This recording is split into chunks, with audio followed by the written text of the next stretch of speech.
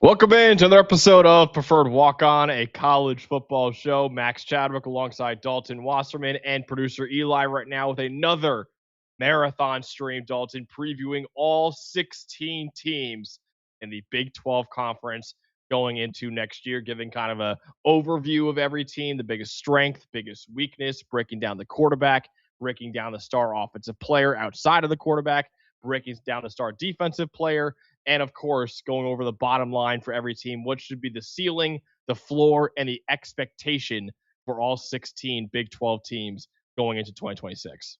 Yeah, no, absolutely, Max. The Big 12, man, this is going to be a fun episode. We get some of our best fan bases on this show involved in this episode, and it was certainly a lot of wild stories out of this conference throughout the offseason, and it's going to continue to be that way during the season. So it's going to be a lot of fun to preview what should be a wide-open conference once again. Absolutely. Yeah, we got a lot to get to here on this show today. I want to remind you guys right now, please, if you can, like this video and also subscribe to the channel as well. About 70% of you right now are currently not subscribed to the channel that are currently watching this video. If you want to get active in the chat and not miss any more videos from us coming out very, very soon, subscribe right now to the channel. Check out the social media channels for our show as well, whether it be the Twitter, TikTok, or Instagram. All of those linked in the description below. And also check out the audio version of the show, whether it be Apple or Spotify. Rate it 5 stars and leave a review. That really helps us out too. And also want to remind you guys, our deal with All 22 is still alive right now. One of the coolest fantasy football platforms that you guys can get involved with right now. It's a lot different than any other fantasy football league that you guys can get involved with. The fact that it has 53-man rosters, including offensive linemen. So if you want to play fantasy football that's based on more than just the base stats right now, All 22 is your game to play. It's kind of like Madden franchise mode, where drafting, roster building, and offensive line play actually matter, except you're not playing a video game. You're playing with real-life players in the NFL right now. So if you want to check it out, go check out all22.com and use promo code WALK, or use the All22 app and use promo code WALK, as WALK, to get access to it right now. I'm telling you guys, it's one of the coolest ways to play fantasy football right now. All right, Dalton, let's get into it. The first team, by the way, we're going in reverse order of our Big 12 rankings. Dalton and I sat down and ranked every single team in the Big 12. We're going in reverse order, starting with our worst team in the Big 12 all the way up to the number 1 team in the Big 12. At number 16 for us is the Iowa State Cyclones. We're coming off an 8-4 year last year, another very successful season under Matt Campbell. 8-4 last year, 11-3 in 2024. It was Iowa State's 8th winning season in the last 9 years for the program. That's the first time that's happened since 1904 to 1912. Both the offense and the defense were top 50 in the country in EPA per play. But because of all of the success that Matt Campbell has had, and he's turned down big jobs before. He actually had the Detroit Lions job if he wanted it, but then he turned it down to stay at Iowa State, and they hired Dan Campbell actually instead. Matt Campbell left the program after this year and took over the Penn State job after 10 seasons at Iowa State. The offensive coordinator, Taylor Mauser, followed him. The legendary defensive coordinator, really the godfather of the 3-3-5 defense, and John Heacock, he actually retired as well. The team was so decimated by injuries, the transfer portal, and Matt Campbell leaving that they had to opt out, actually, of their bowl game. And Dalton, a brand new head coach now, and Jimmy Rogers, who spent 2 seasons as South Dakota State's head coach in 2023 and 2024. He won an FCS national title at South Dakota State in 2023, brought them to the semifinals in 2024. And then last year, he was the Washington State head coach and led the team to a 6-6 record. And 5 of their 6 losses, Dalton, came to really, really good teams like North Texas and Washington, Ole Miss, Virginia, and James Madison.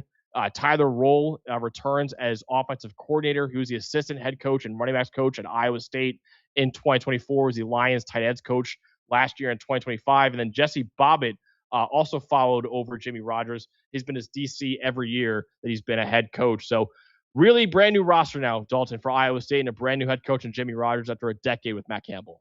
Yeah, certainly, Matt Campbell led the greatest era of Iowa State football really ever. So it's big shoes here that Jimmy Rogers is filling, but he knows how to win. You mentioned an FCS national championship at South Dakota State, and that 6-6 record last year at Washington State, kind of deceptive because they lost a lot of big time pieces like John Mateer and Kyle Williams from the year before, really building a new core, especially on the offensive side of the ball. And they played close in a lot of those games. You mentioned that Ole Miss game specifically. They took Ole Miss right down to the wire, got in a hard-nosed game with them. So Jimmy Rogers knows how to win. He's trying to put this roster together through the portal, but right now there's a lot more questions than answers about this Iowa State roster and how they're going to look moving forward. Yeah, absolutely. Yeah, he did a pretty good job last year at Washington State. Like I said before, I mean, he lost to 2 playoff teams, a team that made the ACC title game in Virginia, one of the best G6 teams in North Texas, and also a 9-4 Washington team. Too. I should have mentioned as well, On Three actually had Iowa State having the worst transfer portal class. They brought in 50 transfers, which is second most in the Power Four, but also 54 outgoing transfers is the second most in the Power Four too. So it really is a brand new roster considering a lot of players followed Matt Campbell over to Penn State. And Dalton, really for me, the biggest strength I found for Iowa State was a lot of experience on this defense right now. 7 incoming transfers projected to start on defense. All of them have extensive experience too. 13 players on this defense who played at least 300 snaps last year. And Jimmy Rogers, the new head coach, came from a defensive background and should have this unit gelling relatively quickly. Yeah, I agree. I think especially on the defensive line, when you look at some guys like Isaac Terrell and Caden Crawford, I really think that's where the momentum is going to start if this is going to be a solid defense this season. You bring in some other guys like Jaheim Singletary, Keon Washington in the secondary, right? I think there is at least some level of hope for this defense. I do think it starts up front with their D-line. We'll get a little more into that later. But I then look at the other side of the ball. I look at the biggest question mark for me is just in general on the offensive side, there's a lot of lack of proven production. There's a lot of question marks to me on the offensive line. You start at quarterback with Jalen Rayner, who really came in and did a nice job at Arkansas State the last 3 years as their starter. He's a really good athlete, but a lot of unproven pieces around him, right? Talk about a guy like Cameron Petaway coming in at running back from Bowling Green, right? Dom Overby returns, from last year, but he only had 96 yards in 2 years under Matt Campbell at Iowa State, right? Guys like Evan Boyd, who had only 3 catches at Michigan State, the wide receiving core, not a whole lot of proven production. And then, they got in a lot of transfers on this offensive line, like Jake Taylor from Oklahoma, Braden Smith from Tarleton State, Colin Emick from Montana. But this offense really, to me, is one of the biggest questions in the entire Big 12, because after losing so many key pieces, right, Rocco Becht and basically their whole offensive line and their 2 best running backs in Abu Sama and Carson Hansen, and so much out of the receiving core and the 2 tight ends, this is really just kind of cobbled together with a lot of different pieces from a lot of different places in the transfer portal. So Jalen Rayner is obviously going to be at the center of it, but I'd be a little bit worried with the way that this offense looks and the lack of proven production. You literally wrote down what the blank is this offense. And yeah, Tyler Roll, the new offensive coordinator, has his work cut out for him this year running that offense for Iowa State, including Dalton, like you mentioned before, a brand new quarterback in Jalen Rayner, who played a lot of football at Arkansas State and now getting his first shot as a Power 4 starting quarterback this year. Yeah, for sure. I mean, you talk about experience like you did on the defensive side of the ball. Jalen Rayner's got plenty of experience. 3-year starter, 36 career starts at Arkansas State. He's 3rd all-time in total yards and touchdowns responsible for in Arkansas State history. And when you watch him, he's a really good athlete. All right, he's one of those dual threats who's really going to hurt you with his legs. 5th most missed tackles forced among all quarterbacks in the FBS over the last 2 years, 79 missed tackles forced. So when you talk about now this read option game in the backfield is going to be a very big factor. I think the run game is really going to be centered around him. And then he's got enough arm strength to really push the ball down the field. The one thing you want to see with him is better ball security, right? He can make big plays both with his arm and his legs, but there are times when the ball security gets away from him and there's too many turnovers, too many turnover-worthy plays that really stunt the momentum of the offense. So if he can protect the football a little bit better, you can see a lot more of those dual threat abilities on a more consistent basis. But Rayner is going to be the center of this offense, no doubt. Yeah, I remember watching him a few years ago at Arkansas State and thinking I was really impressed by him in his true freshman year at Arkansas State, and kind of remained similarly good throughout his 3 years as a starter, which is good considering you know exactly what you're getting at Jalen Raynor, but also never really took the next step in his career like you're hoping for after what was a very encouraging true freshman year. He's kind of had some issues in the past, like I said, Dalton committing a lot of turnover where he plays at Arkansas State. We'll see what he can do now at Iowa State. And maybe his top receiver is another transfer actually in Amari Hayes, who played at Tulane last year. Dalton actually played at your FAU Owls before that as well. Redshirt senior now, 5'9", 175 pounds. He had 503 yards last year at Tulane, of college football playoff team, the number 3 receiver actually at Tulane. 590 yards the year before at FAU in 2024, but he averaged 3.1 yards per route run, 10th most of any receiver in college football. So, yeah, he only had about 500 yards last year at Tulane, but still one of the most efficient receivers in terms of generating yards when he was out there on the field. He has great tempo and patience, I thought, in his routes, very, very shifty in his breaks. He loves setting up defensive backs and leaving them grasping for air. His agility is outstanding. He actually caught 4 of his 5 contested targets, too, so he plays a lot bigger than his listed 5'9" size would indicate, but he is at that size only a slot only receiver. Right now, he does struggle kind of getting off of press coverage. Got to prove it now on a bigger workload at the Power 4 level in the Big 12. He never had 600 yards or more in a season, but still, his efficiency as Tulane's number 3 receiver last year was very encouraging. And we'll see if he can make a huge leap from being Tulane's number 3 receiver to maybe Iowa State's number 1 receiver this year. Yeah, no, absolutely. I think you look at Hayes and a whole lot of other transfers in that room. We're just trying to find out who early in the season is going to step up against some very good defenses, both inside and outside of the Big 12 on their schedule. Who do you want to talk about on the defensive side of the ball for Iowa State?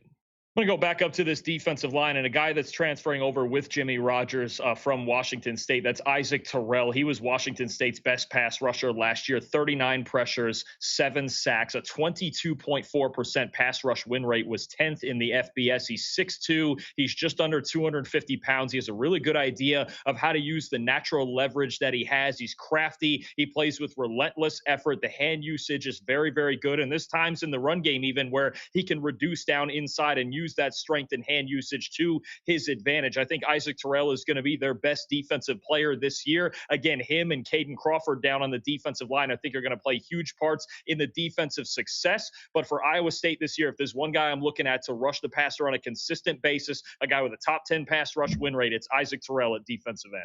We mentioned before how there's so many transfers, both outgoing and incoming, to Iowa State this year, and it's evidenced by the quarterback being a transfer, the star offensive player being a transfer, and the star defensive player for us being a transfer too. Actually, if you look at the projected depth chart right now for Iowa State, they have 2 guys on offense that are remaining players from last year projected to start. The other 9 starters on offense are transfers coming in, and then they have 4 guys on defense right now that are back from last year projected to start right now. So 7 transfers on defense projected to start. So 16 of the 22 transfers, or 16 of the 22 spots as starters, I should say, are incoming transfers for Iowa State this year. And Dalton, it's been a really good run for Iowa State in recent memory, but as evidenced by us putting them as the last team in the Big 12 right now, you and I both think it could be kind of a rough year in year 1 under Jimmy Rogers.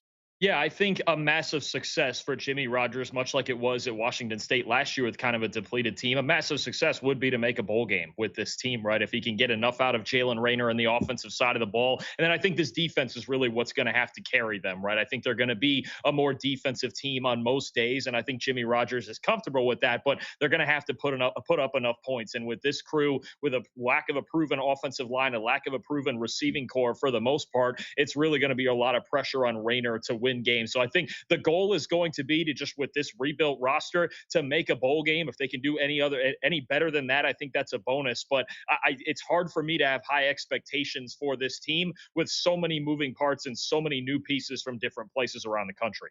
Yeah, I had we'll actually get to our predictions later on, but I have this team right now missing a bowl game. I will say that. Now they should win at least 2 games, and we'll get to your predictions later on this week too, Dalton.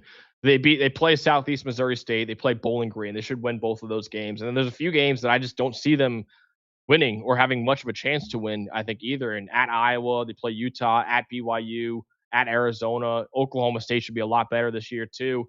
There's a few games where they can make a bowl game, though, if they win these swing games in West Virginia, at Baylor, Cincinnati, at UCF, and Kansas State, too. But, yeah, right now I have them missing a bowl game, and I think I'm with you. I think making a bowl game at 6-6 or 7-5 at best, I think that would be a really successful year. And I know it's not what Iowa State fans are used to based off the last few years of Matt Campbell. They made the Big 12 title game just 2 years ago, honestly.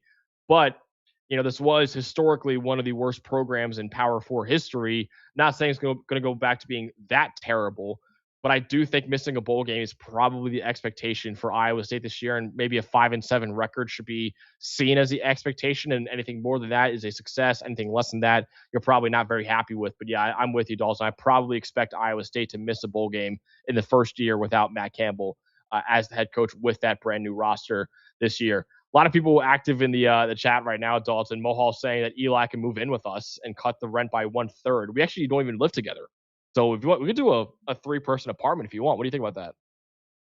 I don't know if Eli could tolerate us 24/7 like that. He's already having a hard enough time with these 3 and 4 hour episodes. We only got today and next Tuesday for that long, but he needs his space. Of all people, Eli needs his space away from us. What would Elizabeth think about that, Eli? Would Elizabeth like that? I'm not gonna lie. I might not. We might not make it to the wedding if that's the case. If I was like, yeah, let's move in with Max and Dalton, I think Elizabeth would call it off. So okay, fair enough. Maybe even just at the idea of it. Yeah, just me being like, let's toy around with this. She might just call it right there. I thought she loved me, man. You guys asked me to be the officiant of your wedding, and now you're not saying 7 days a week. Exactly. We don't want you to officiate our life. It's hard to love you 7 days a week, Max. Okay. All right. Fair enough. Whatever. Why do you think we only do this show for 3 days instead of all 7? Come on now. Harbs in the chat saying, great stuff so far. Still catching up on the Big Ten episode. Yeah, these have been monster episodes. Whoever's watching, we're going to be probably at 12 hours of content through these 3 preview episodes after today. If you're watching all 12 hours, man, I really appreciate you guys watching. Zyler Buchanan asking, where do we have Jalen Rayner ranked in the Big 12? Zyler, we actually ranked all 68 Power 4 starting quarterbacks a few weeks ago. If you want to go check out that episode, you can see exactly where we ranked Jalen Rayner. I don't know off the top of my head where he ranked in the Big 12 for quarterbacks, but we did have an episode recently where we ranked every starting quarterback in the Power 4, and you can go back and see where he was. Do you have it pulled up, Dalton? Can you see right now? Yeah, I'm just counting it off right now to... If I'm counting this right, I think we have him 12th in the conference. Okay. I think it's 12. I'm pretty sure this is, if I counted this right, it's 12th out of the 16. Okay. Yeah. Yes. Well, go check out that episode if you haven't already, Zyler. After this, of course. But go check out that episode too. We're ranked all 68 starting quarterbacks. So let's get to the next team at number 15 for us in the Big 12 conference. That is the UCF Knights. And Scott Frost obviously making his return to UCF last year. He actually led them to a 13-0 record in 2017, and they claim a national title in that 2017 season too, because they did not get selected for the BCS national title game that year. It was still, no matter what, whether or not they are national champions, still the best season in school history. He came back after what was a disaster of a stint at Nebraska, took over for Gus Malzahn, who went 4-8 in 2024. Marginally improved on that. He went 5-7 this past year in his first season back as the head coach. The offense was not very good at all. They were 92nd in EPA per play. Defense was pretty good, though, 43rd in defensive EPA per play. Steve Cooper entering his second season as offensive coordinator. Alex Grinch entering his second season as defensive coordinator, too.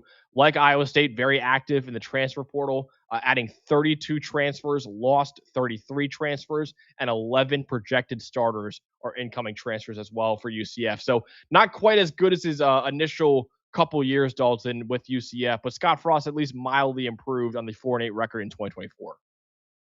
Yeah, for sure. I mean, you had some tighter games where they just, they needed to execute late, played a tight game with Kansas, played a tight game with Houston, right? So I think when you look at how close they were to bowl eligibility, it was right there. And there are times where this team can be dangerous, right? I even like what they have on the defensive side of the ball, especially in the secondary. We've known them in the past to be a heavy running team on offense, but they've just got to execute in big games and really round this team out. I think there's just some spots where you can see the clear weaknesses on this team, and they're really trying to jumpstart this offense especially.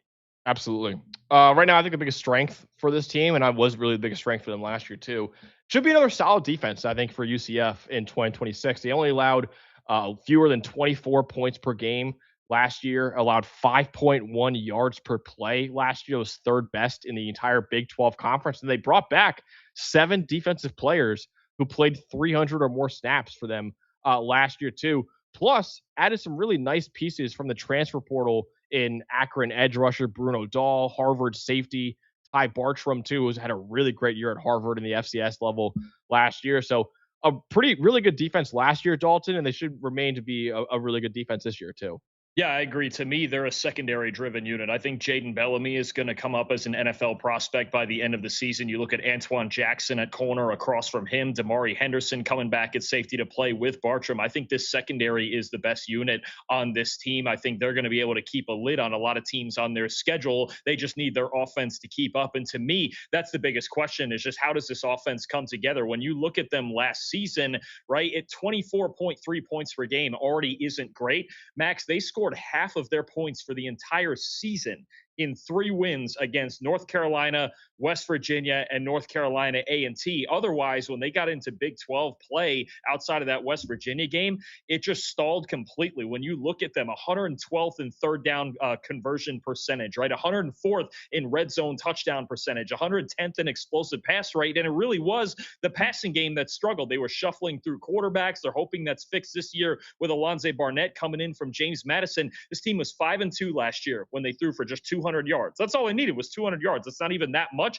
Under 200 yards, they went 0 for 5. So the passing game really needs to be revamped. They're hoping for that with Alonze Barnett. They lost a lot of pieces on the offensive line as well. There's a lot of questions about that unit, a lot of open competition, especially in the interior offensive line. So it's really going to depend on what you could argue is the 2 most important positions on the field, quarterback and how Barnett plays moving up to the Big 12, and then what this O-line looks like up front. This team is still going to want to run the ball, but they need to push up front. They lost several guys on that unit. Yeah, tell me more about Alonze Barnett, the quarterback coming in from James Madison. Obviously, led the Dukes all the way to the college football playoff last year. How do you think his transition will be, though, from the Sun Belt level now to the Big 12? Yeah, Barnett at times can be a bit inconsistent. He's an explosive playmaker with 2 things. His legs, first and foremost, 15 rushing touchdowns last year, was tied for 6 in the FBS, I believe, among all players, actually. That might just be among quarterbacks. So he's got the legs. He's got the dual threat ability. The read option game is going to be big once again in this offense. And then the ability to connect on the deep ball. Max, you remember when we were looking at James Madison's season last year going into the playoff, one of the big differences was Barnett really wasn't hitting the deep balls early in the season. And then when they got really hot in Sunbelt play down the stretch, that's when he was hitting the big explosive plays in the passing game. He's big, he's hard to tackle, and he can make explosive plays happen. A little bit loose with the football, and the accuracy isn't great, right? He's got a good arm, but he's got a low release that leaves the accuracy, a little bit to be desired there, and way too many fumbles, 20 fumbles in the last 2 years. So he's got to be safer with the football. But when he's hitting on the big explosive plays down the field to, what could be a decent receiving core with some guys coming back this year, including Dwayne Thomas, I think you could, on any given day, you can win games with Alonze Barnett, right? If the deep ball is not there and you don't necessarily have the run game going behind the O-line, then you get a little bit stuck because there's times where he tries to force it into places where he shouldn't and the accuracy gets away from him. But when he's hot, he's a big-time playmaker. Yeah, by the way, those 15 rushing touchdowns were tied for 6th among quarterbacks and tied for 13th among all players. So still top 15 of rushing touchdowns as a quarterback in the entire nation, including running backs. Is pretty impressive stuff from Alonze Barnett. I want to talk about Dylan Wade a little bit more, adults. Our number 9 tight end, actually, in college football going into next year. He's a senior, 6'2", 240 pounds. He was actually Maryland's top tight end in 2024 before becoming UCF's top tight end this past season. He had over 500 yards and 5 touchdowns this past year, nearly 900 receiving yards over the last 2 years, the most of any returning Power 4 tight end going into this upcoming season. He was 6th in the country last year with over 300 yards after the catch. Really elite speed for the position. This guy clocked in, Dalton, at nearly 23 miles per hour at 240 pounds. That's a speed that very few players can hit, even receivers, running backs, what have you. Even guys that are 180, 190 pounds can rarely hit 23 miles per hour. He's a very, very fast tight end. He has really struggled, though, as a run blocker in his career. I think overall, a lack of effort at times has been a big issue for him as a run blocker. He is a receiving weapon, especially with his speed, but he's got to get a little bit stronger. Doesn't really break that many tackles. He more kind of glides away from defenders right now, but he is one of the freakiest athletes, Dawson, that you'll find a tight end in college football right now. Yeah, he is. He's one of those off the ball and detached weapons that you're going to stretch down the seams. And, I really like the way that UCF uses him in the screen game as well. I think a lot of the underneath throws and RPOs and things like that Alonze Barnett needs to hit underneath, that should go to Dylan Wade and allow him to make plays after the catch. He can create those explosive plays with that speed. He's not going to be the most traditional inline blocking tight end, but he's a good football player and he can create big plays for you on the outside. Absolutely. Dalton, you mentioned before Jaden Bellamy, who you think could really emerge in NFL draft conversations this year. Former Syracuse legend, Jaden Bellamy. Wish he was still there at Syracuse right now. What could be a great secondary if he was still there for the Cuse. But what did you make of him at UCF last year, and why do you think he could be an NFL player down the line? Yeah, first real opportunity as a starter last year, played well over 600 snaps, 1 interception, and 8 pass breakups, and he's just got the right frame, right? 6'1", 190 pounds, really contests the ball well. He's got solid speed. He's got the height and length to allow him to really make a lot of contested plays at the catch point, right? I think when you look at him and the style that he wants to play in, it's a lot of off man. It's a lot of, sitting back at 7 to 8 yards and playing in cover 3, right? But I think this is a player whose combination of frame and speed can really make a lot of plays on the football, right? Got to get a little bit more physical. Again, only 190 pounds, could be a little bit better tackler, but overall, this is a pretty solid football player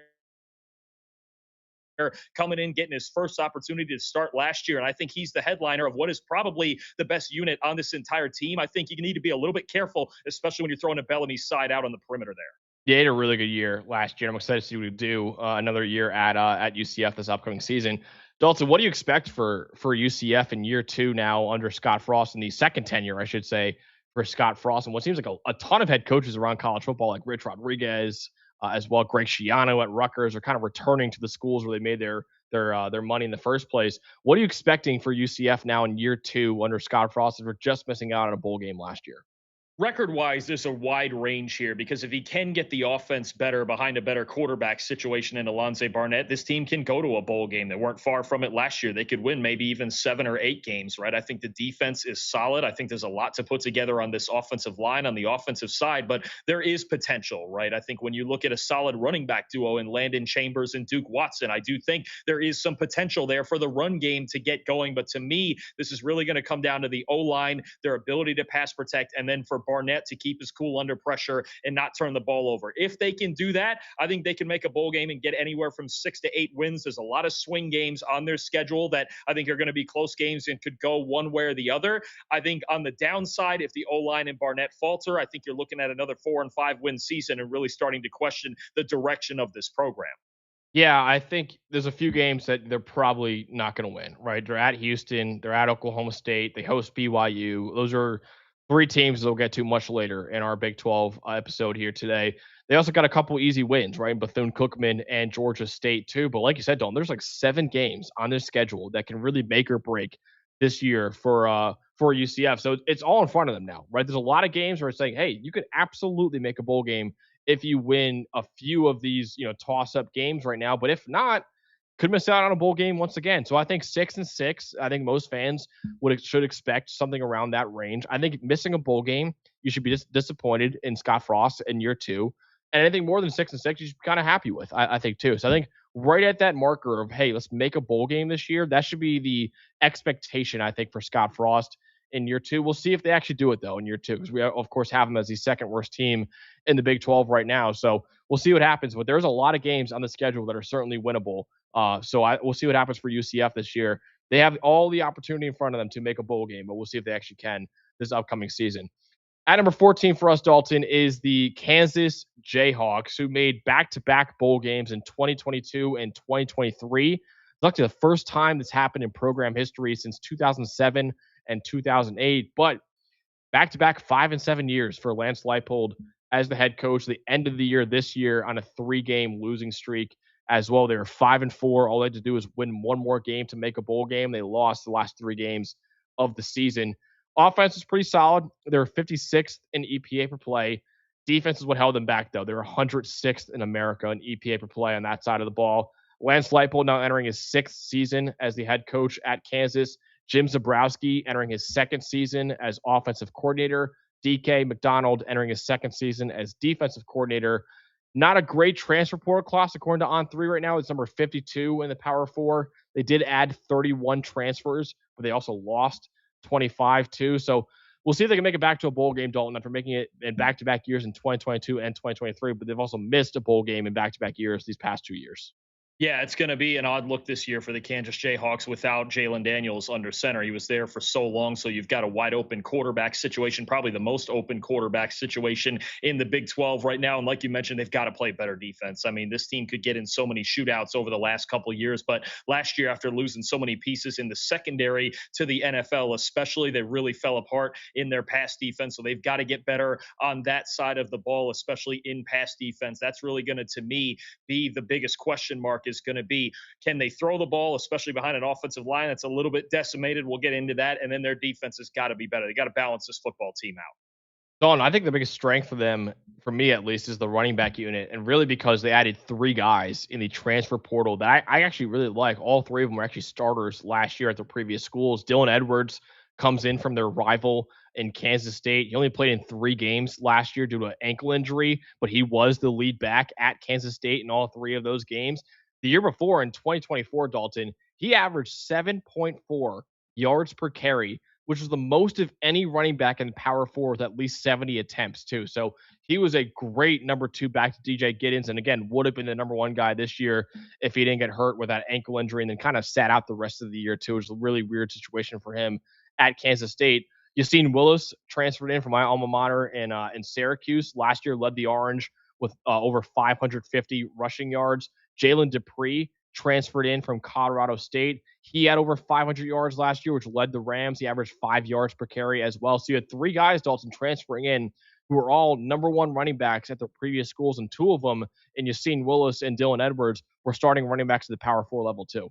Yeah, and I like the complementary nature of those first 2 guys. Willis as the bigger back who can really run between the tackles, and Edwards is somebody who can line up all over the formation. And he was used so often in those jet sweeps and all sorts of different power option kind of looks over there at Kansas State. Now you can bring that same dynamic to Kansas. I think you can have both of them on the field at the same time. So, you're hoping with that group of backs, you're going to be able to run the ball. But my biggest question mark is, they lost a lot of pieces off of what might have been their best unit last season in their offensive line. This was one of the more underrated offensive lines in the country, but you're losing 3 really, really good starters in Bryce Foster at center, Kobe Baines at guard, and Enrique Cruz at right tackle, replacing all 3 of those guys with transfers. So I think the 3 names you need to be looking for: Kason Carpenter coming in from Oklahoma State at center, right guard Connor Stroh coming in from Texas, and Nick Morrow coming in, was a starter the last 2 years at right tackle for Cal, trying to find an opportunity here. But they're really going to have to put this offensive line back together after being so good, especially in the run game the last couple of years.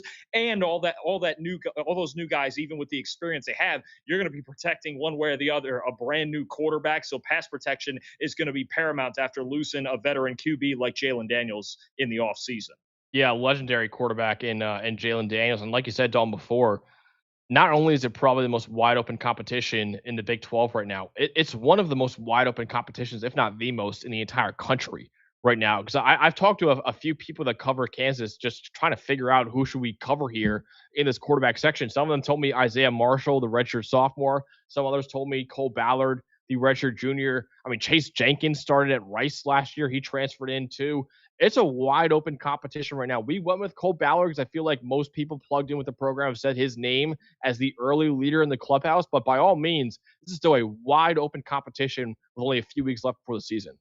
I mean, it's totally wide open. Isaiah Marshall has 4 career dropbacks. Cole Ballard only 81 career dropbacks and 1 career start. I mean, he's a guy, it's his 4th year at Kansas. He's a decent athlete. He takes a lot of unnecessary hits when he's out there and locks into his first read. But I mean, you have 2 guys, if not more than that, who are very young in their development. I think it's going to come down to Ballard and Marshall. It sounds like Marshall is the better athlete. He's going to add more to the run game if he is playing, but he is the younger player with less experience. So, I mean, when you ask me about Kansas's quarterback situation, it's probably maybe the least certain, other than maybe Iowa, out of any team in the country, right? I think when you look at, maybe you see both these guys this year, it's going to come down to who can really just efficiently run this system and protect the football and execute the core concepts of it, right? Again, we got so used to Jalen Daniels, being out there on the field, making plays. And even a couple of years ago when he was hurt, Jason Bean being in there and coming in, these 2 kids are really young. It's been a long, long time since Kansas didn't have a veteran quarterback out here on the field as their starter. And this is a battle I think that's going to be decided right down to the wire all the way up to week 1. Yeah, big shoes to fill, right? Because Jalen Daniels is the second most passing yards in school history and the second most passing touchdowns in school history, only behind Todd Reesing, who was the quarterback there from 06 to 09. So big shoes to fill in the form of Jalen Daniels. So we'll see what Cole Ballard or Isaiah Marshall or maybe even Chase Jenkins can do as the new starting quarterback at Kansas. I'll talk about more, Dalton, about Dylan Edwards transferring in from Kansas State. He's a redshirt junior, 5'9", 175 pounds. And I know he was gone a couple of years ago, but Devin Neal has big shoes to fill. It feels like still at Kansas, and we'll see if Dylan Edwards can do so. Again, started last year at Kansas State, but only played in 3 games due to an ankle injury. Then decided to sit out the rest of the season and use a red shirt. Actually, too, it was a very weird situation. It felt like at Kansas State too. But I mentioned the year before, Dalton, 7.4 yards per carry, the best in the Power 4 on a minimum of 70 attempts too. And as a true freshman at Colorado in 2023. He had almost 300 receiving yards, 8th most in the Power 4. And he wasn't even really the lead guy at times for Colorado in that backfield either. He also was the return specialist for Kansas State too. He had a punt return touchdown against Arizona in 2024. And the reason why he's so efficient on the ground and so efficient as a receiver and as a return specialist, game-breaking acceleration and speed. This guy hit 22 miles per hour in player tracking. He gets to his top speed in an instant as well. He is so hard for defenders to get a clean shot on because of how big he is. He's not big at all. He's 5'9", 175 pounds, and how fast he is too. 26% broken tackle rate is 77th percentile for his career. He runs a lot harder than you would expect for someone his size.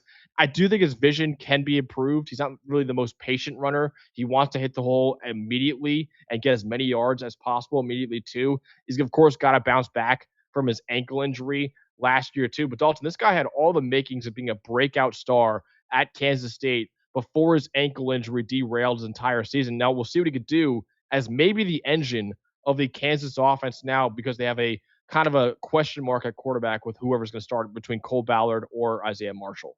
Yeah, and he's a player you can get creative with, too. You mentioned Jim Zebrowski back as the offensive coordinator. Andy Kotelnicki is back on this staff, too, as the associate head coach. And you know he's going to come in trying to bring the influence of bringing a creative run game. So I think Dylan Edwards is going to line up all over the formation and use that game-breaking speed for the entire width of the field, not just making plays vertically up and down the field. But when you talk about jet sweeps and everything that Kotelnicki might want to add to this offense as well, it's going to be a big factor in their success. Dalton, what should we expect from the Kansas Jayhawks this year? Should we expect them to make it back to a bowl game for the first time in 3 years, or will it be 3 straight years for the Jayhawks and missing a bowl game? It just depends on the quarterback. I mean, really, it's pretty simple here. I think you have a defense with some potential. You talk about having your leader and Trey Lathan back at linebacker. There's some talent in the secondary that's coming back. And then offensively, I don't mind what they have at the skill spots. You mentioned Dylan Edwards and Yassine Willis in the backfield. You're getting a very talented receiver in Nick McMillan out there from Buffalo, at wide receiver. So I think it's really just going to, kind of like we talked about for a couple of these other teams already, quarterback play, offensive line play. That's what it's going to come down to. The quarterback competition is going to be very intriguing to watch as we get through the rest of the summer and into week 1. And they've got a tough game right away in week 2 against Missouri. So I think when you look at the success of this team, it's all going to be decided there. Could they be one of the bottom feeders in the Big 12? I think it's entirely possible if they get quarterback play that's, sufficient, maybe not quite at Jalen Daniels level, but at least solid, then I think they could make a bowl game. But there's a wide range on this team. It's hard to know what to expect right now. Apologies for the poor hosting right there. We got to talk about our guy, Trey Lathan, Dalton, the star defensive player for Kansas. Totally skipped over them, trying to get to the bottom line for the Jayhawks right now. Tell the good people, though, more about Kansas star linebacker Trey Lathan. Wow, it just shows how much you hate defense, Max. It really does. After 3 years at West Virginia, transferred in. He became really the middle linebacker, the leader of this team last year, led them in snaps. And look, an undersized guy, right around 225 pounds at this position, but I think he's one of the better coverage linebackers in the country. I think, he's forced to play a little more of that Mike linebacker spot than might be natural for him, but he adjusts to it well. He's a little bit undersized and not the most physical guy in the run game. When you talk about, though, getting a leader of your defense back, Trey Lathan, right in the middle of it, he's going to be the star of the show there at middle linebacker. Definitely. All right, let's get to the bottom line now for Kansas. I'm kind of with you, Dalton. I think, again, it feels like I'm saying the same for every program in the Big 12, but it is such a wide open conference that every team in the Big 12 probably thinks, hey, we should make a bowl game this year, right? Kansas probably feels the same way. Hey, we should make a bowl game even with a question mark at quarterback right now. So I think failing to make a bowl game and going 5-7 again or worse should be seen as a failure, considering how good Lance Leipold has been as a head coach of that program. And on the inverse end, making a bowl game or going above and beyond that and winning 7 or more games, that could be seen as a really good season for Kansas too. So it really is kind of bowl game or bust. It feels like for Kansas right now. There's a lot of games in their schedule they could win, and there's a couple games they absolutely should win against Long Island and Middle Tennessee State. But talk about games like Arizona State, at Kansas State, Baylor, UCF, at West Virginia. Those are 5 games right there that you could win in the Big 12 Conference. We'll see what we predicted them to do later on, but there's also 5 games, Dalton, where they probably shouldn't win, right? They got Missouri in a rivalry game there, at Utah, at TCU, BYU, at Oklahoma State. So it's going to be, again, a razor-thin margin, it feels like, for Kansas this year and whether or not they make a bowl game. Yeah, no, absolutely. I think there's a lot of competitive games there. And I think, look, there's a lot of games in the bottom half of this Big 12 that are going to be very, very even. It's just going to come down to execution. But for them, it's just going to come down to quarterback play. It's going to be the biggest story in Lawrence all season. It's just who wins this quarterback competition, and then how does that progress throughout the year? All right, let's get to the next team in our ranking. At number 13 for us is the West Virginia Mountaineers. And Dalton mentioned before with UCF and Scott Frost making his return last year to UCF. Rich Rodriguez made his return last year as well to West Virginia. He was actually the head coach at West Virginia for 7 seasons and was very successful there as their head coach. His last season there was in 2007. So it is, 18 years before in the middle between his last year at West Virginia and his first year back at West Virginia.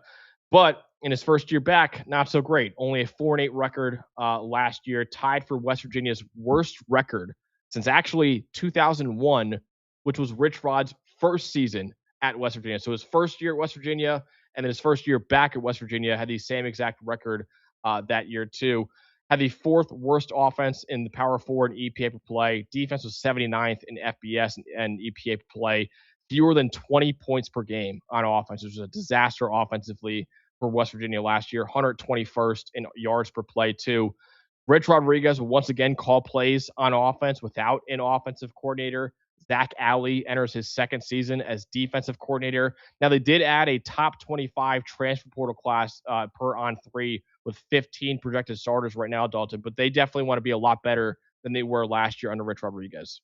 For sure. I mean, they've got to round this team out. I think there were moments, you think about the upset win over Houston, where this team looked good, right? They played a tight game with Pitt earlier in the year, right? And just couldn't come away with it. But there were moments where you saw them playing just functionally better football. But there was a lot of holes on this team to fill throughout the offseason, right? Especially when you talk about trying to figure out a quarterback situation and a passing game, right? To really supplement what is a very creative run game. I think there is potential for this team, and it's really going to come down to this transfer portal class making the roster a lot better than it was last year, because there were some games where they were just straight up outmanned, especially in certain spots on offense. And Dalton, it's a Rich Rod team, so we know that they're going to want to do one thing, and that's run the absolute piss out of the football. It could be another elite run game this year for the Mountaineers. This offense is truly made in his image right now. It kind of, Dalton, it could look a lot like the West Virginia offense in 2007, which was a very great year for him. He had Pat White at quarterback, Steve Slayton at running back. And because he's got a very mobile quarterback now and Michael Hawkins Jr. transferring in from Oklahoma, and he brought in Cam Cook from Jacksonville State, Rich Rod's previous school, actually, he led the nation with 1,650 rushing yards last year and led the nation with over 100 broken tackles last year too. Michael Hawkins Jr., like I mentioned before, transferring in at quarterback from Oklahoma. 5 career starts for him. He has had issues as a passer, but he's an electric runner right now, man. 374 rushing yards in his career, averaging 5.6 yards per carry. And last year, Dalton, West Virginia had the 4th highest run rate in the Power 4 at 55%. They ran the ball on 55% of their plays last year. It could be very similar this year, if not even higher than that number. It could be, because the biggest question then is how can Hawkins function in the passing game on a team that didn't throw the football well at all last year. They were 80th in yards per attempt. They were 127th in passing touchdowns, 5 different quarterbacks threw a pass for them last year, Max. And, you can correct me on this, but I can't think of the last team that I saw that had 5 different quarterbacks throw a pass and were a good football team, right? So I think when you look at the passing game for this team being the big question, Hawkins is known as more of an athlete, a better runner than he is as a passer. Their top 7 leading receivers from last season are gone, so they're relying on a lot of transfers. Prince Strawn from USC, DJ Epps, who had over 500 yards at Troy last year, John Nieder coming in from UConn, he had over 400 yards. They're trying to replace a lot in this passing game, but that might be okay because they're replacing a lot of ineffective in this passing game. They're hoping Michael Hawkins can just give them some sort of stability that they didn't have last year at quarterback, but that's going to be the big question. Can this team throw the football with any sort of effectiveness to balance out what should be a very solid run game, right? In a team based in the run game. So even if you're only throwing 45 to maybe 50% of the time, can you just be effective enough to keep teams honest and not be so one-dimensional? That's definitely the biggest question. So let's break down Michael Hawkins a little bit more, Dalton. And when you watch the tape on this guy, and again, 5 career starts at Oklahoma as mostly a backup quarterback for them, what did you see on tape? Because obviously he's a great runner, but there is still a lot of issues for him as a passer too. So the good is that he should be a good system fit in this offense, right? Run heavy, read option, allow him to move, roll out, bootlegs, get him on the move, cut the field in half, and let him just be an athlete, right? I think that should fit this offense and what Rich Rodriguez wants in a quarterback. The big question is basically any sort of obvious passing situation, right? You saw this at Oklahoma where he can scramble and he can be an athlete, but when it comes to taking a 3 or a 5 step drop and sticking his foot in the ground and making the right throw, that's where you run into a lot of problems. So the concern for Hawkins for me would just be, can you work in the traditional drop back game when you're down by 4 and there's 2 minutes left and we can't do all of the play action and bootlegs and all the tricks that come with this offense, and we just need you to sit back and rear back and throw the football? Can he get it done? The footwork was not good at Oklahoma. The accuracy from the pocket especially was not very good at Oklahoma. If he can improve that at all and give that dimension to this offense, then I think you're really talking about a true 2-dimensional operation here. But early in the season, they're going to rely, on their core concepts here to really get the play action going and everything off of the run game working for Hawkins. Yeah, we got a question in the chat actually from Zyler saying, West Virginia thinks they upgraded their O-line.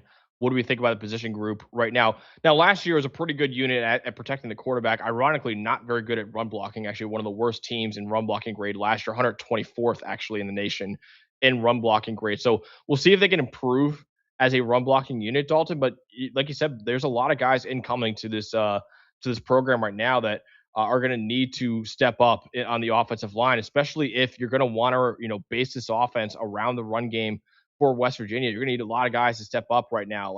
I know Kevin Brown coming as a true freshman is a highly rated recruit, probably won't start, but there's 3 guys incoming transfers that are projected to start in that offensive line right now. So we'll see if it's better as a run blocking unit, because it needs to be a lot better considering they're going to run a lot this upcoming season.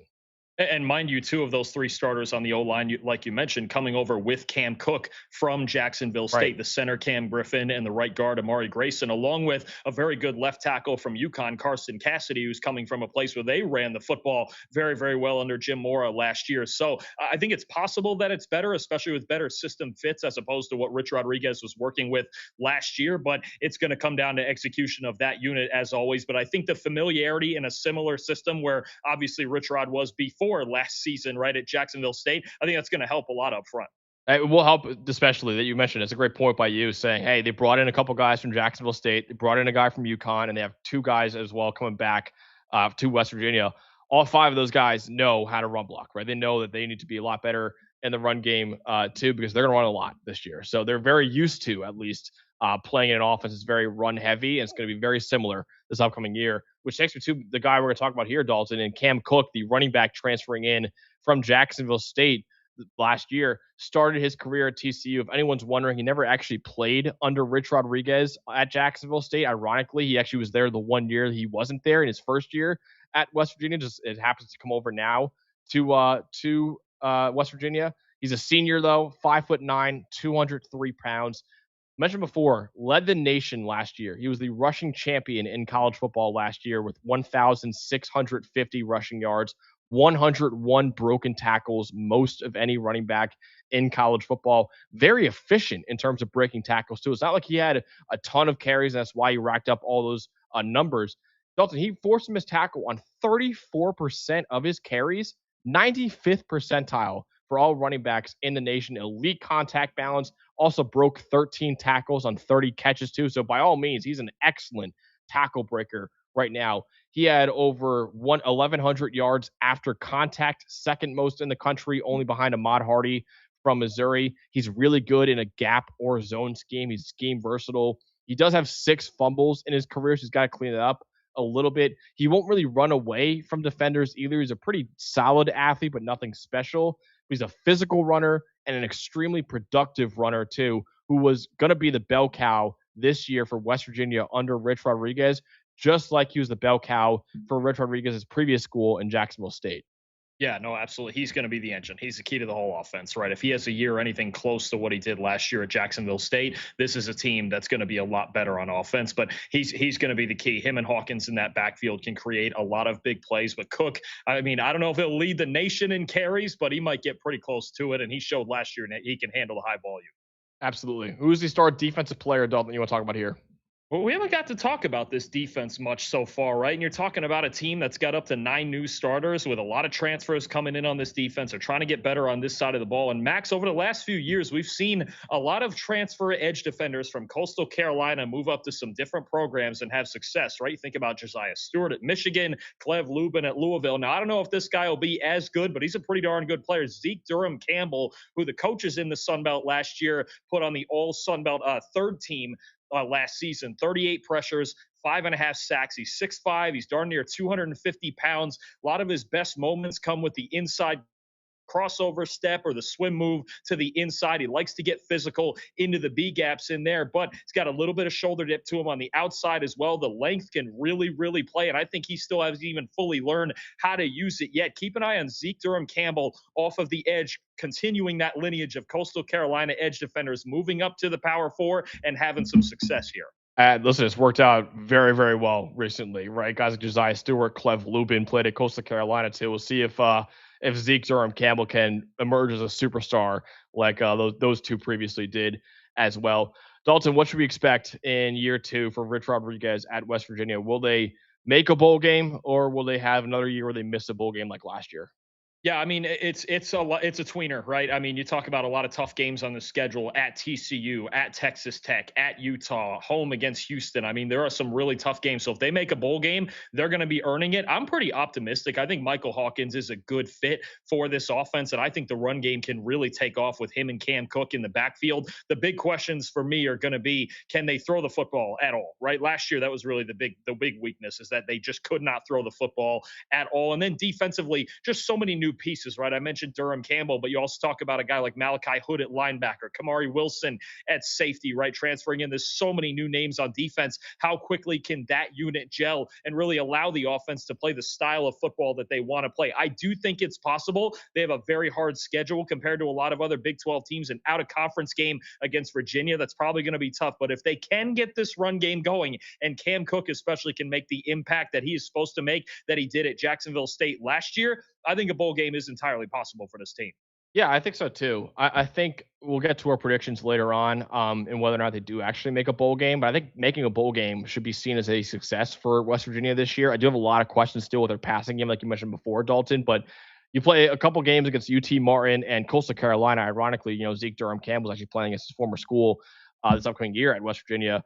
And then a few toss-up games, right? You're at Iowa State, you play Arizona, you play Cincinnati, you play Kansas. I would even throw Virginia as possibly a toss-up game. We'll see how good Virginia is this upcoming season too, but they had a great year last year. So I think, yeah, somewhere around 7-5 is the ceiling, I would say, for West Virginia right now. But I think making a bowl game, it would be seen as a success for them. I think anything less than that, you're kind of thinking, okay, where are we going now as a program? So we'll see in year 2 for Rich Rodriguez back at West Virginia. But making a bowl game, again, I hate to sound like a broken record here, but making a bowl game should be seen as the expectation for West Virginia this year. We'll see whether or not they can meet that expectation this year for the Mountaineers. All right, Dalton, let's get to the hometown team, actually. We're both based out of Cincinnati right now. Let's get to the Cincinnati Bearcats here at number 12.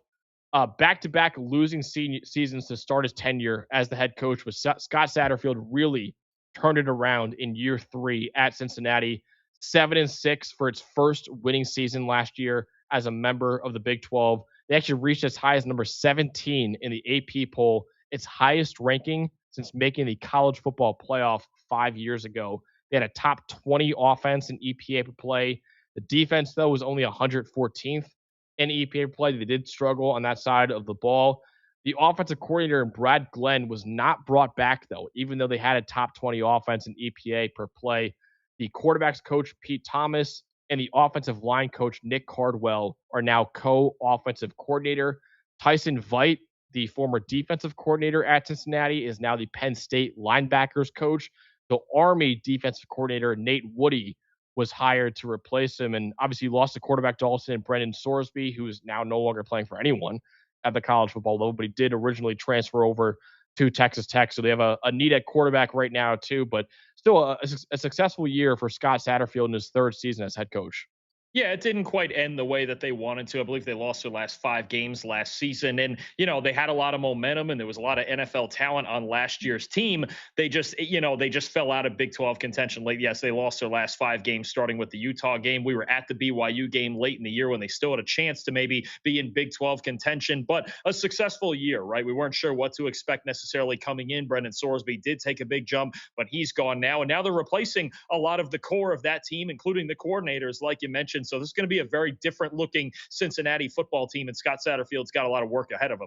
What's going to remain, though, is that they're going to have a kick-ass offensive line, man. This offensive line is outstanding for Cincinnati right now. You can argue it's maybe the best in the Big 12. It's certainly up there right now. The number 8 offensive line for us in college football brought back 3 starters in left tackle Joe Cotton, left guard Evan Tangastal, right guard Taran Tayo.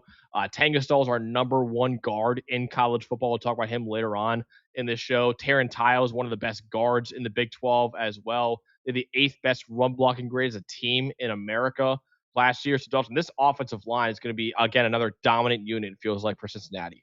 Oh, they are. They were our number 8 offensive line in the entire country because of those 3 guys that you just mentioned, Cotton, Tangastal, and Tayo, 3 multi-year starters, guys who are really, really good. Tangastal, like you mentioned, our number 1 guard in the country. They're nasty. They're going to give this offense a chance. The question for me is, okay, what are those other guys around him going to do with it, right? Because we've talked about what this team has lost from a pretty good football team last year. Brendan Sorsby, the quarterback, is gone. The top 4 rushers on this team, including Sorsby, are gone. The top 5 leading receivers are gone off this team. Guys like Cyrus Allen and Jeff Caldwell, Joe Royer at tight end, right? So they lost so much. They had to rebuild this entire skill group in the portal this offseason, right? You look at what's coming in at quarterback in J.C. French. He's Georgia Southern's all-time leading passer. Can he live up to what Sorsby did last year? They've got Zion Johnson, a redshirt freshman, coming back at tailback, but behind him, Zylan Perry coming in from Louisiana, Jabron Payne coming in from Notre Dame, right? And then at wide receiver, it's a whole new crew once again, like they did last year. They overhauled the receiving core. Those guys played relatively well. Now it's going to be guys like J.V. Gibson from Oklahoma, Malachi Henry from Central Arkansas, Lorenzo Fenner from South Dakota. You got some wide open competitions happening at a lot of these positions. J.C. French is going to be the starting quarterback, but this is really going to be about who steps up around him. To me, especially in the run game where they were so good last year with Sorsby and Tawi Walker and Evan Pryor, the offensive line gives them a chance, gives them a pulse for sure, but this skill group is really going to have to use the spring that's already behind us and the summer to really get the chemistry together and play as well, if not better than those guys did last year. So let's tell the Cincinnati faithful, Dalton, what they can expect from their new quarterback in J.C. French, transferring in from Georgia Southern, who started a couple years there at Georgia Southern. Obviously, I'm sure every Cincinnati fan will tell you it's probably going to be a downgrade, right? You lose Brendan Sorsby, who was around a top 10 quarterback in America. He would have been a top 10 quarterback in the country for us going into the year if he was eligible to play college football right now. So really the question is, Dalton, just how much of a downgrade do you think it will be going from Brendan Sorsby to J.C. French? You're getting a different type of quarterback, right? French is not as big. He's not as athletic as Sorsby. He's not going to factor into the run game like Sorsby did. So I think you're going to see more of a traditional run game, maybe even getting under center a little bit with French than you did with Sorsby. You had so many option looks with and so many different versatile looks that you could bring to this offense, right? JC French, I think the best comp that I could come up with watching him was probably something like Miller Moss, right? He's undersized. He doesn't have a huge arm. He knows what he's doing out there. He's got plenty of experience. Again, he's Georgia Southern's all-time leading passer, quick release, a guy who really wants to be the point guard and distribute the football out to the perimeter. I think he's accurate on a lot of in-breaking routes. I think that can make a difference when they really get in the gun and spread things out. You're just not going to get, it's kind of like with Moss, you're not going to get a lot above and beyond, right? A lot of out of structure. You're not going to get a lot in the design run game, right? He doesn't have as explosive an arm down the field as Sorsby does. So what you're looking for from French is to just give his guys a chance, right? Add enough in the play action game, add enough, accurate passing on the outside to really give those guys a chance to work after the catch. Not a dynamic player like Sorsby was, right? But if he can just be an efficient, accurate pocket passer, then he can make this offense go. Yeah, absolutely. All right, let's break down in front of the show Evan Tangenstall a little bit more, who's interacted with our stuff a few times, Dalton, and makes sense. Why? Because we have called him before the best guard in college football going into the year. He's dominant, man. He was a starting left guard last year, first team All Big 12 for us. He actually led the Power 4 last year with almost a 90 run blocking grade from PFF. 85 PFF grade overall, was third in the country. 6'3", 323 pounds. Not allow a sack all in his career on almost 450 pass blocking snaps. Most valuable guard returning to college football from last year, according to PFF's wins above average metric. And Dalton, he is a mean football player, man. I mean that in the best way possible, too. He led the Power 4 last year with 10 big-time blocks, dense build with a strong upper body and a very strong lower half, too. Strong grip strength. His hands have serious pop to them. He can manhandle opponents, too. I really love watching Evan Tangenstall's tape. Now, he's not as agile as you would hope for a guard. He can play with a little bit of better awareness too, but he is a powerful guard right now. He moves people in the run game more than anyone else in college football right now. He's the best guard in America, considering Cade Pieper, the Iowa guard, is moving inside to center this year.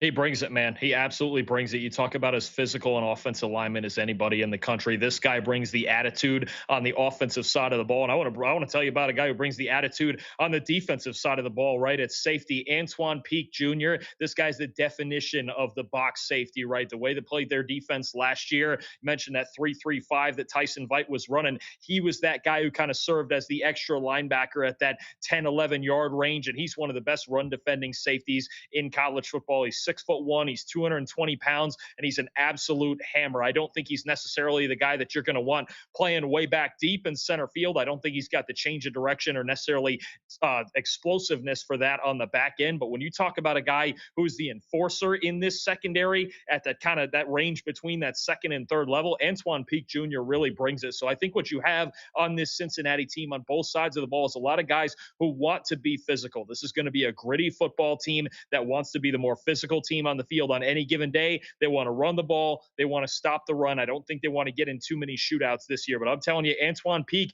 I even watching him, I think if he puts maybe a few more pounds on over the next year or so, I think at the NFL level, he might end up moving up all the way and being a linebacker. That's how good he is in run defense. That's how physical a player he is. Yeah, he truly is one of the best run defending safeties that we have in the country. Like you said, Dalton, he was a guy that we actually very much considered for our top 10 safeties list. If we extended that out to a top 20, he definitely would have made that list, honestly. He's a very, very fun football player to watch on tape. And yeah, it's kind of like a pseudo linebacker for that Cincinnati defense right now. All right, let's get to the bottom line for Cincinnati right now. Without Brendan Sorsby, with two new coordinators too, what should we expect for Scott Satterfield in year 4 now as the head coach? Should they make another bowl game or maybe miss a bowl game this year? I do like that there is a defined identity of this team, right? They want to run, they want to stop the run, and they really want to play a gritty game in the trenches. And on defense, I mean, you've got some solid football players coming back, right? When you talk about Peak, when you talk about Jonathan Thompson at linebacker, right? I think they are going to be able to do that. Any game where they can lean into their identity, I think they can win, right? There's a couple of tougher ones, Texas Tech, at BYU, at Houston. Those might be a little rough, but if they can play their style of ball against most teams in the Big 12, they've got a shot to win. win. I think a bowl game would be the goal here. Again, I don't think they're as explosive, certainly in the passing game, as they were last year. I do think when it comes to working the ball vertically down the field, that J.C. French is a downgrade from Brendan Sorsby. I don't think there's many that would disagree with that, but they want to be efficient. They want to be physical. I think a bowl game is within reach, but they've got to finish games and they've got to find a way to jumpstart this passing game, because if they get too one-dimensional, then they're going to have an issue, and that's a scenario where they might be back in that 4 or 5 win range. Yeah, exactly. And, if you look at it right now, I think 4-8 is the absolute floor, and they're probably gonna be better than that. So I think making a bowl game should be the expectation. There's 4 games on the schedule, Dalton. They absolutely should win, right? They play Boston College, who's one of the worst teams in the Power 4, if not the worst. Western Carolina, who is an FCS school. Miami of Ohio is a pretty good MAC team, but again, that's a MAC team. You should beat them too. And then you're at Iowa State, who we broke down already. We think is the worst team in the Big 12 and one of the worst teams in the Power 4 too. So those 4 games right there that you should win. There's also a few games you look at. You mentioned before Texas Tech, at Houston, at BYU. I would even throw at Arizona and Utah in there as tough games for them to win as well. It's going to be tough for them to maybe make a playoff run, right, too. So there's really 3 games on the schedule where it's Kansas State, at West Virginia, Colorado, maybe the Utah and Arizona game you can throw in there too as a swing games is, okay, can you make a bowl game or not with this new roster, with 2 new coordinators, with what seems to be a downgrade at quarterback and J.C. French coming in to replace Brendan Sorsby. So, yeah, I think 6-6 should, again, be like the expectation for Cincinnati fans this year. And missing a bowl game, you should look at that as a failure. And anything more than that, 7-5 or better. I know it's kind of what you did last year, and you want to progress every year, but that's kind of what I would be happy with if I was Cincinnati as well. Let's go 7-5 or better this upcoming season too. So yeah, it's another in the long line of the Big 12 teams. Always like, okay, make a bowl game. Really, just make a bowl game. That should be seen as the expectation, at least for this program right now. All right, Dalton, let's get to our number 11 team in the Big 12, and that is the Baylor Bears, where the coach is kind of getting on the hot seat right now in Dave Aranda, because he had back-to-back losing years in 2022 and 2023. They did bounce back, though, in 2024 with an 8-5 record, but came crashing back down this past season with a 5-7 record. Offense was pretty average, 60th in EPA per play. Defense was 112th in EPA per play. And really, Joe Klanderman, the defensive coordinator, got play calling duties from Dave Aranda last year. And they were not as good with Joe Klanderman calling plays on defense, because they were 74th in EPA per play on defense when Dave Aranda was calling plays the year before in 2024. Dalton, they've now had 3 losing seasons at Baylor in the past 4 years. That has not happened since 2009. Dave Aranda now entering his 7th season as head coach, likely on the hot seat.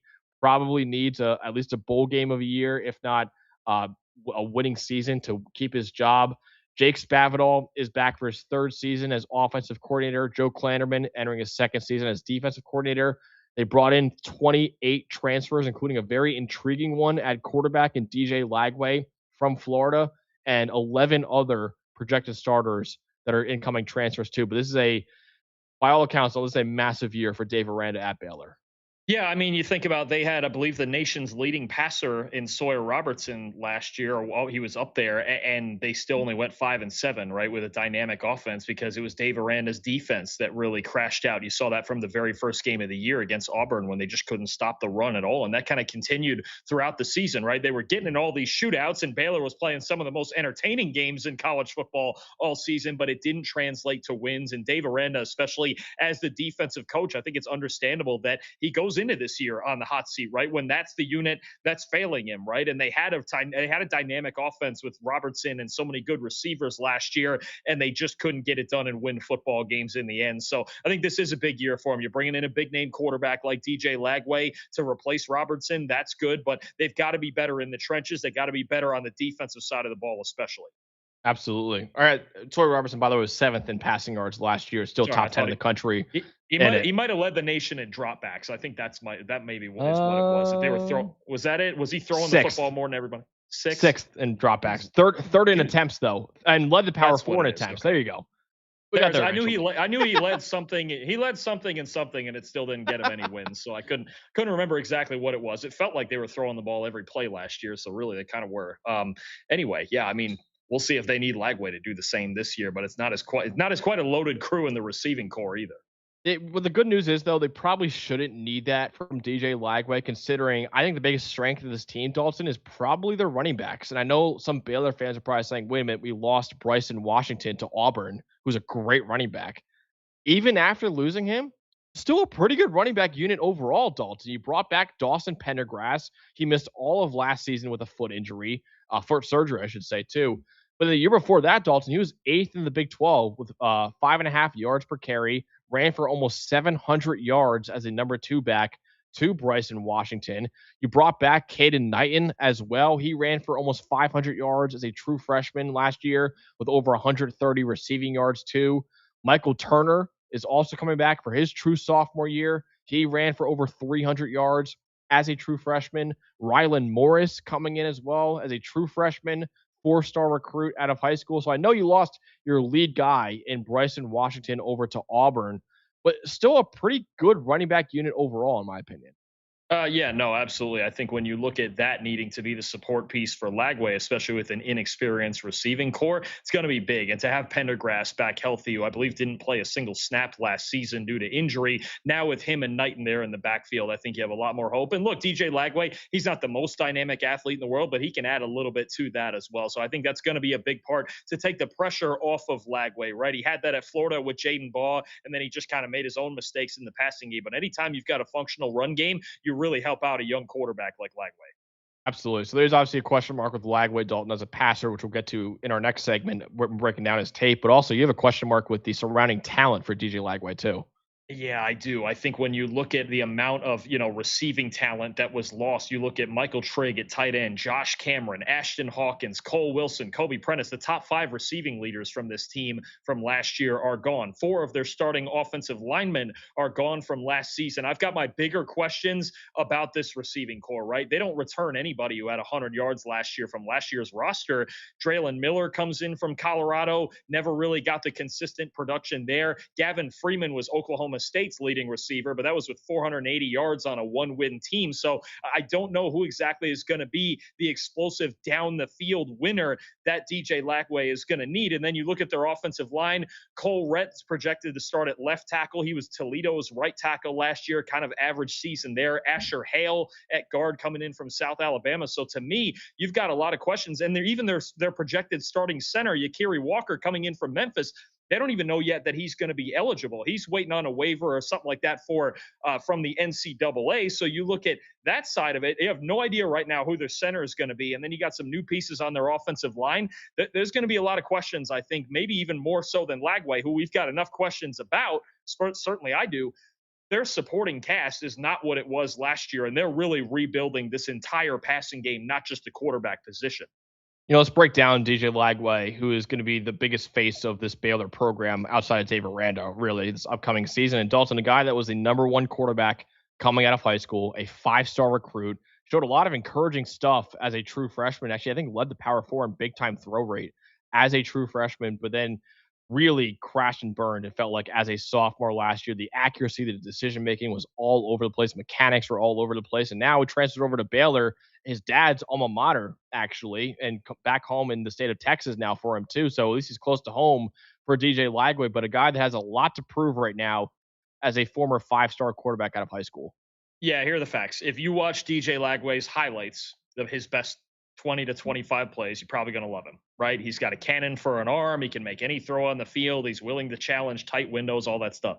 If you watch DJ Lagway snap to snap for the entirety of 12 games last year, you're not going to love him so much, right? It's inconsistent. It's inaccurate. The footwork still needs a ton of work. The deep ball is pretty, but it can come and go, right? You saw 2 years ago in his freshman year, he was one of the best deep passers in the nation. Well, teams are going to sit back on the Florida Gators last year. Couldn't quite complete as many of those despite the receiving talent that he had, right? He could take those deep shots. I think the in cuts on RPOs and slants and things like that can work. Some crossing routes can work for him, but he's got to fix his own fundamentals and fix the accuracy and the footwork before we really start talking about him, to me, as a legitimate NFL prospect. I've seen a lot of the draft scouts just go, wow, he's got such a huge arm and this and that. And I go, yeah, but he's got to play quarterback, right? Does that sound like another Florida quarterback that came before him? Sure. Lagway, good athlete, rifle for an arm, but the down-to-down consistency has to be so much better if he's going to lead this Baylor team to success, right? It starts with his footwork. If his footwork looks the same as it did in Florida when we see him week 1 against Auburn, I'm to be honest, I'm going to kind of check out. I really am, because it's just, there's only so much that only velo gets you. He's got maybe a top 5 arm in the country, Max, but it's just so inaccurate and it's so inconsistent that it's hard to believe in on a down-to-down basis.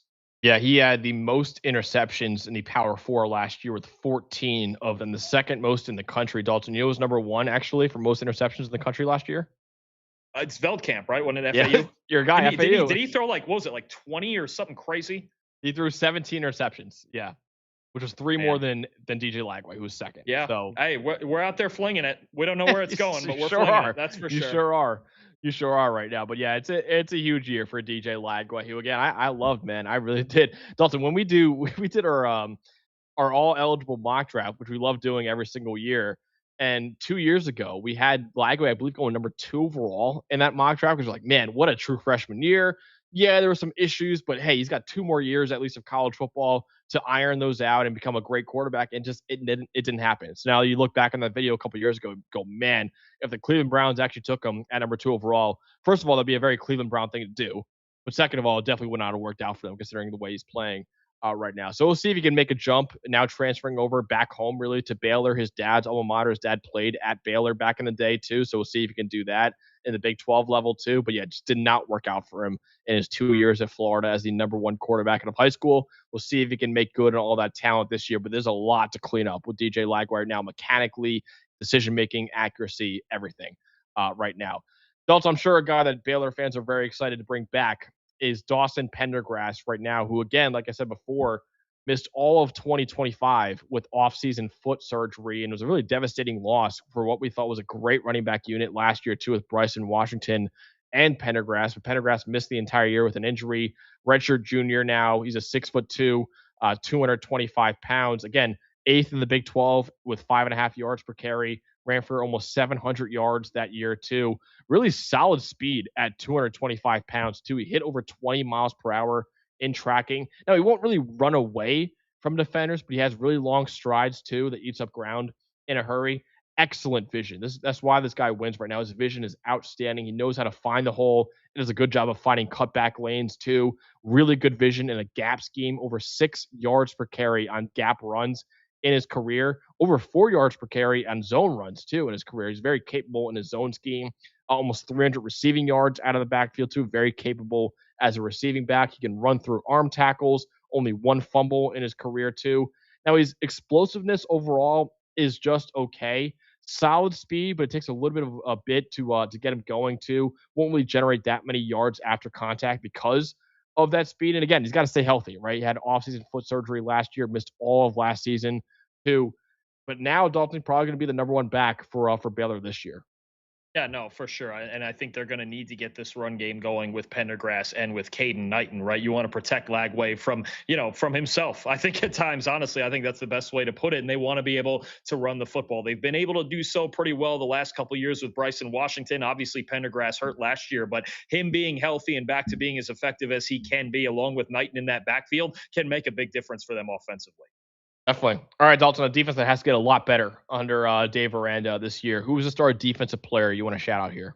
Yeah, you've got some talent coming back in this back 7. You've got guys like Kylan Reed at linebacker, LeVar Thornton at cornerback, but I want to focus on the safety back here, Jacob Redding, who his play style is a lot like, say, Bray Hubbard from Alabama. He's not as good, obviously, as Bray Hubbard, who we have as the number 2 safety in the country, but kind of a similar style, right? He gets up in the run game, plays in the box, kind of acts like that 3rd linebacker in this defense. 3 interceptions and 2 pass breakups last year. So when you talk about Redding, his first couple of years as a redshirt freshman and redshirt sophomore, more of a special teams player, right? But last year really got a chance, especially late in the season, to start and really be the enforcer of this secondary. So he's a guy who's going to really clean up a lot of things in the run game, play down closer to the line of scrimmage. I just think that's the best comp I had when I watched him. I was like, kind of poor man's Bray Hubbard, but that's not a bad place to start with your secondary, especially with some other veteran talent coming back into it. I got some concerns on defense about the defensive line, especially, but this back 7, Dave Aranda's got something to work with, and I think Redding's the leader of it. Yeah, Jacob Writing's a pretty solid player, right? And they need that secondary to step up for Baylor this year, especially on a defense last year, Dalton, that was so bad, honestly, too. So we'll see what happens this year on the defense. What's the bottom line now for Baylor, Dalton? What's the ceiling, floor, and also what is the minimum for Dave Aranda to enter year 8 as the head coach at Baylor? They got to at least make a bowl game after going 5-7 last year. It might even take more than that. You obviously got a big name quarterback in DJ Lagway, but I think the variance of outcomes really is about as wide as the variance is Lagway's accuracy. Not to crack any jokes or anything, but I mean, I have concerns about this team, and it's not just Lagway and what we're going to see out of him this year. But right now you've got guys who we don't even know who will be eligible. Right, Yakiri Walker, who was projected to start at center, not sure. Jose Wheeler, the defensive tackle coming in from Indiana, not sure that he's going to be eligible. There's a fight with the NCAA about him. So you've got questions there. I've got major questions about their receiving core around Lagway and what he's going to have to work with. And then, back to Wheeler and that defensive line. That was a huge problem last year, and they've lost some of the better players from it anyway. You talk about Jackie Marshall and Amarion Winston and Matthew Fobbs-White. Those guys are all gone. So there's some really key weaknesses to me on this team. I could see him missing a bowl game again. I'm not as bullish on this team. I'm really not. I'm not as bullish on Lagway. I don't love what they have around them, and their D-line, their front four really scares me. I think we're going to learn a lot about this team in week 1 against Auburn, just like we did last year, because Auburn's going to be able to run the football with Bryson Washington, former Baylor great, and Byron Brown and all those other guys, Jeremiah Cobb that they have. This team needs to get tougher up front, and they really need Lagway to carry this offense. That feels like a big ask for me. I think I'm going to pick this team to miss a bowl game, honestly. Wow. Okay. I think, I won't spoil it, but I think I actually had them making a bowl game. I did. So we're going to disagree on that, Dalton. I think there is some talent on this team. I like the run game.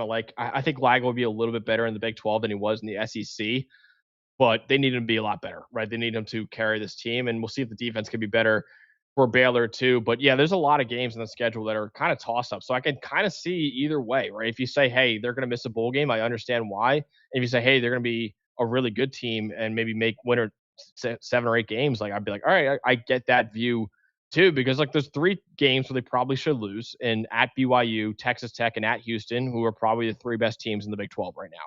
There's 3 games they definitely should win. Prairie View A&M, Louisiana Tech, Iowa State should win all 3 of those games.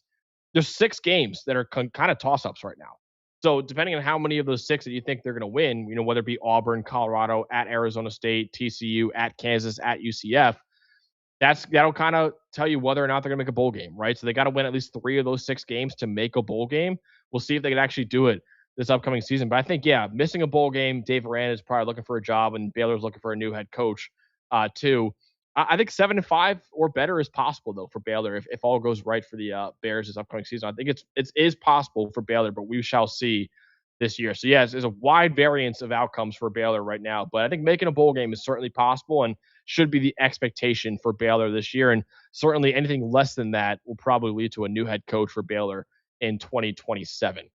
All right, Dalton, let's get to the next team in our ranking. At number 10 for us is the Colorado Buffaloes, one of the best fan bases that we have on this show. And really in 2024, Dalton, a season to remember for Colorado. 9-4 record for the Buffaloes that year, their best season in 8 years. Travis Hunter won the 2nd ever Heisman Trophy in school history too. But you lost Travis Hunter. You lost Shedeur Sanders, your star quarterback too. Came crashing back down to earth in year 3 under Deion Sanders at head coach. A 3-9 record for Colorado last year, including a 1-8 record in Big 12 play. 2 of those 3 wins came against Delaware, a brand new FBS school last year, and Wyoming. Offense was 112th in EPA per play. Defense was 109th in EPA per play, so they really struggled on both sides of the ball. Pat Shurmur, no longer the offensive coordinator at Colorado. Sacramento State head coach Brennan Marion left that program to become the new offensive coordinator for Deion Sanders. Defensive coordinator Robert Livingston left the program too to become the defensive pass game coordinator with the Denver Broncos. Chris Marve is the new defensive coordinator, who was actually Virginia Tech's defensive coordinator from 2022 to 2024.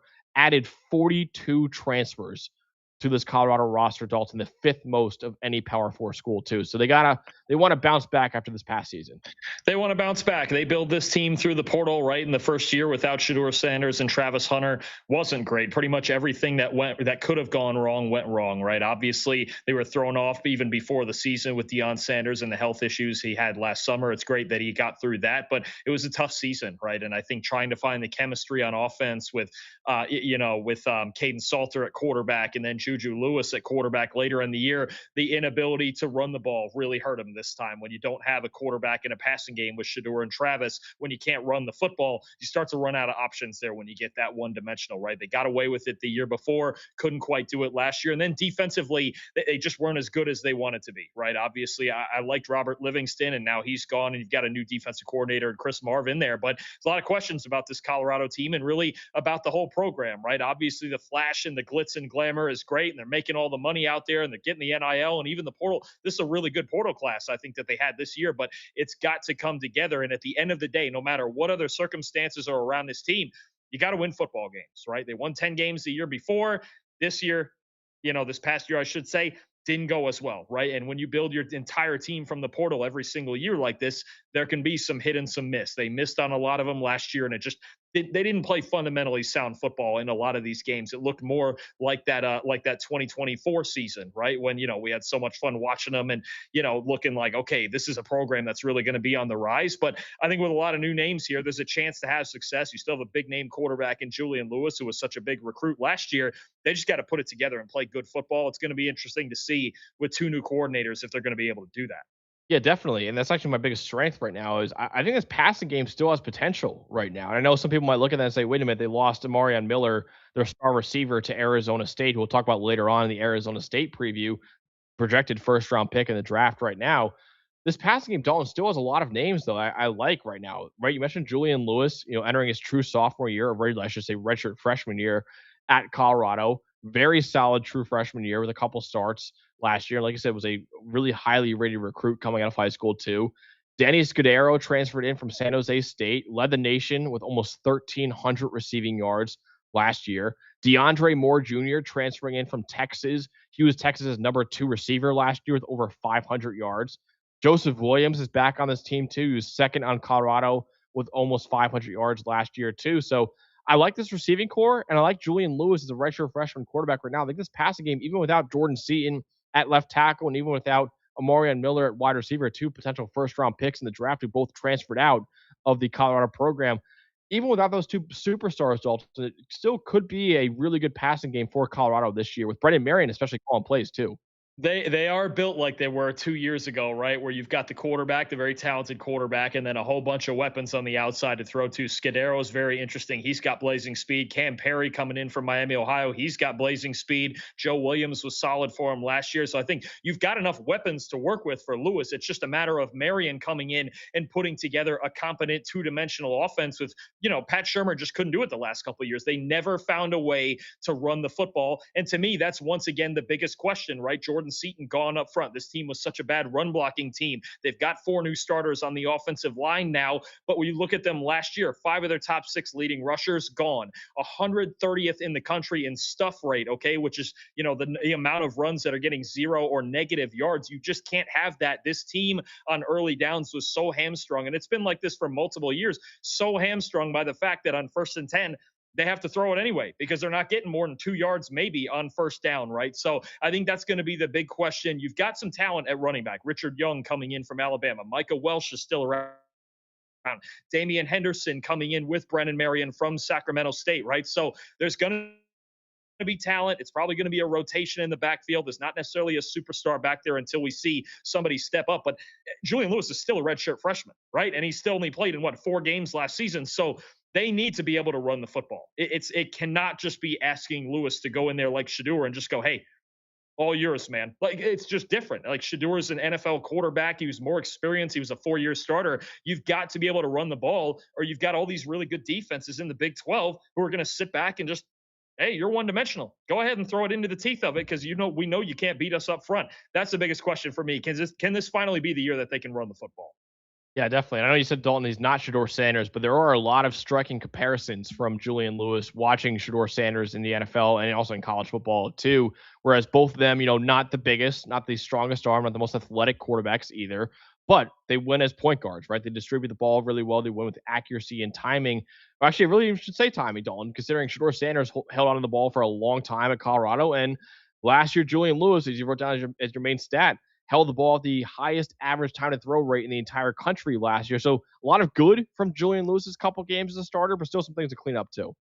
Yeah, for sure. I think at his best, and I think you saw this in his high school tape. I remember watching him and going, this should be the natural successor to Shedeur. I think it makes a lot of sense. He's got a compact release. He wants to throw from the pocket and in rhythm and accurately. He's got touch on the deep ball. I think he can make plays vertically down the field, right? Might be undersized, but I think he does have a really good arm. I just think there was just so little structure by the end of the year in last year's offense that he felt the need, like Caden Salter did before him, to just go, all right, I just got to go out here and make the plays that that this team needs me to make, right, without really any cohesion in the schemes in this offense, right? So I think it is going to be fun to watch Brennan Marion really work with this quarterback and go, okay, this is what a layered cohesive offense should look like, right? This is how I want you to operate from the pocket, right? Because Julian Lewis never struck me as a guy who should hold the football that long. Now, he did make some very nice plays outside the pocket late in the year when he started those last couple of games, but I want him in rhythm, right? I would like the run game to support him. I do think it's going to be an up-tempo type of offense also with Brennan Marion in the go-go offense, but Lewis needs to get back to what he is as a competent pocket passer, right? Accuracy from the pocket, timing from the pocket. That's what's going to win. And to be honest with you, when we watched Shedeur at Colorado, for as much as he did improvise and at times try to improvise too much and take too many sacks, they really got rolling when his back foot hit the ground and he threw the football on time, right? If we get Lewis back to that, it's going to be a really good offense because you got some dynamic guys with a lot of speed out there at receiver, but they need to balance it out. And he's just got to understand, okay, you don't have to carry this operation this year. At least he shouldn't have to. If he does have to, like he did at the end of last year, you're going to see a lot of the same problems. Definitely. And at least, Colorado fans can rest easy knowing that he's at least watching tape this year with the offensive coordinator and Brennan Marion. I don't know if you saw the Big 12 Media Days, Dalton, a few weeks ago, where Julian Lewis in an interview said, he's like, hey, I'm actually looking at defenses right now. Last year, we weren't really looking at defenses, kind of high school free balling it, just out there playing football. But it's a lot bigger than that now, so it should be fun. So sounds like not a lot of tape watching was being done last year with Pat Shurmur as the offensive coordinator. And now with Brennan Marion, we'll see what we can do this year as a redshirt freshman as offensive coordinator. But hopefully learning a lot, though. And maybe that's why Dalton held on the ball for, 3.5 seconds on average, because he didn't really know what he's looking at, right? And that comes with tape study. That comes when you're watching film and you know what you're looking at out there. So maybe, with now he's actually watching tape, apparently. Maybe now he could get the ball out a little bit quicker. But yeah, very talented kid. Very excited to see what he could do in year 2 at Colorado after being a top 10 quarterback out of high school and really playing like it as a true freshman, I would argue, last year in what was kind of a jumbled quarterback room at for the Buffaloes too. A guy I want to talk about here, Dalton, is Danny Scudero, the receiver transferring in from San Jose State. Actually started his career at Sacramento State too. So he and Brennan Marion have that in common. They both were at Sacramento State at some point in their careers. He's a senior, 5'9", 175 pounds. He was a second team AP All-American last year because he led the nation last year with 1,299 receiving yards, 1 receiving yard away from being at 1,300 yards. Played primarily in the slot for San Jose State. He had 729 yards on deep throws last year, most in college football. 516 yards against man coverage, most in college football. And you mentioned it, Dalton. Elite speed, hit over 22 miles per hour in GPS tracking. He's a tough player who plays bigger than his size at 5'9", 175 pounds would suggest. Now, he's not quite as dominant, I would argue, as his raw stats make him seem. He's kind of force-fed in that San Jose State offense. He had the most targets in college football last year. Also had some drop issues, too. He had 11 drops last year, was the second most in college football. So I think he's a really good player, and I'm excited to see what he could do now at Colorado, but I don't think he's quite as dominant as the, almost 1,300 yards make him seem. Still a very productive receiver at Colorado, but I remember I believe he was a Blitnikoff finalist last year, Dalton, at San Jose State. I would not have said he was a top 3 receiver in the country last year, at least for me. No, I mean, I think when you look at the talent, no, he's not up there with Jeremiah Smith and Makai Lemon played last year and those guys. But I think when you look at the role that he played in that offense, especially you want to talk about San Jose, just start calling it slot fade city, right? And there's no question he's got vertical ability. If you can get the right matchup and Julian Lewis sees man to man, yeah, fling it up to him because he is blazing fast. That's the one thing I'll give him. I don't expect another 1,300-yard season, but I think this can be a very dangerous weapon in their offense in the same way that, when you had guys like LeJounte Wester and Jimmy Horn a couple of years ago, who, yeah, they were small, but they were blazing fast and they could make things happen down the field. I think Scudero can fill that same role, and it kind of goes with the theme of the impact transfers from especially the group of 6 that are coming up on the defensive side here. I'm going to talk on the defensive line about Santana Hopper coming up from Tulane, played at Appalachian State before that. Last year at Tulane, he was excellent again. And to be honest, Max, he's one of the weirdest players in the entire country because he's 6'2", and he's 265 and he moves all around the defensive line, but it just works. He's twitchy, he's versatile, he can line up all over the place. He's got lightning quick hands as a pass rusher that can really dominate you. I think when you look at the way that he plays, it looks like a 3 technique, but he's even smaller than that. So, I mean, there's times when he can get overpowered if you get him caught up in double teams, or the answer to me for Hopper would be, hey, just run right at him. But he is really good, and he's just been proven to produce even with the lack of size throughout his career, right, at App State, at Tulane. If he can bring that up another level to Colorado, I think he can be a big-time impact on this defense up front. I think the defensive line is really going to start with him and his quickness and his versatility, along with several, I mean, basically the entire defensive line, 2-3 deep, is all transfers. But to me, he's really the star of it. And if he can come up from Tulane after such a great year last year and do what he did for them, this Colorado defensive line could be a lot better than it was last year. I mean, yeah, he was dominant in 2 years at App State, and then he was really good last year at Tulane as well. I mean, he had 39 pressures last year, Dalton, which was tied for 3rd among all D tackles in college football. And like I said before, he was unreal in the 2 years before that at App State too. So we'll see what he could do now at the Power 4 level, but I'm really excited to see what he could do this year at Colorado. And they also, Dalton, they have a guy in Ezra Christensen that they're hoping can play alongside him on the defensive line. Christensen's currently battling the NCAA to get another year of eligibility. It's still in the courts actually right now, so we still don't know whether or not he's going to be able to play for Colorado this year. But Christensen was the 2nd highest graded defensive tackle in the country last year at New Mexico State. He also transferred over to Colorado too. So if you can get both Santana Hopper and Ezra Christensen on the field together, that all of a sudden is one of the best D tackle rooms, I would say, in college football going into this upcoming season. Dalton, what's the expectation for Colorado this year under Deion Sanders after going 3-9 last year, having a really disastrous year? Will they get back to their winning ways like they were with Shedeur Sanders and Travis Hunter, or will it be another year of missing a bowl game for Colorado? I don't say this often on this show because I go out of my way to find answers for questions like this. Max, I have no idea. I think of all the teams, of all 68 teams we're doing, this is the one where I would most question. I don't know. Because it's a whole brand new team except for the quarterback in Julian Lewis, right? But brand new receiving core that does have talent. Offensive line, I've no idea what to expect. I really don't. Do you really get better without Jordan Seaton? Right? I mean, but do you also get any worse in the run game than they've been? I have no idea. You talk about a lot of the transfers on this defense I really like. Hopper, Christensen, if he's healthy, Gideon ESPN Lamprin at linebacker from Bowling Green, yes. Leona Lafau from Texas, Randon Fontenette from Vanderbilt, who was a really good player for them, Justin Eaglin at corner from James Madison. There's a lot of really good transfers that came in, a lot of really talented players that could have success on the defensive side of the ball. You look at the talent level, and if Lewis were to play well, and if they can run the football at all, I think this can be a solid football team.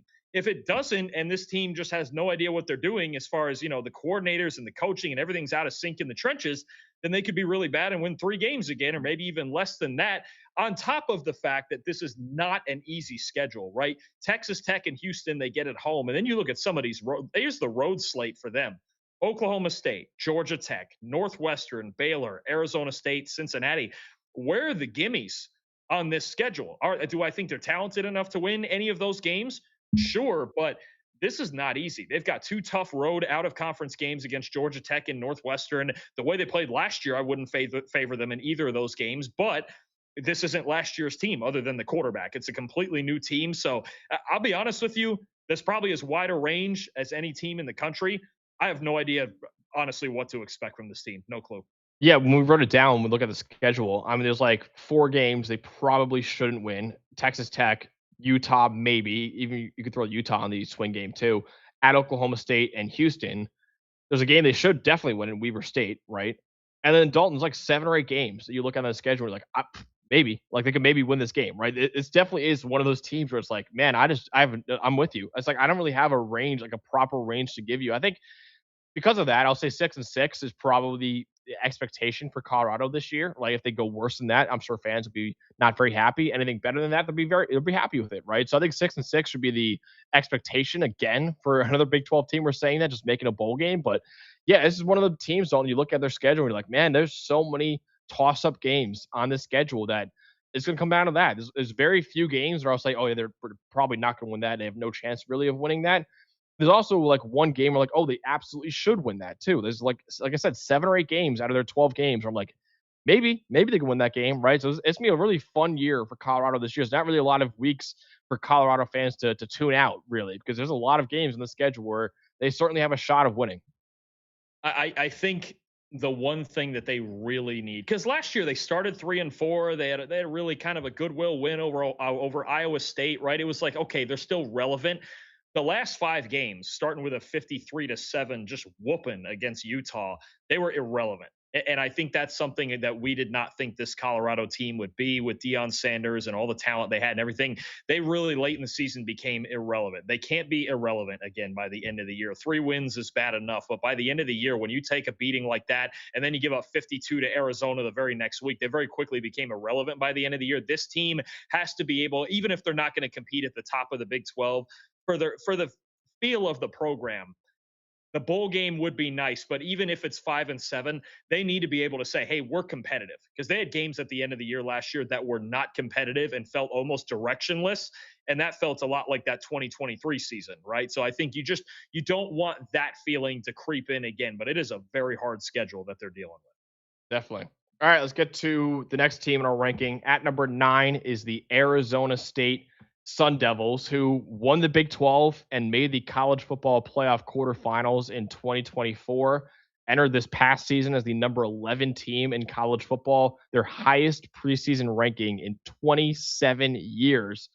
But kind of disappointed. Only an 8-5 record on the year. They were 69th in EPA per play on offense after being 12th the previous year. They lost, obviously, their star running back in Cam Scadaboo, who's now with the New York Giants. Sam Levitt, their quarterback, was injured at points last year, also played too much hero ball, too, and he also transferred out of the program to LSU. Even after the disappointing year, though, this is still the best 2-year stretch for Arizona State in a decade, over a decade, I should say, with Kenny Dillingham as the head coach. Marcus Arroyo is back for his 3rd season as the offensive coordinator. Brian Ward entering his 4th season as defensive coordinator. Many key players on offense left. Jordan Tyson, their wide receiver, star wide receiver, top 10 pick in the draft to the New Orleans Saints. Sam Levitt, their star quarterback, transferred over to LSU. Star running back, Raleek Brown, transferred to Texas. But they did add many key guys from the transfer portal, too. Brought in 25 players from the portal, including 12 projected starters, too. So a little bit of a disappointing year last year for Arizona State, Dalton, but still a really good 2 years that Kenny Dillingham's had as the head coach there. Yeah, no, he's had a couple of great years. And I think, obviously last year it came up short of expectations with Sam Levitt struggles and then getting hurt. And the offense was just a little bit thinner, obviously, without Cam Scadaboo. And I just think the defense also didn't take the step that they wanted. Still, an 8-5 year is a good year for as many things as went wrong for this team. I think now they're going to be looking to rebuild it right now, rebuilding through the portal with Cutter Boley as your quarterback and a stacked receiving core that you're about to talk about. There's a lot still that went right for this team last year. And Kenny Dillingham, no matter what, even when they're, say, out of contention in the Big 12, they come out and play really, really hard every week. That part doesn't waver, and that's what you really love about this program, right? He's really instilled that confidence and instilled that mentality in this team from when he first took over. So it might have been challenging last year, but Coach Dillingham, anytime you hear him talk, he expects to compete every single week, no matter who's on the field. I mean, they got blown out by Utah, 42-10 in week 7. The very next week, Dalton, they beat Texas Tech, 26-22 in that game as well, right? So that's a huge win. And they're one of only 2 teams to beat Texas Tech last year, them and Oregon in the college football playoff quarterfinals, right? So really, really impressive win there against Texas Tech. So yeah, there is still high highs in this program right now. And my biggest strength, Dalton, even after losing Jordan Tyson to the NFL, still a really good receiving core right now. They have few incoming transfers too. Omarion Miller from Colorado, currently a projected first-round pick in 2027. Reed Harris from Boston College. If you watch NFL Stock Exchange, which you definitely should, with Connor Rogers and Trevor Sikkema, the NFL Draft Show, Connor Rogers had Reed Harris as a top 12 wide receiver in the draft for him in their preseason rankings as well. Jalen Moss is fully healthy now. He was the number 2 receiver last year for Arizona State when he was on the field. There are question marks with Cutter Boley that we'll talk about in a second, but this group of wideouts is one of the best, not only in the Big 12, but one of the better ones in the country too. So yeah, I know you lost Jordan Tyson, who was the first top 10 pick at wide receiver for Arizona State since 1971. Even after losing a megastar like that, though, it's still a really good receiving core with guys like Omarion Miller and Reed Harris and Jalen Moss. Yeah, no, I think one of the questions we were asking last year about Arizona State was obviously Jordan Tyson was great, one of the best receivers in the country, top 10 pick. What else was there, right? It felt like too many stretches of last year where it was like, what else? What else? What else? There's no depth. There's nothing other than Tyson. This year, it feels like they've got depth. Miller, Harris, Vines Bright, Jalen Moss, Derek Eusebio. I mean, they have a lot of different options now for Cutter Boley to work with. And it's not just, okay, Jordan Tyson, save us, right? It worked in the Texas Tech game, obviously, because he was a transcendent talent. But you saw certain weeks, especially when Tyson was banged up. I mean, he was playing through injuries on both hamstrings, right? And you look at the lack of depth that they have, you feel much better, not only about, you feel good about the top end talent with Miller and Harris, but you feel much better about the sheer number of options and the depth that they have in this receiving core this year. Definitely. But Dalton, they do have a new quarterback, right? Because Sam Levitt transferred out to LSU. They brought in Cutter Boley, who started a few games last year at Kentucky. What'd you make of his tape at Kentucky when you watched it?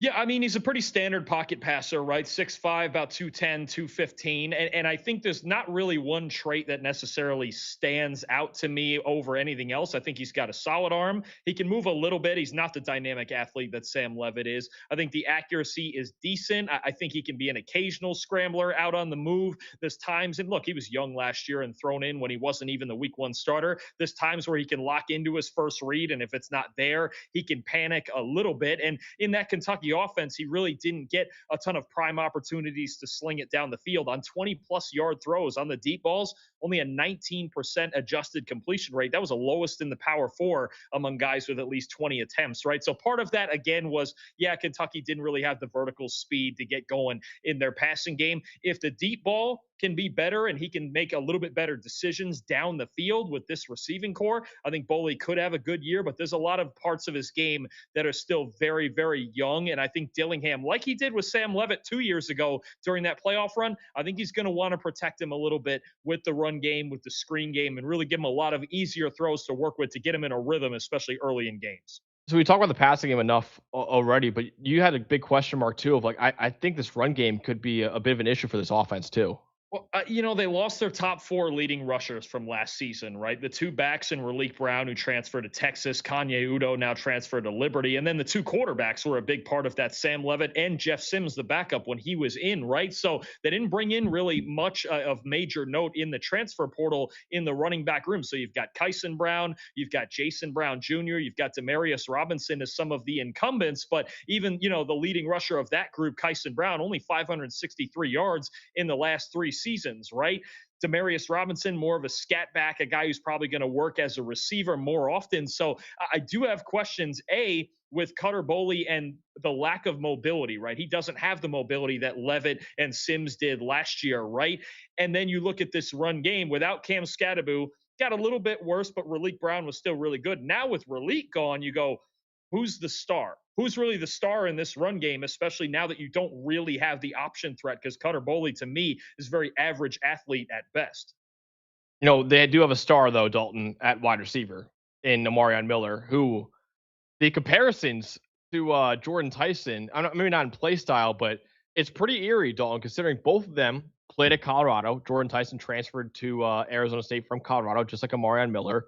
And both of them could be first-round picks in the draft. Jordan Tyson went in the top 10 in the draft this past year. Omarion Miller currently is a projected first-round pick in this upcoming draft as well. Omarion Miller, though, 6'2", 210 pounds, now a senior at Arizona State. 805 yards last year, 6th in the Big 12. 5th most touchdowns in the Big 12, too, with 8 of them. 2.6 yards per route run, was 5th in the Big 12. He caught 11 out of his 18 contested targets. His ball tracking ability is really, really good. Really good athlete for his size, too. He hit nearly 22 miles per hour at 210 pounds. He likely runs in the 4.4s with really good speed for that bigger size. He's had some issues with drops in his career, really concentration drops, like really easy catches sometimes on tape. He just drops a 12% drop rate this past season. He did deal with a season-ending leg injury the year before that in 2024. But Dalton, if he stays healthy and puts it all together this year as a number one guy at Arizona State could go back-to-back years with having a first-round receiver in the NFL draft with Jordan Tyson and then Omarion Miller, both of them transferring in from Colorado.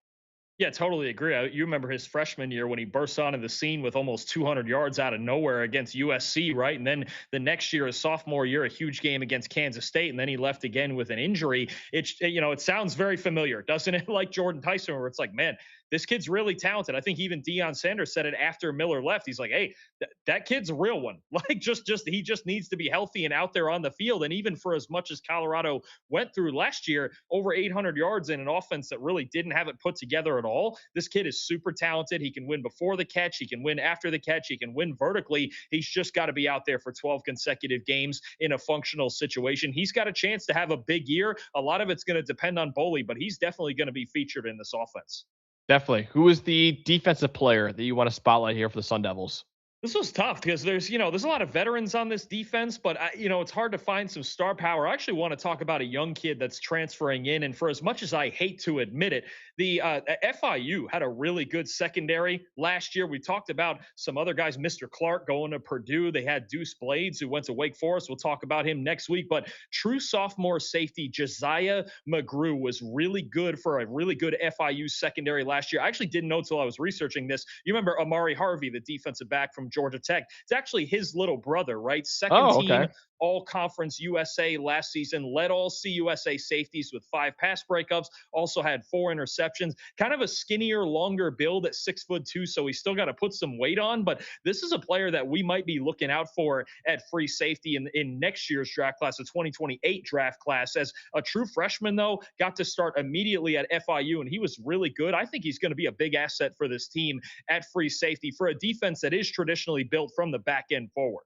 Whenever you say Mr. Clark, it always throws me off. I'm always like, are you just calling him Mr. Clark? But no, it's actually the guy's name is Mr. Clark. We actually broke him down actually in our in one of our episodes recently too. So go check out that as well. But yeah, he's a really, really good player. Josiah McGrew is. I'm excited to see what we can do this year at Arizona State. What's the bottom line for the Arizona State Sun Devils, Dalton? Another team that has kind of a wide open schedule this year. There's a few games they probably shouldn't win. There's a couple games they definitely should win. After that, though, there's like 7 games in the schedule where they have really a 50-50 shot of winning, it feels like. Yeah, they're a tough one because I think outside of the receiving core, they don't have a ton of star power. I'm very curious to see which way it goes with Cutter Boley. I've got my questions about the run game in general. Keep in mind, this is a team that lost both its starting tackles too, Maxi Yanichur and Josh Atkins transferring to Missouri. So you're replacing starting tackles. You're replacing your 4 leading rushers. And then the defense for me, I think there's a lot of solid players.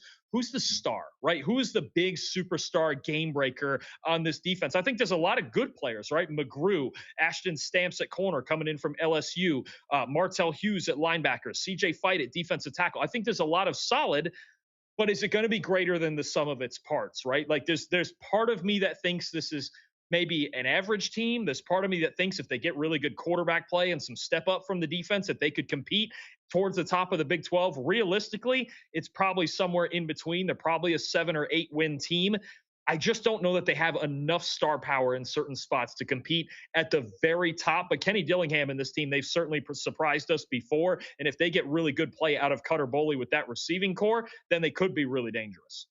Yeah, I think it all comes down to Cutter Boley, it feels like, right? With Kenny Dillingham, I'm excited to see what he could do because Kenny Dillingham's a great, quarterback mind. He's done great things with Bo Nix during his days at Oregon and obviously now at Sam Leavitt at Arizona State. So you're getting a guy in Cutter Boley who was kind of ran hot and cold last year at Kentucky. So if you can get more hot out of him this year and play more consistent football, it could be a really good offense with that receiving core right now. But it really comes down to Cutter Boley. So I think around a bowl game is the expectation. Another team where it's like, okay, 6-6 or 7-5 should be the expectation. Anything more than that, like 8 or more wins, should be seen as a really good success, I think, for Arizona State this upcoming year. If you miss a bowl game or 6 or fewer wins, probably like, okay, we got to do better than that the upcoming year too. So yeah, it's kind of another team that has a lot of games on their schedule that's just kind of toss-up games.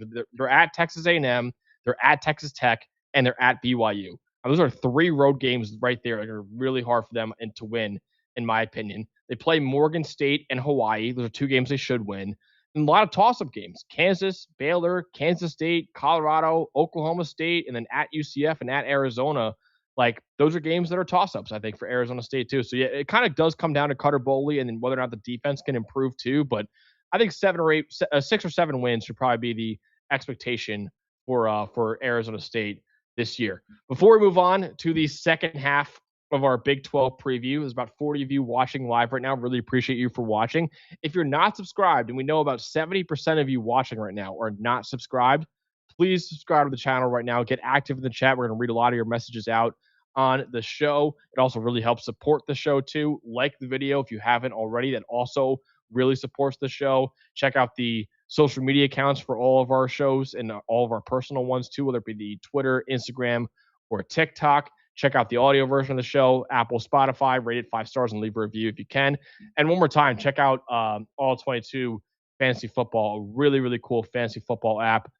53-man rosters, offensive linemen you could draft as well. Basically playing Madden franchise mode, but with real football players, not a video game, right? So check it out, all22.com or the All22 Fantasy Football app, and use promo code WALK, that's WALK, to get access to it right now. It is truly one of the coolest ways to play fantasy football. I highly, highly, highly recommend it right now. Again, all22.com or the All22 Fantasy Football app, promo code WALK, WALK. All right, Don, let's get to the second half of the Big 12 preview right now. Someone in the chat actually asking, Jay Shady asking for the TCU Horned Frogs. Well, here they are at number 8 in our ranking. TCU, disappointing year in 2023 with a 5-7 record, but Sonny Dykes got this program back on track with back-to-back 9-4 seasons over the last 2 years. They won the Alamo Bowl over USC this past season. They finished number 25 in the AP poll, their first top 25 finish since making the national title game in 2022. The offense was number 41 in the country in EPA per play. Defense was number 74 in the country. They lost their offensive coordinator and Kendall Briles, who left for the same job at South Carolina. So UConn offensive coordinator Gordon Samus takes over as the new offensive coordinator. And last year, UConn had the 9th best offense in America in EPA per play. So a really good hire, I think, right there. Andy Avalos enters his 3rd season now as defensive coordinator. Only 12 incoming transfers for TCU, the 7th fewest in the Power 4, but also only 12 outgoing transfers for TCU, the 5th fewest in the Power 4. So not a lot of roster turnover for TCU, but Dalton, they did get a brand new quarterback, considering Josh Hoover, one of the 12 outgoing transfers, is the new quarterback at Indiana, and one of the 12 incoming transfers is Jaden Craig at quarterback from Harvard. Yeah, I mean, they definitely lost a few key pieces like Josh Hoover, like Eric McAllister to the NFL draft, like Bud Clark to the NFL draft, some of the leaders of this team. But I still think this is a very solid football team with a foundation that Sonny Dykes can work with, right? He's got to really get Jaden Craig, the transfer quarterback from Harvard, acclimated to this offense and to Big 12 play. But I think if they can do that, look, it's a solid team. I think they get kind of forgotten about in the mix of this Big 12. They went 9-4 last year. They won their bowl game. So I think when you look at the foundation they have at a lot of certain spots, especially on their defense, they brought so much of their defense back. They did lose Bud Clark and a couple of good linebackers, but otherwise they've got most of that unit coming back. It's going to come down to Jaden Craig, but I think he's a solid football player. I got high expectations for TCU again this year. I think so too, Dalton. You just mentioned it before. You lost Bud Clark, but Still a really solid secondary overall, which I think right now is the biggest strength of the team. Jamel Johnson is back at strong safety, one of the best run defending safeties that we have in college football. Vernon Glover Jr. back at corner, really nice season there last year for TCU too. Jacob Fields transferred in from Louisiana Tech. He had 3 interceptions last year. Kalen Carroll comes in from Central Michigan at corner. He only allowed a 47% completion rate last year. And the only player who wasn't a starter last year is slot corner Kylan Jackson, but he still played over 225 snaps last year too. So an experienced secondary, a couple really nice transfers coming in from the group of 6 level, and a couple really good starters returning in Jamel Johnson and Vernon Glover too. Totally agree. I think they're going to be the heart and soul of a very solid defense. And Johnson and those guys in the middle, Jacob Fields at safety, they're going to have to play really well this year because they did lose Caleb Elarm-Zor and Nnamdi Obi-Zor, and the 2 linebackers starting last year to the NFL draft. So might have to fill in some gaps there, especially in the run game. But I think it's the core of a very solid unit on the defensive side of the ball. What's your biggest question mark you have for TCU right now? So for me, you mentioned they didn't bring in very many transfers, and they only brought in 1 transfer wide receiver. That's Jeremy Scott from South Alabama, who has got some speed. He can be a vertical weapon for you. But I think beyond Jordan Dwyer, who had over 700 yards and 7 touchdowns last year, the depth in the receiving core, to me, isn't quite what it was last year. You lost Eric McAllister, your leading receiver. Joe Manjack is gone. DJ Rogers is gone at tight end. And when I look beyond Jordan Dwyer, okay, we've got Jeremy Scott coming up from the Sun Belt, but you got a lot of young kids here. Ed Small, a sophomore. Dozie Ezekanma, a sophomore. Terry Shelton, the redshirt freshman. I'm just curious to see who amongst these young kids is going to step up, and if they're going to get any production out of their tight end position. Somebody like Kamari and Pimpton, great name, by the way, who's going to produce for them at tight end. That's what I would question. Jordan Dwyer, no question. He's proven it after a year out of Idaho. Last year was really good for TCU as their number 2 guy. No question as the number 1 guy there. Really good vertical threat. But the depth in the receiving core for Jaden Craig to work with, who is going to step up, that's something I'm looking for early in the season. Let's talk more about Jaden Craig, Dalton, who I'm sure not a lot of college football fans know, considering he played at the FCS level last year at Harvard. But man, he was awesome at Harvard over the last 2 years there.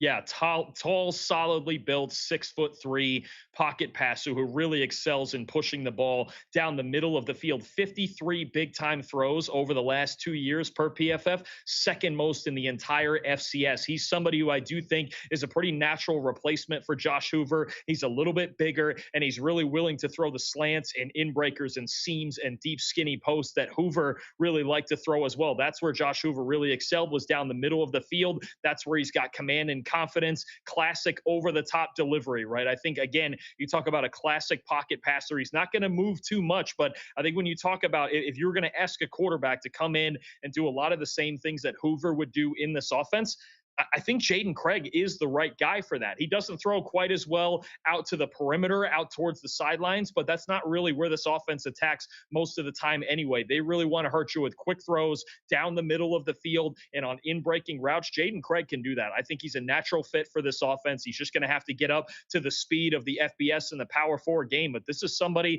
with a good amount of arm talent, a really sturdy frame to work with, and someone who's going to really attack safeties and attack the middle of the field. Yeah, I'm really excited to watch him, man. He was an excellent quarterback at the FCS level over the last 2 years, and now moving up all the way to the Big 12. We'll see what he could do this year, replacing Josh Hoover, but a really good quarterback nonetheless. Jaden Craig is. I could have broke down Jordan Dwyer here, the star receiver, but I wanted to break down Jeremy Payne, Dalton, the star running back for TCU. A little bit smaller. He's 5'10", 180 pounds. He's a junior, but he was a leading rusher last year for TCU with over 600 yards, 3.8 yards after contact per carry, 5th most in the Big 12. He also had over 200 receiving yards, 7th most among all Big 12 running backs. And even though he's really undersized at 180 pounds, great contact balance. He broke 40 tackles last year as a runner and as a receiver. Really reliable hands out of the backfield. Only 41 career catches with no drops. Solid speed, but he won't really run away from defenders that much. His vision can improve too, I think, especially on zone runs. Doesn't really stop and start as well as other backs too. But Jeremy Payne was a very productive player as both a runner and as a receiver with over 800 total yards in that offense for TCU last year, and should once again be a big-time player in this offense too. Totally agree. They need balance in this offense. There were times in their losses where they didn't quite get that last year. If Payne and even his backup now, Landon Walker, transferring in can give them that balance in the run game, that's going to help Craig out a lot and really bring a certain level of balance that, again, in those 4 losses, they just didn't run the football very well, and it was too much on Hoover. You don't want to do that to Jaden Craig this year, but Jeremy Payne's a solid two-way football player. Let's go from a guy who can run the ball really well, Dalton, to a guy who can stop the run really well, and that is Jamel Johnson, the safety, who, like I said before, is one of the best run defending safeties in college football. Yeah, he's versatile, but if you really want one of the best box safeties in the country, you look at Jamel Johnson here at TCU, and he's really going to take over that leadership role from Bud Clark now that he's graduated and out to the Seattle Seahawks. Johnson's really going to be the leader and the enforcer of this secondary. Actually led the team with 906 snaps last season, one of the best run defenders, second on the team with 105 tackles and 45 stops. Also had 5 interceptions last year, tied for the Big 12 lead. So he's somebody like Bud Clark, gives you a little bit of everything. I think he's a little bigger and a little bit more of an enforcer than Clark, and you take away a little bit of the speed. I get worried about him when he has to be one-on-one in the slot with some of the better slot receivers in the Big 12, but you want a guy that acts as that extra linebacker, gets down in the box, really plays well in zone coverage down near the line of scrimmage. Jamel Johnson is your guy. They brought in Jacob Fields to be the new free safety. I think it's a great compliment. I actually think it's going to be one of the best safety pairings in the Big 12 this season. We've got some really good ones on some other teams. Absolutely. All right, Dalton, let's get to the bottom line for TCU this year. What is the floor? What's the ceiling? What are you expecting for TCU this year?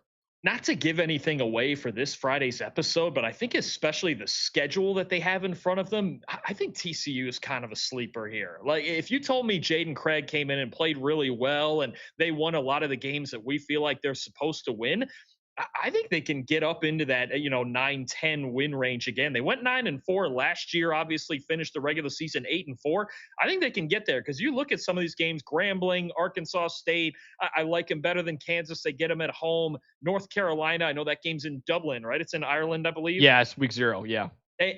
Week 0 right away against North Carolina. I like him better than North Carolina right now, especially with everything they're going through. But I think the only game I look at here and I go, okay, that's really, you're going to have a tough time convincing me, is at Texas Tech. Because even BYU, they get BYU at home. And if we have this many questions, just matchup wise, I know BYU really out physical them last year when they played.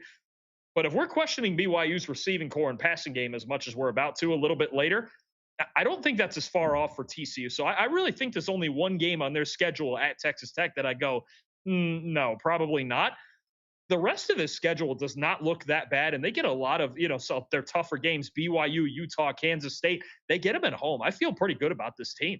Yeah, so do I, honestly. I mean, there's 4 gimme games, right? Grambling State, Arkansas State, you get West Virginia and Kansas at home. You should win both those games. And then, like you said, got North Carolina in week 0 in Dublin, Ireland. You're at UCF, at Baylor, at Arizona, Kansas State, Utah.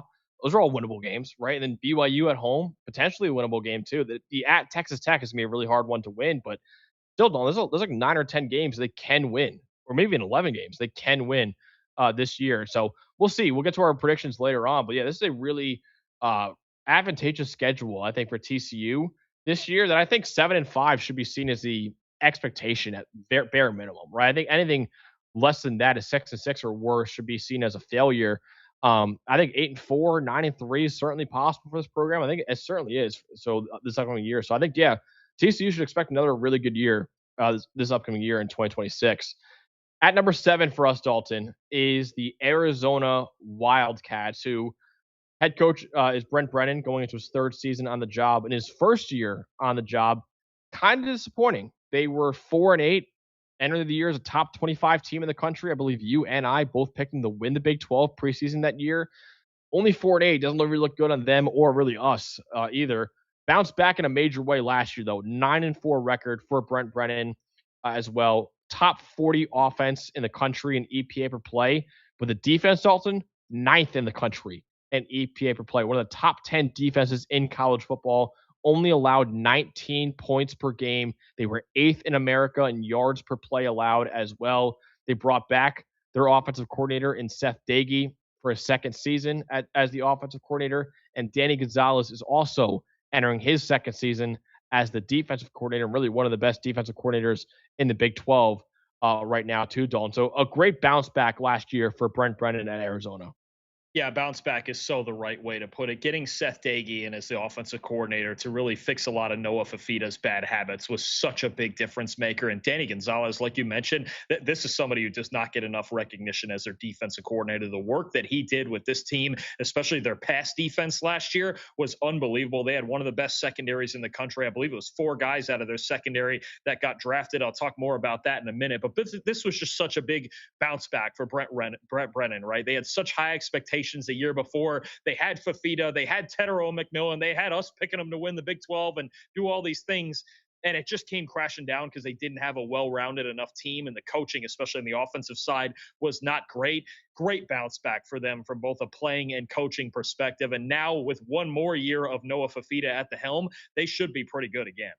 And really, that's the biggest strength right there. They have a top 10 quarterback in college football, in our opinion, in Noah Fafita, and I think the best quarterback in the Big 12 in our rankings, at least, right? I think we had him as the number 1 quarterback in the Big 12, our number 9 quarterback overall in the country. His 4th season now as the starting quarterback at Arizona. You really never see this. You never see guys start for 3 years, let alone 4 years at one school. He's now Dalton. He's 900 passing yards away from Nick Foles' all-time passing record at Arizona. He's going to hit that this year as long as he doesn't get hurt.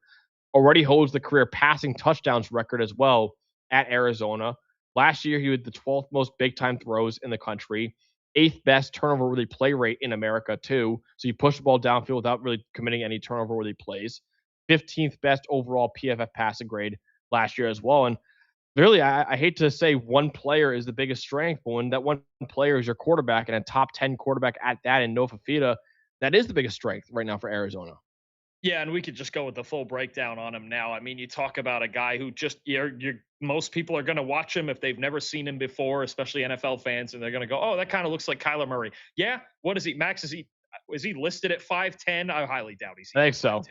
5'10". I mean, no, probably he's 5'8", like me on my Tinder, my old Tinder profile. When I was like, "Oh, I'm 6'2". I'm like, I'm actually like 5'10". But yeah, exactly. And see, there you go. That actually tracks for you and your character. That makes a lot of sense. But I mean, you look at the year that he had last year: 29 touchdowns, 6 interceptions, and for him, just such a great bounce back from so often the year before, just forcing the ball to Tetero McMillan. Noah Fafita is at his best when he can be in rhythm often enough and distribute the football, and then the playmaking ability late in the play. Right, he's so hard to take down. He's so elusive. He can throw outside the pocket. Right, even for his size, he's got a pretty good arm, and he likes to push the ball down the field, and he can be a big part of your run game as well. He's a dynamic playmaker. Obviously, the NFL scouts are going to hate him for the size and all of that, but we're not worried about that here on this show, right? For our money, this guy is a top 10 playmaker at this position in college football, and any week that Arizona steps on the field with him out there, they've got a shot to win. They've just got to execute enough around him, but he is really good, and he can hurt you in a lot of different ways. Mohal in this chat saying 5'6". I'm sure if he's saying I'm 5'6" or if Fafita is 5'6". Either way, it's a shot. It's a shot from Mohal right there. Your ego's like 6'6", but you're actually yeah. Yeah, I'm actually 5'6". Yeah, that makes sense. Dalton, someone in the chat even saying too is like, hey, the story of this team last year was the defense, and it was. But your biggest question mark you have right now is, hey, they lost a lot of pieces in that secondary. Yeah, they lost the entire starting secondary and some darn good players out of it. Trading Stukes, Jennison Smith, Dalton Johnson, Michael Dansby, all those guys got drafted, right? And then Aiden Garnes was the 5th starter, and I believe he signed as a UDFA somewhere. This team, per PFF, had the 2nd best coverage grade in all of college football last year. They were 5th in yards per pass attempt allowed. They only allowed 9 touchdowns all season while leading the Power 4 with 22 interceptions, right? And my question would just be, okay, how are you going to replace that? Because that is a special group that you had with all 5 guys being in NFL camps right now, leading the Power 4 in interceptions. Javion Cole is the only player in that unit that played at least 300 snaps last year. He would rotate in on the outside, but you're relying on a lot of transfers here. Tyrese Boss from Wyoming, Malcolm Hartzog from Nebraska, Dalen Austin from Oregon. I mean, it really is a unit that was put back together this offseason outside of a couple of pieces in Javion Cole and Gavin Hunter. But, man, I'll tell you, if Danny Gonzalez puts in similar production with the group that he has now after losing all those NFL players, props to him, man. I'll tell you, they had a great secondary last year, but they've lost the whole starting five out of it. If they rebound with this secondary and at least maybe not be a top 5 to 10 secondary in the country again, but stay in the top 30 or so, I'll give them a lot of credit because that's a boatload of talent you're losing in your pass defense. I mean, that was the best part of the team easily, right? One of the best secondaries that we had in college football that really went underrated. It felt like a lot last year too. So we'll see if they can replicate that production this year with the brand new look secondary. We'll see. Don, one guy who's going to help out No Fafita on that offense is Kedrick Riscano at running back right now. He's a senior, 6 feet tall, 217 pounds. Was a starter, actually started his career, I should say, at Ole Miss before transferring to Arizona in 2024. He was the number 2 running back behind Ismail Mahdi last year. He ran for about 400 yards last year, but he did have the 4th most touchdowns in the Big 12 with 9 touchdowns last year, despite being 23rd in carries too. So he's a really good short yardage back at 217 pounds. He runs very angry, forced to miss tackle on 30% of his carries in his career with really good contact balance. Great in a gap scheme, averaged 4.8 yards per carry on gap runs. He never fumbled in his career too. His speed, I think, overall is solid for his size, but you won't ever see him running away from defenders. Only 60 career receiving yards from him too. Not as good in a zone scheme. I think his vision is only okay as well. And he will be the number 1 back for the first time in his career, but he's a very physical runner, Dalton. If you need, a couple yards on a short yardage situation, he's a really good back to have. Yeah, no, absolutely. And what they need in this offense, they had it a few years back with Jonah Coleman. They had it last year with Ismail Mahdi. You just need a back that can keep you on schedule. And I think Riscano should be able to do that. If you can keep Noah Fafita on schedule and keep the RPO game intact and really, give him short yardage situations to work with so he doesn't have to just drop back on 3rd and 8 all the time and carry you, I think they can be a really good 2-dimensional offense. But that's such a key piece because 2 years ago when they struggled, they really struggled to run the football, right? So I think when you look at Riscano and the ability to move the chains, that's going to be a big asset to this offense. Who is the star defensive player that you think could anchor what's a new look secondary right now? Javion Cole, the one guy with a lot of experience that's returning on the outside. He's got legitimate ball skills, 12 interceptions and 13 pass breakups in his career. And that's with a 2024 season at Texas where he barely played. He transfers in from Texas last year. He gets 381 snaps in. And when he got to play, played really well. 4 interceptions. He's a bit undersized at 5'10", 180 pounds. But when I was watching him, his feet are really smooth. He's got blazing speed. And to be honest, he's got that, like Max, you remember watching D'Angelo Pons, obviously the last couple of years, and it was like, he's small, but somehow his strides cover so much ground. That's kind of the same way Javion Cole is. I'm like, man, this kid is legitimately explosive. He's 180 pounds. He's a little bit smaller. He's not going to be the best tackler in the world, but it's not that he doesn't want to. It's just that sometimes the size works against you, but he explodes to the football, man. I think the ability, at least at one of these cornerback spots for Javion Cole to take over and potentially now be their best player in the secondary. He's got a long track record of playing well. Now this year, he gets to do it for 7, 8, 900 snaps. Yeah, he was so good, honestly, last year and the last few years of his career, I should say, too. So I'm excited to see what he could do now as a full-time starter at Arizona this year. By the way, Mohall in the chat saying both No Fafita and Max are 5'6". That's tough for Mohall. Yeah, I agree. Those are fighting words. Yeah. Fighting words for Mohall right there, by the way. But we'll move on. I haven't seen Fafita in person. I'll work on that, but I've seen Max in person. Correct. All right, 5'6". I'll take 5'10". I'm 5'10 and a half is what I'm usually saying right now. Dalton, what's the bottom line for Arizona this year? What can they, have another great year under Brent Brennan and No Fafita back for another year or two, or will they take a step back in 2026? I don't think they should take a step back necessarily unless they really just are not as good on defense as they were last year. But even up front, you still got guys like Trey Smith and Chase Kennedy. You've got Tay Brown at linebacker. Like, I think this could still be a very solid defense as long as they figure out the pieces to replace those guys around Cole and probably Gavin Hunter in the secondary. I think for them, it just comes down to execution, right? I think what Seth Dagey did for this offense last year and getting Noah Fafita, for the most part, really back to the basics, right? Running the basic functions of this offense properly. I mean, look how close they were even to beating a team like BYU last year. That game went to, was it double overtime? I think it went to with BYU, and they barely lost that game. So, they can compete with anybody in the conference, especially with this quarterback. And you look at their schedule, yeah, a couple of tough games at BYU, at Texas Tech, but I got to believe they're capable of beating any other team, the other 10 teams on their schedule. I don't think it's completely off the table that this team, if everything breaks right, could get to 10 wins. And I would fully expect at least 7 or 8. This is a solid team. Yeah, absolutely. I think 7 wins is like the expectation for them this year, right? There's 4 games they definitely should win: Northern Arizona, Northern Illinois, at Washington State, Iowa State. And then there's some other games too they probably should win, right? Cincinnati, at West Virginia, even the at Kansas State game, even Arizona State is a rivalry game too. Maybe TCU, maybe Utah, right? There's probably a lot of games for there that could win too. So I think somewhere 7 or 8 wins is the expectation for them. I think 10 or fewer wins should be the ceiling for this team, right? I don't think they're going to beat BYU at BYU, and I don't think they're going to beat Texas Tech at Texas Tech either. But I think anywhere from 7 to 9 wins, it should be like the expectation probably for Arizona this year. Anything less than that should be seen as a failure. Anything more, 10 or more, that should be seen as a really good success for Arizona this year. At number 6, Dalton, in our Big 12 ranking is the Utah Utes. And obviously in 2024, very disappointing year in the Big 12, first season for them in the Big 12. They were as high as number 10 in the AP poll, but they finished the year 5-7, first losing season in 11 years for Kyle Whittingham. Bounced back in a major way, though, just like Arizona, with an 11-2 record. They finished number 14 in the AP poll. Their only 2 losses came to Texas Tech and BYU, the 2 teams that played in the Big 12 championship game. And they also beat Nebraska in the Las Vegas Bowl after that, too. They're the 5th best offense in EPA per play, number 36 defense. The offense the year before that was 120th in EPA per play. So they really improved a lot dramatically offensively.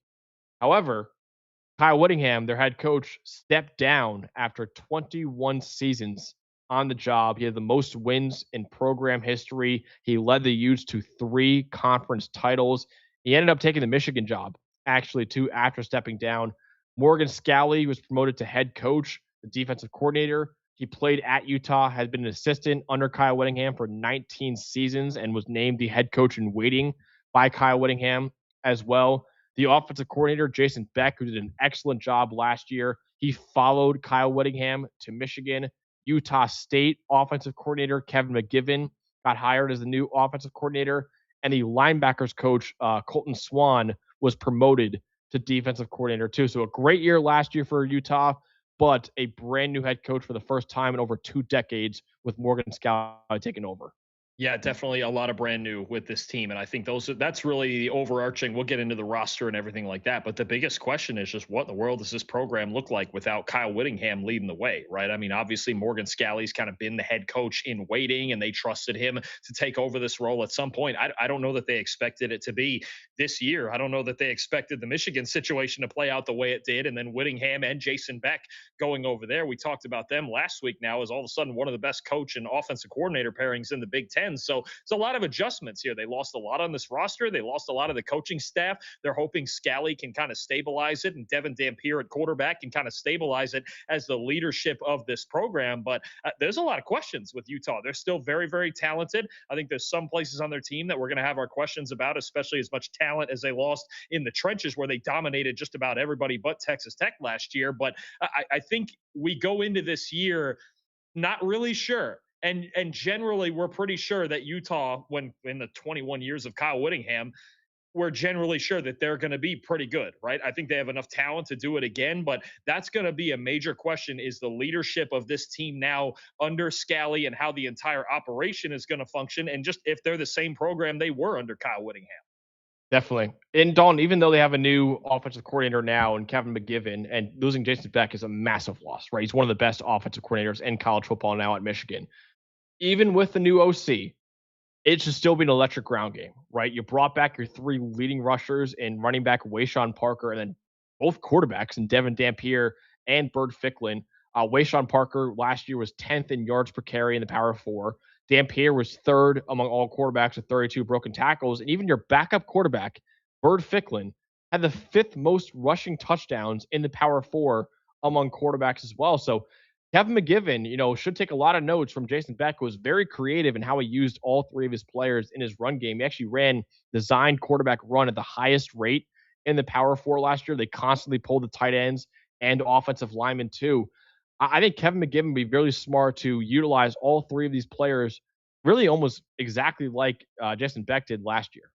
Yeah, and one of the things I do like about McGivern, I was watching a little bit of his Utah State offense, which sounds like sick behavior, but it's that time of year. Is he really lets his quarterback be himself? And that's kind of what you need to do with Devin Dampier. I'll get into Dampier more in a little bit, but he lets his quarterback be himself. And I think he adjusts his system to the talents of his quarterback. So Dampier and the dual threat and the rushing ability, that's still going to be the core of this offense. They're just going to have to be a little bit better, or not better necessarily, but they're going to have to be stabilized here in the trenches after losing their entire offensive line. And Max, for me, that's by far and away the biggest question on this entire team roster wise is you lose Spencer Fano, first round pick. You lose Caleb Lomu, first round pick. You lose the entire interior, which was also really good. You've got a brand new offensive line, right? 4 of the 5 new guys have been in this system, right? The only exception being the transfer right tackle Cedric Jefferson. But when you look at some of the key guys that are going to have to step up, I think especially on the inside, Alex Harrison at center, Keith Olson at guard, Solatoa Moiai at guard. I think when you look at that, that's to me going to be the key to their whole season, right? Is what in the world do they look like up front after blowing teams away for the last couple of years on the offensive line, especially last year and all the creativity thrown in there? Sometimes it was 6 of those guys, and Moiai was generally the 6th guy. But, I mean, you lost premier talent, not just good players. You lost premier talent across the entire offensive line, especially at the 2 tackle spots. So it all sounds great. You have Dampier and Parker and Ficklin, and you still have some athletes on the outside to work with. But, boy, it's possible that they could have, if things don't work right, maybe the biggest offensive line drop off in the entire country if this doesn't go right. Yeah, we had him last year going into the year as the number 2 offensive line in America. And you're right, after losing so many guys, including 2 first-round picks at tackle and Caleb Lomu and Spencer Fano, it's a big question mark. And you mentioned before, Dalton, like the true freshman coming in, and Kelvin Obot, a 5-star recruit as well. Maybe he starts as a true freshman immediately for Utah. So, yeah, it's great. And, we know from our background at PFF, it's great to have great running backs. It's great to have guys who can run the ball. If you don't have a good offensive line, it's most likely that your running game is going to fall apart, right? So it's a big question mark, absolutely, especially with a team like Utah that's going to want to run the football a lot probably this year. If your offensive line cannot hold up in the run game, it's going to kill the entire offense pretty much, right? So it is a big question mark for Utah this year. And then, Dalton, if it does fall apart, it probably won't look like as bad as the offense in 2024. That was one of the worst in the Power 4. But it could be a lot worse than what it was this past year. They had a top 5 offense in America this past year. It'll probably be worse than that if they can't get this offensive line sorted out this year. Tell me more about Devin Dampier coming back for another year at quarterback at Utah, who is a very electric runner at the position.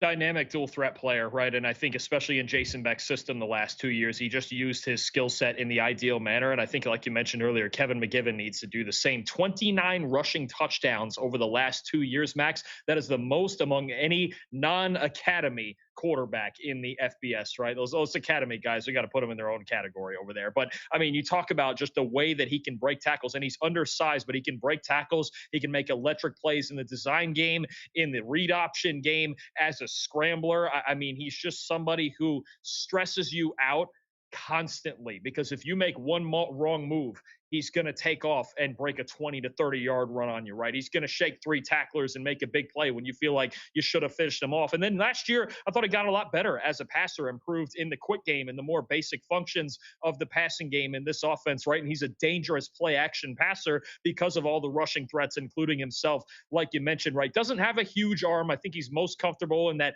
15 to 35 yard range down the field, attacking the post, attacking down the seams, and then making plays with his legs otherwise. But I think when you look at Devin Dampier, he's a problem. I mean, for all the weapons that this Utah team has and the creativity in the run game they can have, he really is the dual threat that keeps you up at night, because he's very hard to tackle, very hard to sack. There's not a lot of negative plays with him. There's times where, like a lot of those athletic quarterbacks, he holds the football a little bit too long trying to make plays, and he takes some hits he shouldn't. But, man, he's tough as nails, and he's an electric playmaker. Definition of electric, Dolan. I remember this one play last year against Wyoming where he did one of the things that I don't think I've ever seen before for a quarterback, in that he had a big time throw and a turnover worthy play on the exact same play against Wyoming. It was because he caught the ball, he went to throw it, and he dropped the ball while he was throwing it. So it was a fumble as a turnover worthy play right there. He picked it up, rolled out to his right, and fired a dart into the back of the end zone. It was a beautiful pass and got charted as a big time throw too. So a turnover worthy play and a big time throw all in the same play for Devin Dampier. He's absolutely one of the most must see quarterbacks in college football because he's just an electric player. Like I said, as a runner and as a passer as well. And mentioned before, Wayshawn Parker really going to be a great player to rely on in the run game too. He's a junior, 5'10", 205 pounds, transferred in from Washington State last year. He had the fourth most rushing yards in the Big 12 with almost 1,000. He was 8 yards away from hitting 1,000 yards, almost 7 yards per carry, third most in the Big 12. Outstanding tackle breaker, 34% forced missed tackle rate last year. That was 93rd percentile for all running backs. He also broke 7 tackles on his 13 catches last year. His balance and his body control is outstanding too. He can make sharp cuts on a dime and not lose his footing. Very patient runner. And a gap scheme, he averaged 7.5 yards per carry on gap runs. His vision is outstanding. He knows how to set up his blockers on gap runs as well. Doesn't really have amazing speed, but it is good enough. Kind of an issue with the handling of the ball too, Dalton, his fumbles and drop issues in his career. And now that the offensive line is brand new and lost some stars on that offensive line, we'll see just how good Wayshawn Parker is and whether or not he can replicate the production he had last year at Utah. Yeah, no, I agree with that. And he's another player. It's kind of like we talked about with Dylan Edwards earlier, where you can line him up in a lot of different spots, right? You can line him up in the backfield. He can take the jet sweeps. He can catch the football a little bit. He's a versatile player who you just want the ball in his hands as often as possible. So whether it is Devin Dampier or even sometimes Bird Ficklin in the backfield, Parker is a constant threat, both as a rusher and as a receiver. And I think it's a great point you mentioned. Doesn't necessarily have probably 4.3 speed, but the quickness and the vision really, really play up, especially out on the edges. Yeah, he had so many jukes on tape that just left defenders grasping for air. Right, I was amazed by how agile he is, and just that's the way he breaks tackles. Right, he's not gonna run over guys that often, but he can break tackles by stopping on a dime and just cutting back, and defenders can't really get a hand on him. Honestly, Dalton, they lost a superstar pass rusher in John Henry Daly, who followed head coach Kyle Whittingham over to Michigan, but they brought in a pretty good one from North Texas as well, in Ethan Day. For sure. One of the very few guys who didn't go with Eric Morris over to Oklahoma State. Ethan Day, to me, is going to be in the spotlight because you look at this Utah defensive line. We've talked so much about the O-line and what they lost. They lost their 2 best pass rushers in John Henry Daly to Michigan and Logan Fano, Spencer's little brother. Or actually, are they twins? I don't remember the age on those two. But let me check. No, I think Logan might actually have been the older one. Anyway, Logan Fano, the brother of Spencer, they lost their 2 best pass rushers. They had Lance Holtzclaw coming back, but they really need Ethan Day to come in from North Texas and be a productive player. 6'4", 250 pounds, 30 pressures, 4.5 sacks last year. He's got a variety of ways to rush the passer. He's got an inside move with the hand to get into the B gap. He's got a little bit of a rip to the outside. He's got a counter and a swim move. I mean, there's a little bit of everything there. He's not quite as explosive as John Henry Daly, but he probably could produce at the level that Fano did. So, I don't know that this team necessarily has a number one John Henry Daly type of pass rusher, but they really need Ethan Day and then Lance Holtzclaw on the other side at defensive end to really provide that 4-man rush for Morgan Scalley up front. They had it last year before John Henry Daly got hurt. They're going to have some questions to me on their pass rush, but Ethan Day and his production can go a long way towards solving that problem. Yeah, by the way, Logan Fano was the older brother of Spencer Fano, I believe by 1 year, actually. So, okay, he was the older one. I couldn't remember that part. Logan Fano also on the Cleveland Browns right now, just like his younger brother, Spencer Fano. I think they signed him as an undrafted free agent. So pretty cool that both brothers are currently playing for the Browns, just like both brothers played for for Utah last year too. Dalton, it's a weird year, it feels like, for Utah, right? First year without Kyle Whittingham, something I never thought I would say after over 2 decades being their head coach. So in the first year under Morgan Scalley as the head coach, what are you expecting out of Utah? Is it going to be another great year for them this year, or are they going to take a wrong turn and be kind of an average team in the Big 12? It could be a great year. I mean, they don't play Texas Tech. They don't play Kansas State, right? They get Houston at home. They get BYU at home in the Holy War this year. I mean, you look at, they don't have really any road trips. TCU and Arizona are tough, but they can win those. You've got the quarterback. I think you've got some solid skill players. I think they did a pretty good job bringing in some transfers in the portal at wide receiver, Braden Pagan, Kyrie Scholes from the Mountain West. So I think they could be solid there. It's really just going to come down to how stable will they be in the trenches? Because, I think Morgan Scalley is still going to have this defense playing relatively well, especially on the back end. I think the skill players on offense are good enough. If their offensive line doesn't drop off too much and Kevin McGivern feels good about that unit and they can still run the football really well, there's a lot of games on the schedule they can win, and a lot of their tougher games are at home, right? You look at, they get a home date with Arkansas out of conference, Idaho, Utah State, Kansas, they get at home, West Virginia, they get at home. I have a very hard time. I think other than Colorado, I think I have the hardest time predicting this team because there's just so many ways it could go with the new leadership and the brand new offensive line and all of that. They could be a dark horse playoff contender if everything goes right. And if everything goes wrong in the trenches and it's just, they're just not as good without Kyle Whittingham, they could have a more mediocre season. But I'd still fully expect them to make a bowl game. There's too many games to me here where they would be the favorite. I think they've got one of the more favorable schedules in the Big 12, but they need to go out and execute in the trenches. So it's hard for me to tell because I could see a world where that part falters and it's just, okay, they're just not as good as they were last year, especially on the offensive side. Yeah, I don't know about 11-2 like they went last year in a 10-2 regular season. I think 8-4 is certainly possible. 9-3 maybe is certainly possible as well. Maybe even better than that. Maybe 10-2 if they can. But yeah, I think at least 7 wins, maybe 6 or 7. I mean, they're going to win more than 6 games, I think. So I think you look at this schedule because we've said about so many other teams. All right, they're not going to go to Texas Tech and win. Well, Utah doesn't have this problem because they don't have to play them. There isn't, even for some of the losses and flaws we're pointing out. And again, coaching is massive. That's going to be the real big question here.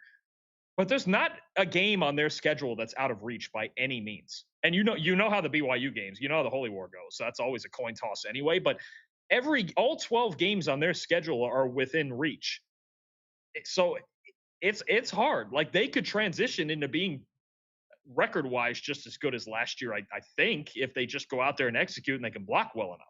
Yeah, exactly. I mean, there's like 7 games they should win, right? And then there's obviously 5 games after that where you're like, okay, maybe the BYU game they're not going to be favored in. But then, I mean, at Colorado, probably should win that game. Houston, at Arizona, at TCU, those are more toss-ups too. So, like, I think 8-4 should be like the expectation probably for Utah this year. So we'll see what they could do this year. I think the biggest question mark for me outside of like the offensive line and the personnel they have is just how much of a downgrade is Morgan Scalley to Kyle Whittingham, and just how much of a downgrade is Kevin McGivern to Jason Beck too. I think those 2 answers are going to tell a lot about this season for Utah. I keep saying BYU because we're getting to BYU in just a little bit too. But yeah, I think Utah, Dalton, I think it really comes down to how close in quality the head coach and the offensive coordinator can be to the predecessors they had at that program too. So I think that's really the biggest question mark for me for the Utah Utes this year.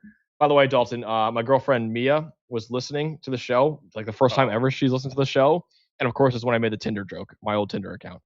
And she's like, "Oh, I'm glad you specified the old Tinder account." I'm like, "Oh boy." There you go. Yeah, not the current one. Okay. No, I'm very happy with Mia. Not Kurt. Don't add on to it. I'm already in the doghouse right now. Don't you dare add on. She's gonna come flying through the window, take your phone and everything. Dude, I'm scared of her. If that ever happened, I would definitely just finish the show while she whooped your ass. Exactly. I mean, I'm scared of her. Her dad was a MAC Defensive Player of the Year linebacker at Western Michigan. Man, that her mom could kick my ass too. Like and you're only 5'6". What are you gonna do about it? Yeah, exactly. I don't mess with the Mulherns, dude. I definitely do not mess with the Mulherns. So yes, very much old Tinder account. I was a joke, Mia. By the way, I'm definitely used to it. Chew me out for that later. I like that too. Very old, like a decade ago. Max is like I was 14 when I had that Tinder. Yeah. Oh man, yeah. Of course, it's the first time she's listened to the show, and of course that's when I make that joke. Wow. That's my luck right there. She didn't watch the Ohio State preview. Come on now. No, not yet. I don't think not yet. We'll see.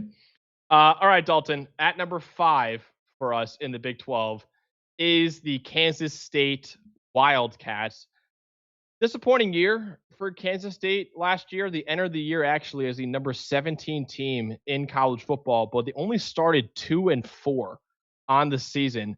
6-6 record overall for Kansas State, program's worst record since the COVID-shortened 2020 season. They won at least 9 games in each of the 3 prior seasons too. Offense was below average, 71st in EPA per play.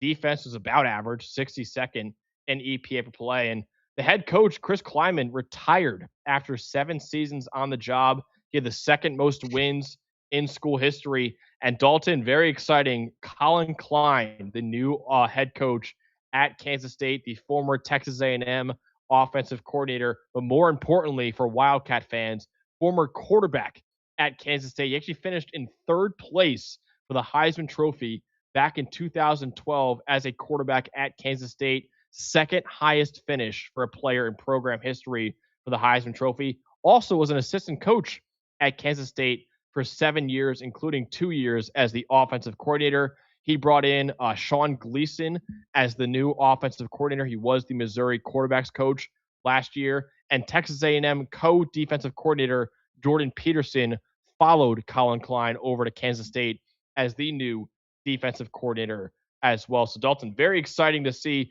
Actually, back-to-back teams now in Utah and Kansas State, former players at both of those schools, now the new head coaches at both schools too. Oh, this is the nostalgia hire of the year, though, to get Colin Klein back at Kansas State running this program. It just feels right, doesn't it? Doesn't it just feel like this is the right guy that should be leading this program, right? And look, Chris Kleiman did such a great job, obviously, and stepping down after a tough year last year. But Colin Klein, I mean, it had to be the first phone call that they made, right? Okay, let's just go get him. He doesn't need to be at Texas A&M. He needs to be at Kansas State running this program, being the face of this program, former Heisman finalist. You got to love it, right? And the one thing you love about it in a football sense, this team has such a tradition ever since Klein was the quarterback, and even further back beyond that with Bill Snyder, where it was like, we're physical, we run the ball, we play good defense, this is our identity. That's not going anywhere with Colin Klein. So you do love that, not just from, obviously, the fans are going to love it with Klein as the head coach and former quarterback and all that, but to keep the identity of this football team where it needs to be, I think it's the exact right hire here in Manhattan. And I know you said it's a nostalgia hire. Yeah, it is for sure because his connection to the program. But also, he did a great job, I thought, as the A&M offensive coordinator too last year and the last couple of years, I should say, under Mike Elko. So very talented coach in his own right, and now getting a shot as the head coach at Kansas State. And Dalton, it should look a lot like the Colin Klein offenses when he was playing quarterback for Kansas State, because this ground game could be really, really dangerous. They brought back their leading rusher in Joe Jackson, who we'll talk about a little bit later on. Really good year for him last year. Avery Johnson has dangerous legs as well at quarterback. Over 1,200 rushing yards over the last 2 years for Avery Johnson, 5th most among all Power 4 quarterbacks. And, Colin Klein has experience incorporating quarterbacks' legs into his offense. He did it last year, right, with Marcel Reed as his starting quarterback. And like I said before, did it himself as the quarterback at Kansas State when he finished in 3rd place for the Heisman Trophy too. So he probably looking at Avery Johnson right now and saying, hey, I kind of have a Colin Klein 2.0 almost as my quarterback right now. I was just going to say, it's like looking in the mirror, right? I mean, honestly, in the way this offense should run, it shouldn't be any different. It shouldn't be any different than it ran with Marcel Reed and Texas A&M last year. That they don't have Texas A&M's receivers. That would be a luxury to have 2 elite receivers like that. But the fact that they're going to base it on this offensive line and this run game and the option game and lean into Colin Klein's talents, that's what you need in this Kansas State offense, because for the last couple of years, the dual threat ability has been the center of it, and that run game should be really good again with Avery Johnson, with Joe Jackson, with Rodney Fields in that backfield. Yeah, by the way, I said before, we're going to break down Joe Jackson later on. We're actually not. We have a different player in offense. I forgot about that. We're going to break down. So Joe Jackson, just for anyone wondering, 900 yards last year, 7th most in the Big 12, 8 touchdowns, 5th most in the Big 12, and he averaged 4 yards after contact per carry, 2nd most in the conference too. So very good running back coming back, and a very good rushing quarterback, and Avery Johnson coming back too, Dalton.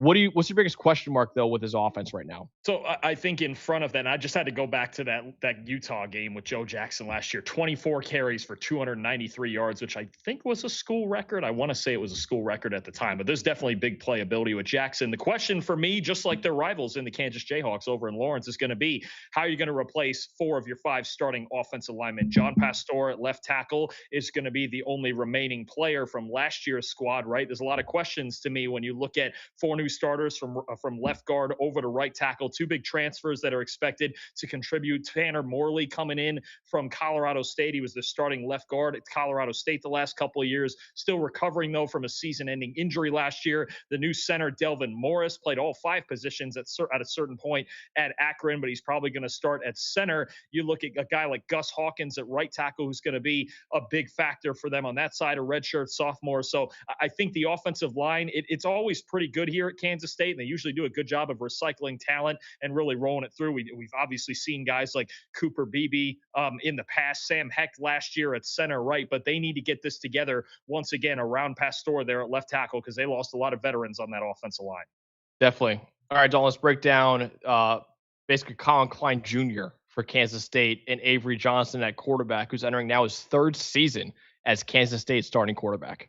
That's the best way to put it. I mean, again, Colin Klein can look at Avery Johnson's tape and go, well, that looks pretty familiar, right? You got a tough runner with blazing speed who can make plays in the option game and as a scrambler, right? Avery Johnson is liable to score on you with his legs any given play, right? I think he can run the play action concepts that Klein is going to run relatively well. He can get out and roll and throw on the move. And actually, to me, a lot of times it looks like he's more comfortable throwing on the move than he is from the pocket. And that's really where you start to get into the flaws. We've talked about this before. Kansas State with Avery Johnson as a quarterback, some of the best front runners in college football, right? Because the whole system stays in play when they're ahead. When they're behind in games and they get in drop back situations and he's got to step back there in the pocket, it gets less consistent. The footwork and the mechanics are a little funky. The accuracy is a little funky. Just a 58% career completion rate I almost said Colin Klein, for Avery Johnson in this offense. I almost did it. I'm probably going to do it once or twice this year. But, so it's just that. How much can you get out of him as a pocket passer?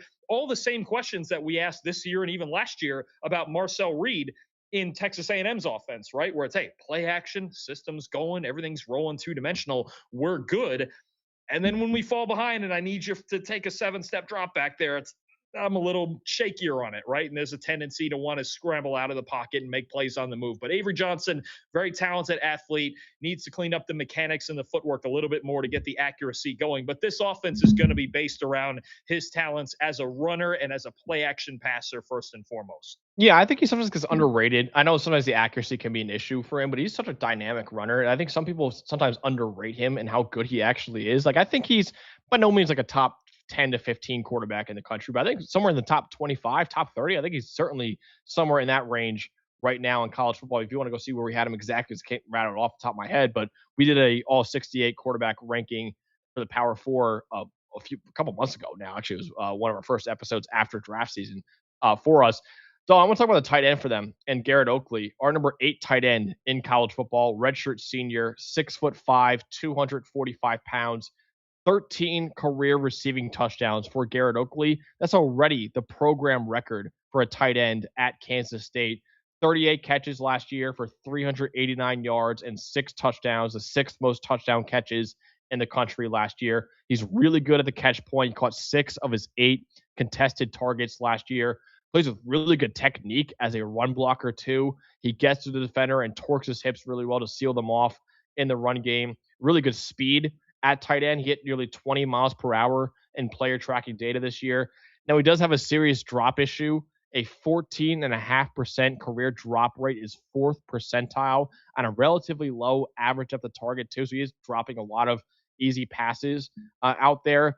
Doesn't really offer much after the catch, even though his usage kind of asks for him to produce a lot more after the catch.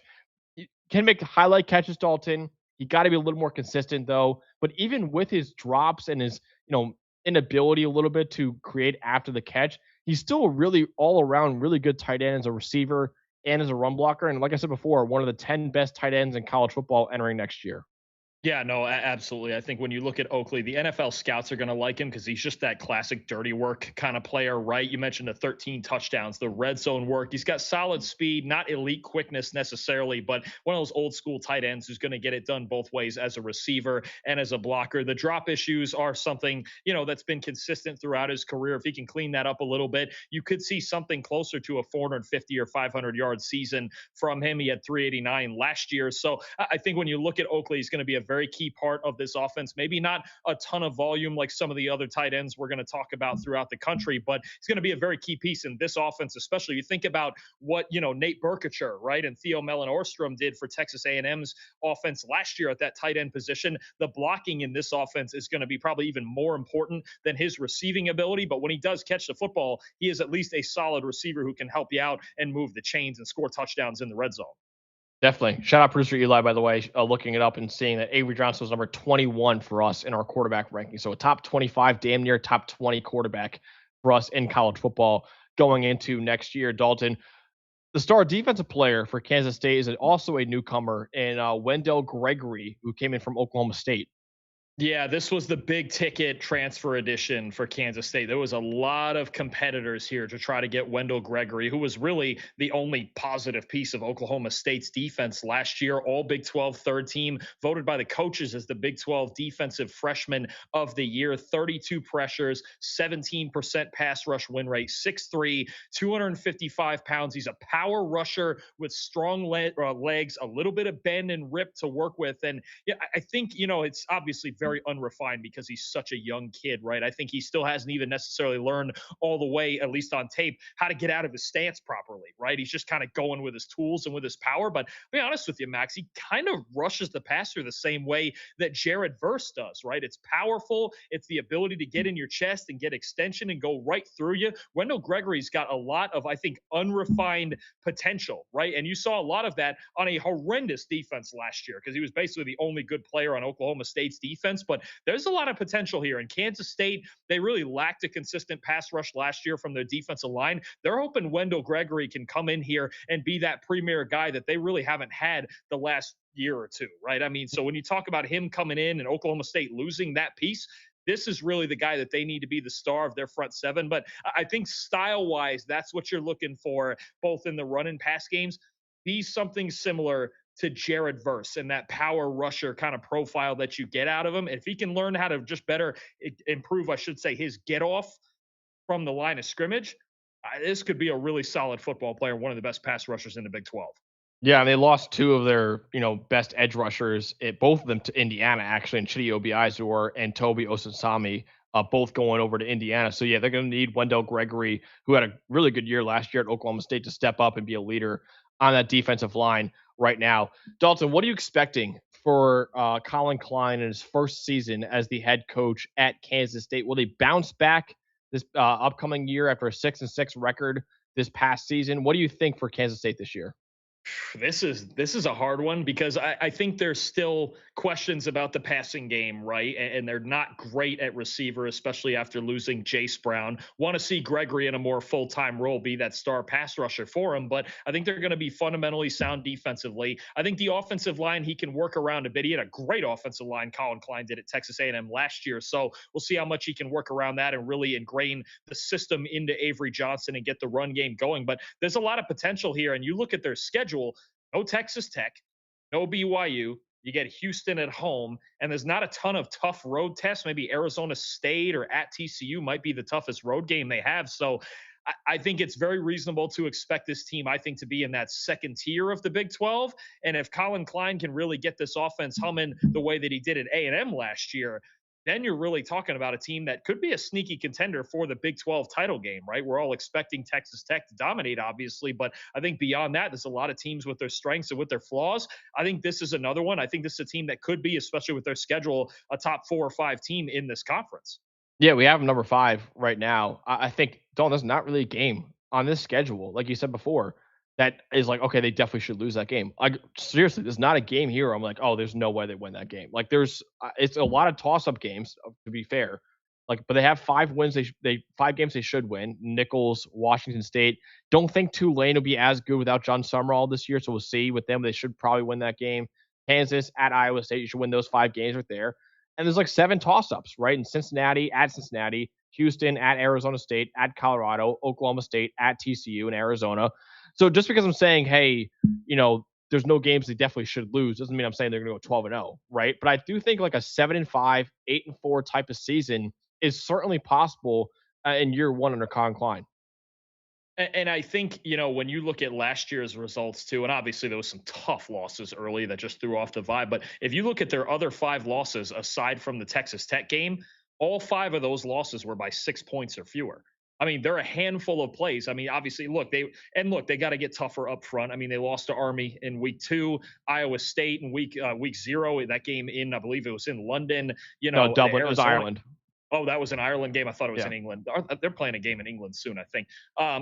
Utah at the end of the year in that absolute shootout that we just mentioned before with Joe Jackson going for almost 300 yards. I mean, they were not that far off last year. They just kind of got off to a tough start. Yeah. So I think if they can get off to a better start this year and they can just kind of win some of those closer games, especially games where Avery's just got to drop back and throw the football. It's the same theme where it's like, hey, can you win a game where you fall behind early? Yeah. Right? Can Avery bring you back with his arm? Because he can make plays within the system, but then there are the plays when you have to drop back and get to the more conventional passing game. That's where I would have my questions. But every game on their schedule is doable at the very least. They just have to get out there and do it. And Avery's just got to play more consistent football as a passer. It's a much lesser extent, but it's kind of like the Iowa of the Big 12, where it's like, hey, if you get a lead, like they're a very dangerous team because it's hard with that defense and the run game too. But it's like Kansas State as well. We're like, hey, if they're down like Iowa, it's a little harder for them considering they struggle to throw the ball consistently at times too. So we'll see what happens in year 1 under Colin Klein, but should be I think a little bit of a bounce back year for Kansas State in year 1 under Colin Klein. Should expect probably around 7 or 8 wins. I would expect in 2026. Someone in the chat, Dalton, we have Robert Adams in the chat saying we're totally underranking Baylor right now. They're going to be a top 5 team in the Big 12. That'll be a big year for Dave Aranda, and he would keep his job if that happens. Absolutely. And I think really that comes down to DJ Lagway. I mean, to me, the scenario there is if Lagway's as good as he was supposed to be out of high school, you can get there in this conference, right? Because there's a lot of teams in this, and we're ranking them. But I think you and I, Max, can agree from maybe even 2 or 3 all the way down to 9, 10, 11, somewhere in there. And I think we had Baylor at 12. There's not a huge margin between all of those teams. I mean, we have the team at the very top that I think everybody knows by now, knowing our player rankings and all of that. But there's a lot of games in this conference that are going to be decided by very slim margins. It's possible. You just need the right quarterback to play well. Yeah, we have Baylor number 11, but you're right. Like even I would say, I feel good about the top 4, but from 5 to 11, like that's interchangeable, really, in my opinion. So you can have that order in any way you want, right? So we'll see what happens this upcoming year. Speaking of Dalton, at number 4, maybe our hottest take yet. Number 4 for us is the Oklahoma State Cowboys. And I get it. They went 1-11 last year. They were the worst team in the Power 4 last year. But man, we are loving what we're seeing from Oklahoma State this offseason. But we'll talk about what happened first before we get into why I should be really excited about this team going into the year. But 3-9 record in 2024. That was Mike Gundy's worst record since taking the job in 2005 and the program's worst record since 1991.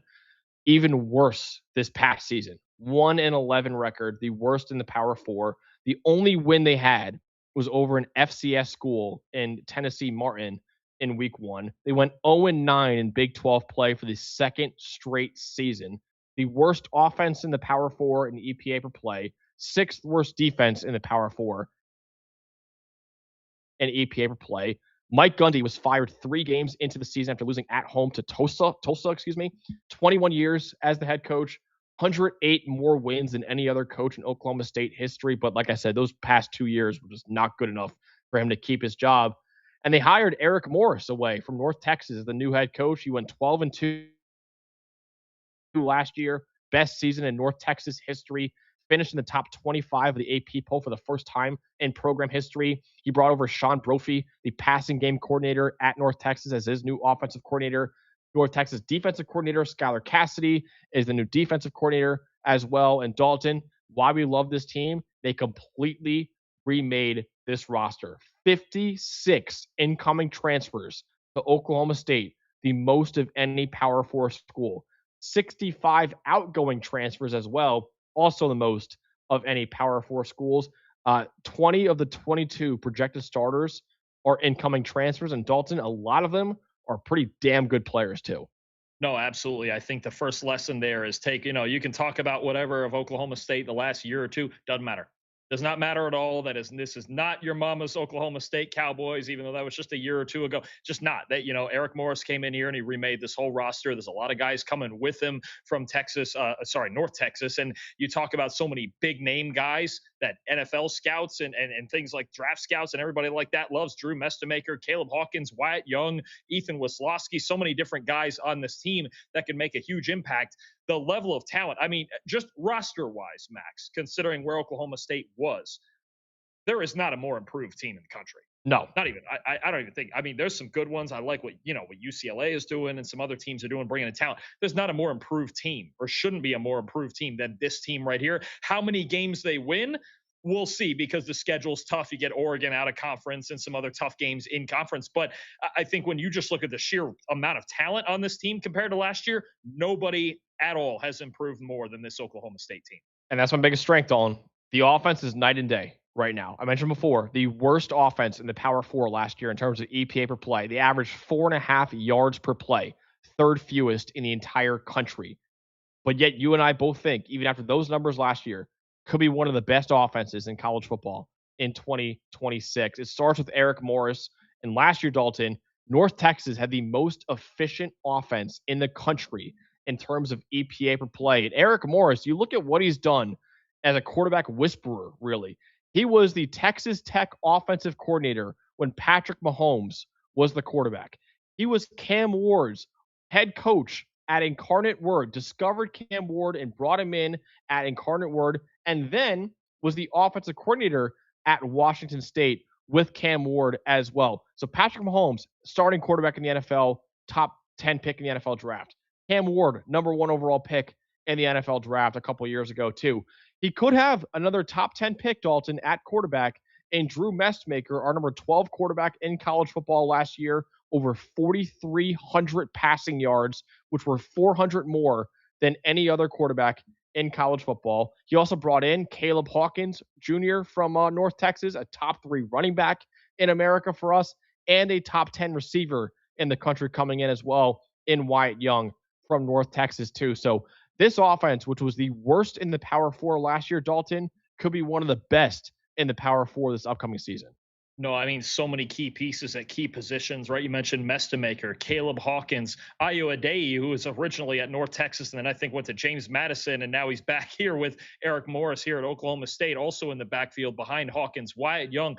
Keep an eye for Chris Barnes coming in from, I believe, from Wake Forest as a freshman last year. He was really good. Miles Coleman, Braden Nelson at left tackle. I mean, they've got so many pieces on this offense. There's almost no reason where it shouldn't come up and work. There's too much talent, right? Coming from the most efficient offense in college football last year. And then, defensively, I think when you look at this team, not quite as heavy on the as the offensive side, but there's some good things to really like too. I think especially the linebacking core with Ethan Wisłowski and Isaiah Chisholm, one from North Texas, one from UCLA. The big question I would say, looking at this roster, at least on paper, is are they going to have enough of a pass rush? I see some comments in our chat saying they don't have any defensive talent. I don't think that's true. But I do worry a little bit about, we talked about this roster losing Wendell Gregory. Who's going to step up as the big pass rusher, right? You've got Jaleel Johnson as a holdover, Malik Charles, but those two guys had 12 and 11 pressures respectively. Some transfers coming in like, James Williams from Florida State, 8 sacks over the last 2 years. Kavion Huddleston, North Texas, 17 pressures last year. So I think they're trying to piece it together. It might be a unit on that defensive line that's got to be a little more sum of its parts. But if they can find any sort of pass rush on this defense, I don't hate this back 7 with the linebacker group, with Quentin Hammonds back there coming in the secondary from North Texas as well. LaDainian Fields sticking around. He was one of the few decent players at Oklahoma State last year. So there's a lot of question marks, obviously, when you're talking about such a heavy team on paper. But the biggest one for me is probably this defensive line and how they hold up against the better offensive lines in this conference. Yeah, that's definitely fair. Dalton, tell me more about Drew Mestemaker, though, who, again, could be the third quarterback under Eric Morris to become a first-round pick in the NFL draft, and the third guy after Patrick Mahomes and Cam Ward, 2 great quarterbacks in their own right. What should we know about Drew Mestemaker as he enters this year as one of the hottest names in the 2027 NFL draft?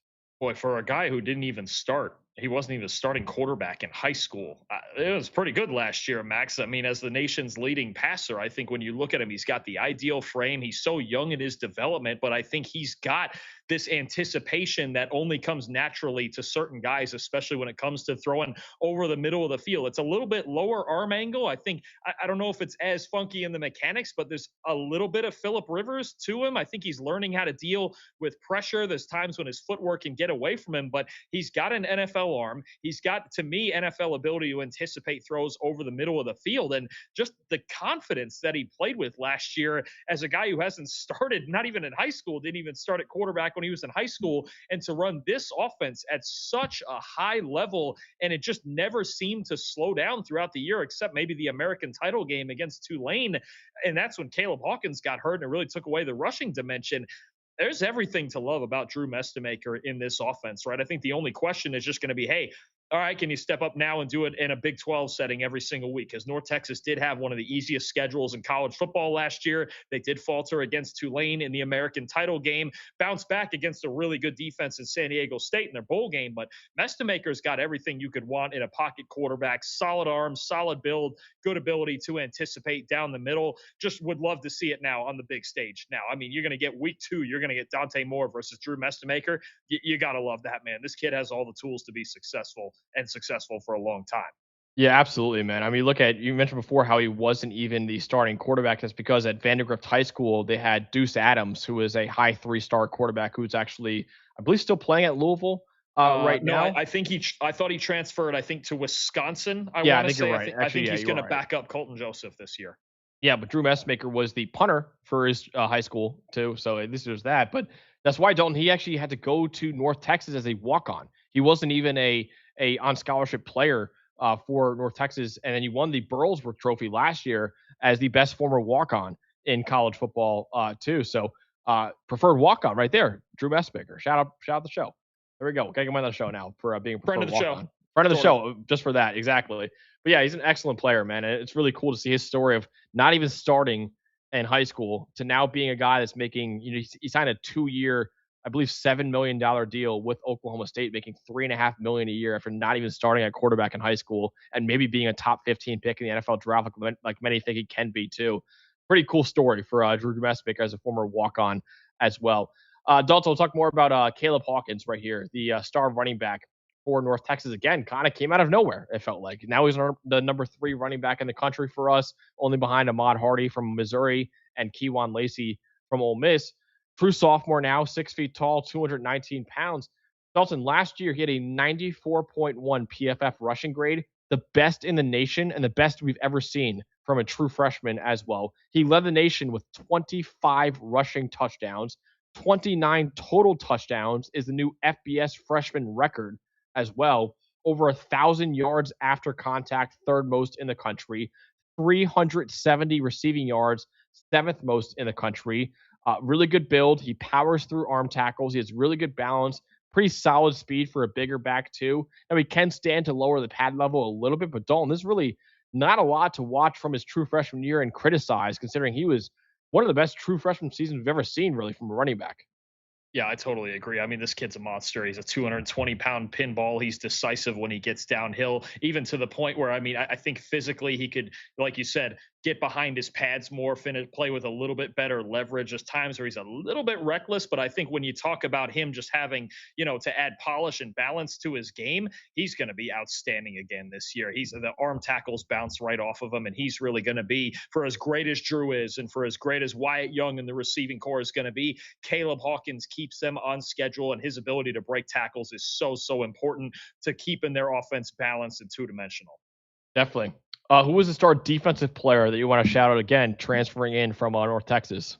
Yeah, our number 10 linebacker in the country, Ethan Wisłowski, one of the highest graded linebackers in the nation last season. And he's just, to me, got just that tough mentality that you like in your middle linebacker, right? He can even play down off the edge. He's kind of got eventually that Sam linebacker kind of thing where he can be that hybrid run defender for you. He's an excellent tackler. And I think success for him in the Big 12 is going to look a lot like it does for Austin Romaine now at Texas Tech. We'll talk about a little bit later, where he's just so fundamentally sound, always in the right place, can help you as a blitzer a little bit too. Not an A-plus athlete by any means, but his reads are solid. The tackling is really good, and he just knows where to be at all times. So he's really going to be the leader and the key to this front seven, really the entire defense. But Ethan Weslowski is going to be the tone setter on that side of the ball. I saw somebody in the chat saying, well, they have no defensive talent. Completely disagree here. Again, we've got, some holes maybe. I don't think it's as deep as the offensive side of the ball, but Ethan Weslowski as their middle linebacker, that guy's going to be the heart and soul of this defense. Yeah, he was so good at North Texas last year, one of the best linebackers in the country, and now a top 10 linebacker for us going into the year too. Dalton, we said before, is probably going to be the most improved team in college football, partly because it's hard to go anywhere but up after going 1-11 last year and only beating an FCS school, but also because we think this roster could be really good and could compete at the top of the Big 12 if all goes right for them this year. So what's the ceiling for Oklahoma State this year? What's the floor? And what do you expect for Eric Morris in year one with the Cowboys?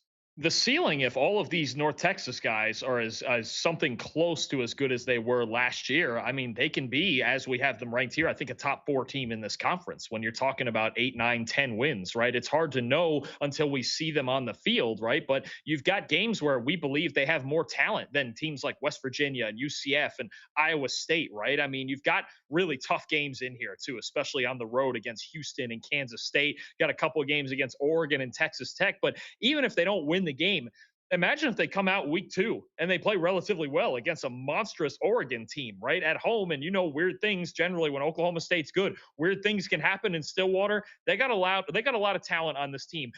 I'm not going to go all Indiana-ish and pick them to make the playoff. I'm not going to do that. But this team can be really good. There's no reason they shouldn't make a bowl game, even coming off a 1-win season, because it's a brand new roster. And I really think they could make the jump to being a top 4 or 5 team in this conference.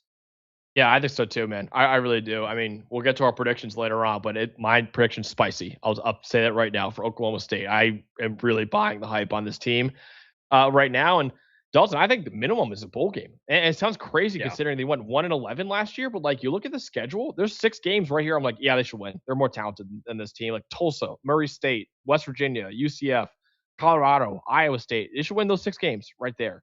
There's 4 toss-up games against Houston, Kansas State, and Arizona State that are going to be a little bit tougher, or a few of them. And then 2 games right here, Dalton, in Oregon and Texas Tech that are probably going to be games that are going to be difficult for you to win, even after improving your roster so much as well. So, yeah, I think 6-6 is like the floor, maybe even better than that. I think the ceiling, maybe 10-2 for this Oklahoma State team, maybe talking about the college football playoff for them as well, with only those 2 losses being Oregon and Texas Tech, who we both think are top 10 teams in the country going into the year too. So yeah, this is the team, Dalton, I think I'm drinking the Kool-Aid most on this upcoming season. Yeah, no, I get it. I mean, the improvement and just the amount of talent they have coming off a year that most of them coming from North Texas had last year. And this should be, if nothing else, even if they're on the lower end of that and it's like a 6-6, bowl game type of year, they've got an explosive offense that's A, going to be very entertaining, and B, I think can cause a lot of problems, especially if Mestemaker takes another step in his development at quarterback. So if you're looking for like the next 2024 Indiana, I'm not gonna say 2025 Indiana, but like the next 2024 Indiana was like a program that was really down in the dumps, gets a head coach, he brings in a lot of his former players and explodes. That to me is Oklahoma State this year. I really think Oklahoma State has a chance, Dalton, to be not only most improved team, and usually, when we say that, it's like, oh, going from 1-11 to making a bowl game would be huge for them. No, I think this is like a 10-2 ceiling. I really think this is that kind of ceiling for Oklahoma State this year. We'll see how right or wrong we are, but I'm really buying the Cowboys this year. Let's see real quick. I wanted to throw up some win totals here. Let's see. It's 6.5. 6.5. DraftKings over 6.5 is a plus 120. I would put a crap ton of money on.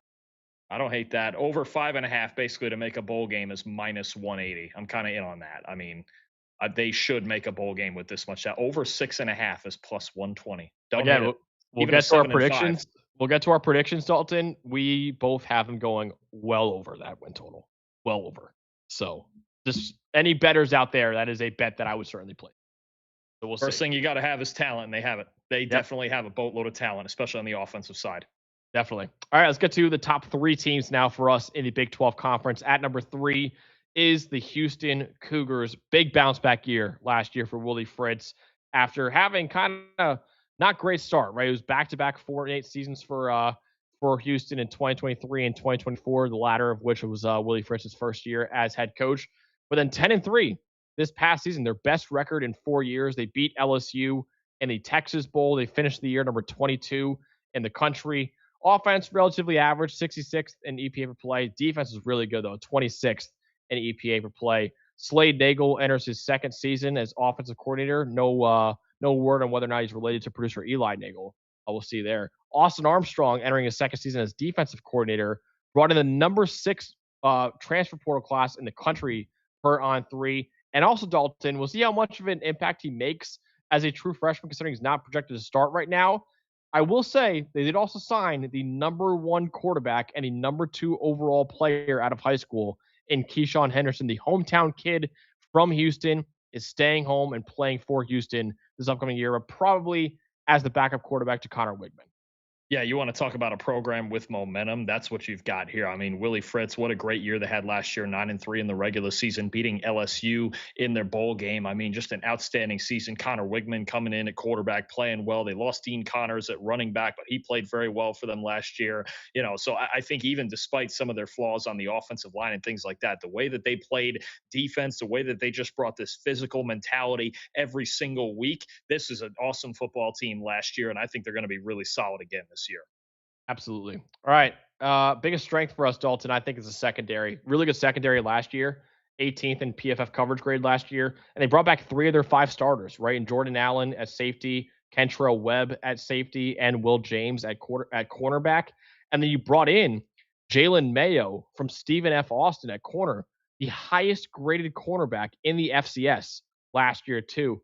Slot corner, Javion White transferred in from Tulane. He had 3 interceptions and 6 pass breakups at Tulane last year, too. So I think the secondary was really good last year at Houston and should be another great one this year, too.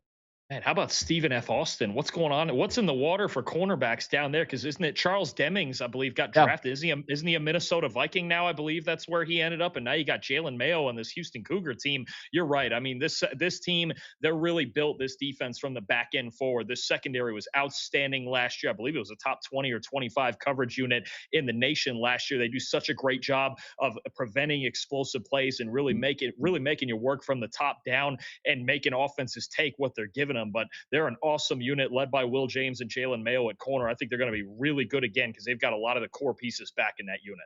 Dalton, what killed Houston last year was their offensive line. And you and I think it got a lot better than what it was last year, but really the question is how much better did this offensive line get?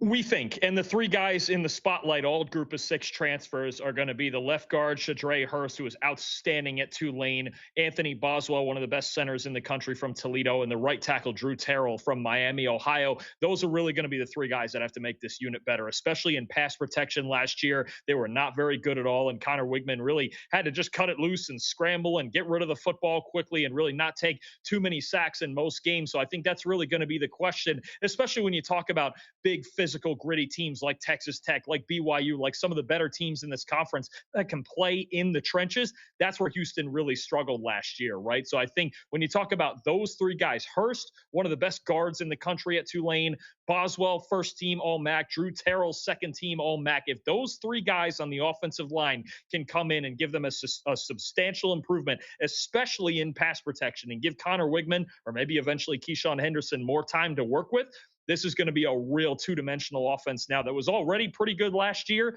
But now if they're better in the trenches, they could compete with a team like Texas Tech.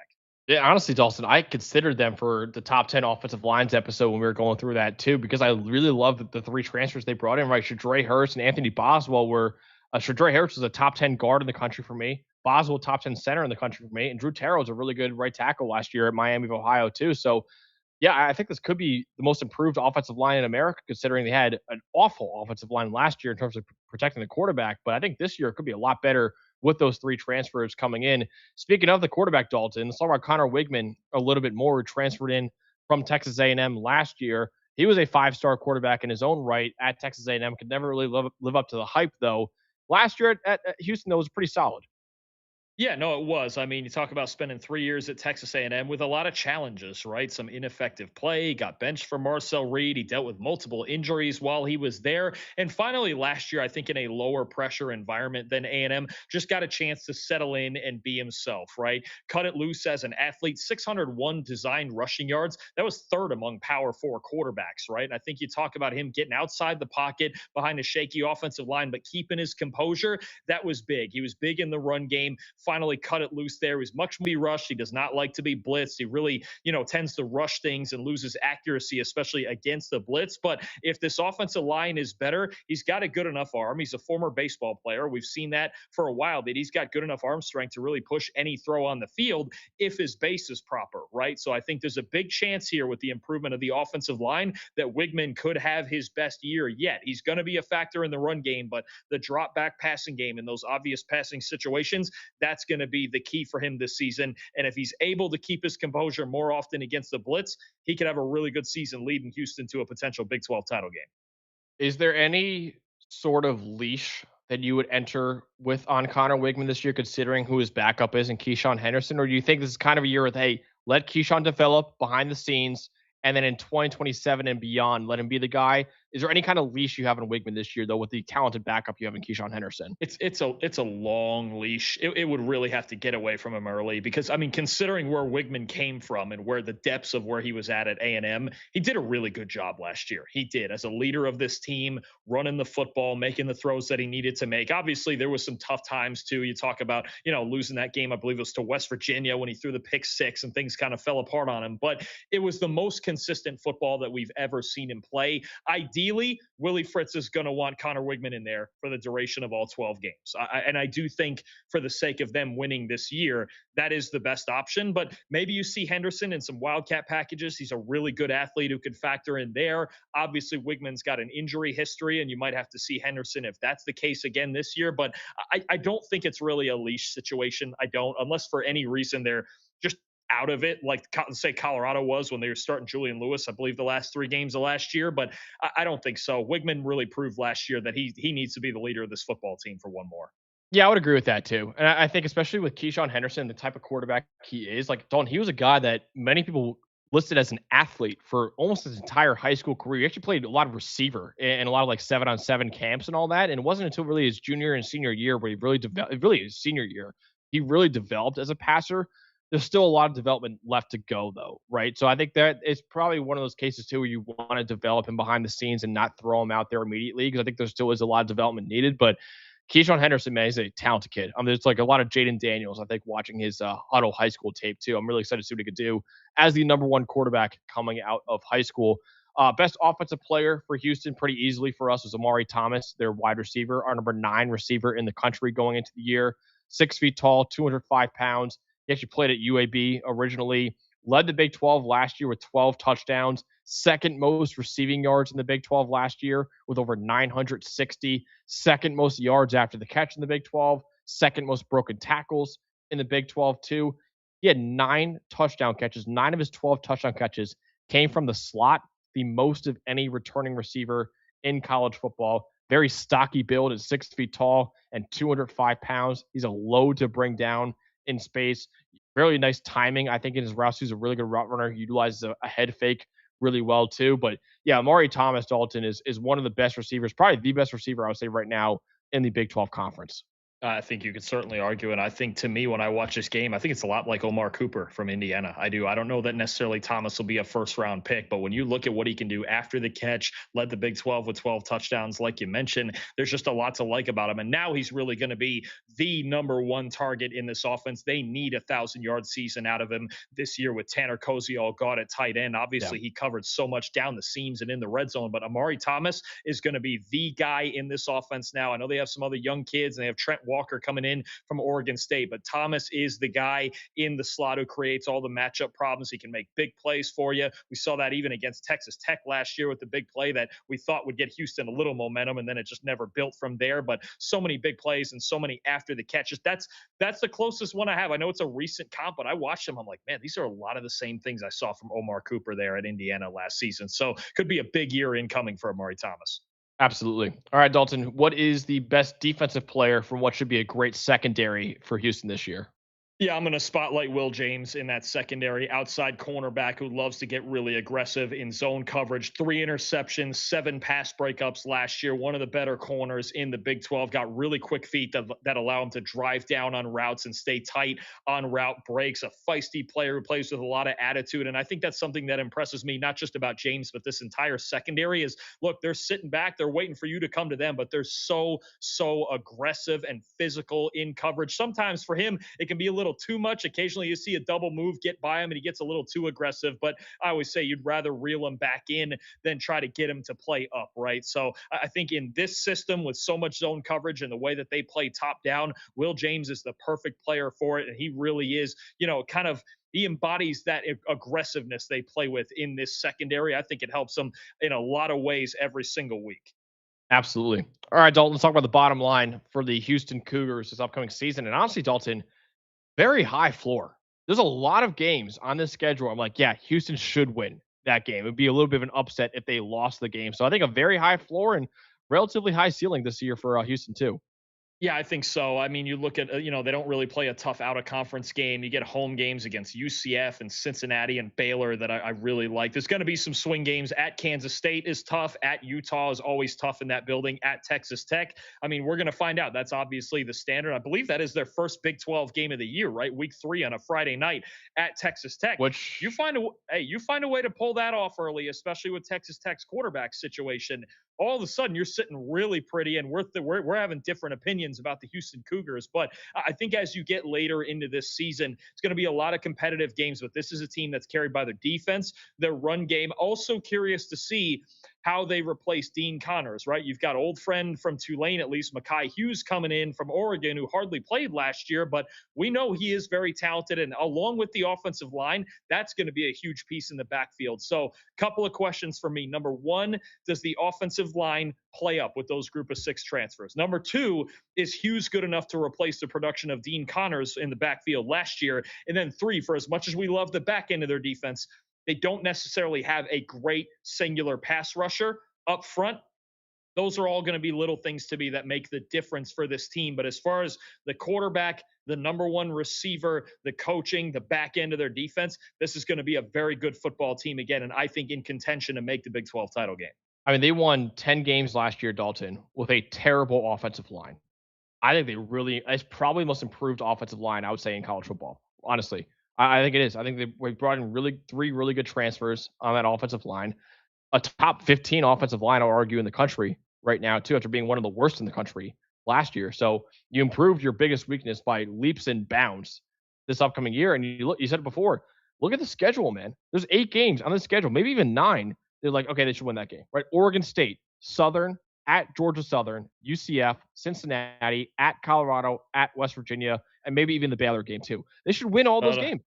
Only thing I'll say, don't take that West Virginia one off the board, because we did see what happened last year. That's true. That was really the game that killed their playoff chances. Their Big 12 chances was losing that West Virginia game. Yeah. So you never know, especially on the road, but certainly with what Willie Fritz has built in this program in the year that they had last year, again, if they're better on the offensive line, this team has a shot to go a long way in this conference. Yeah.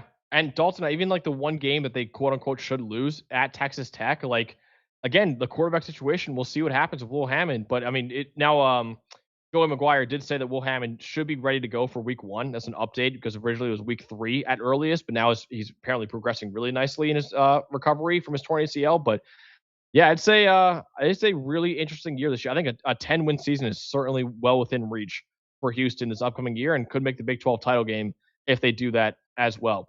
All right, let's get to number 2 in the Big 12. Cade Kirshner in the chat saying, I've been waiting 3.5 hours for this next preview. He's a real one in the chat for waiting that long to get to his team right here, Dalton.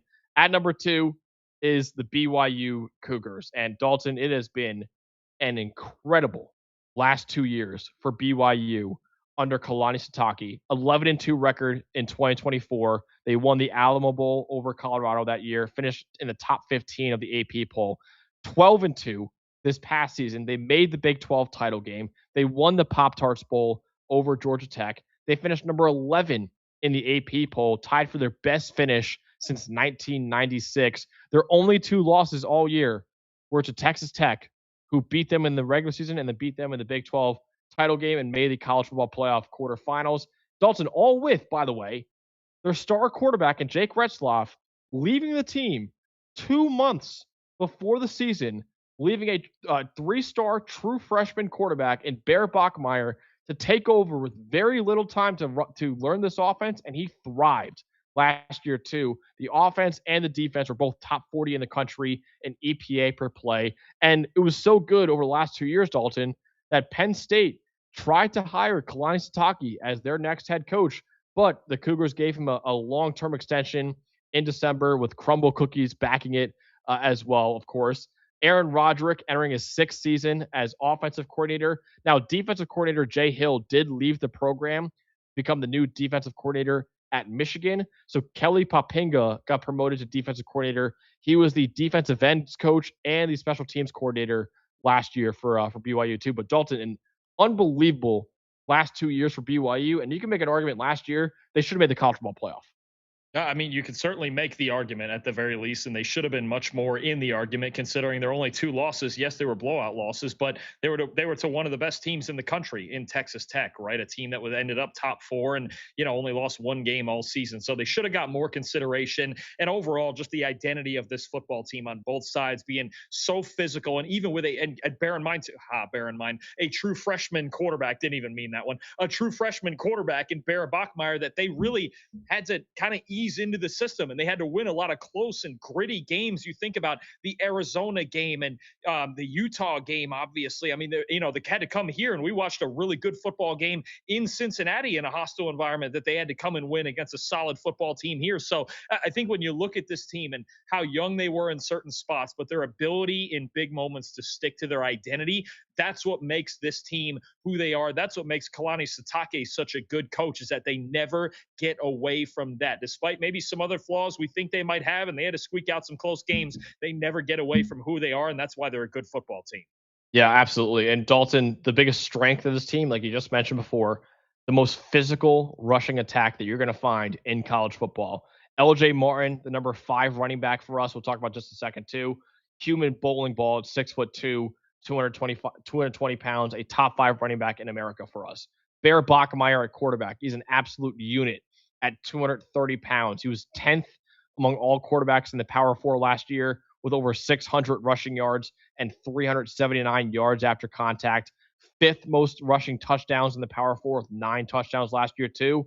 And of course, we know under Kalani Sitake, they're going to have a great offensive line, the number 10 offensive line for us in America going into this upcoming season, the number 3 center in the country in the middle of it, and Bruce Mitchell with 3 other returning starters from what was a great unit last year too. So they're going to want to run this ball and run it down your throat, man. It's going to be a very physical ground game with Bear Bachmeier, LJ Martin, and a great offensive line. Yeah, Bachmeier and Martin, their legs are the engine of this run game, along with a top 10 offensive line. You got a top 10 O-line, you got a top 10 running back, you got a top 20 quarterback whose legs are a big-time factor. We saw Bear Bachmeier on the field here at Cincinnati. I don't know how anybody tackles that guy, right? I mean, you look at his lower body especially, and you're like, what in the world? How I don't know how you're playing quarterback or how that started, but, man, this is a real asset here. Now, I'll go to the other side of the passing game because my biggest question for this team on this offense, love the run game, one of the best in the country. I don't know what we have for pass catchers. This is really the big question. Chase Roberts graduated. Carson Ryan graduated. Parker Kingston off the team for some off-field issues. And they didn't really bring a ton in the portal. You look at Kyler Casper coming in from Oregon. He had 77 yards in his 4-year career at Oregon, right? Walker Lyons at tight end coming in from USC. I think he's a decent player, but not necessarily proven with big production. And then you look at some of the incumbents at receiver, JoJo Phillips, Tiger Bachmeier, right? Reggie Frischnecht. I think this receiving core could be the difference between this team going to the Big 12 title game again and not. Who is going to step up, right? Because you had multiple really good weapons last year in this passing game, and I think the drop back game especially is going to be a big difference maker for this team, right? Even last year with a better receiving core, Bear Bachmeier with play action, 10 touchdowns and 1 interception. Without play action, 6.6 yards per attempt, 5 touchdowns, 6 interceptions.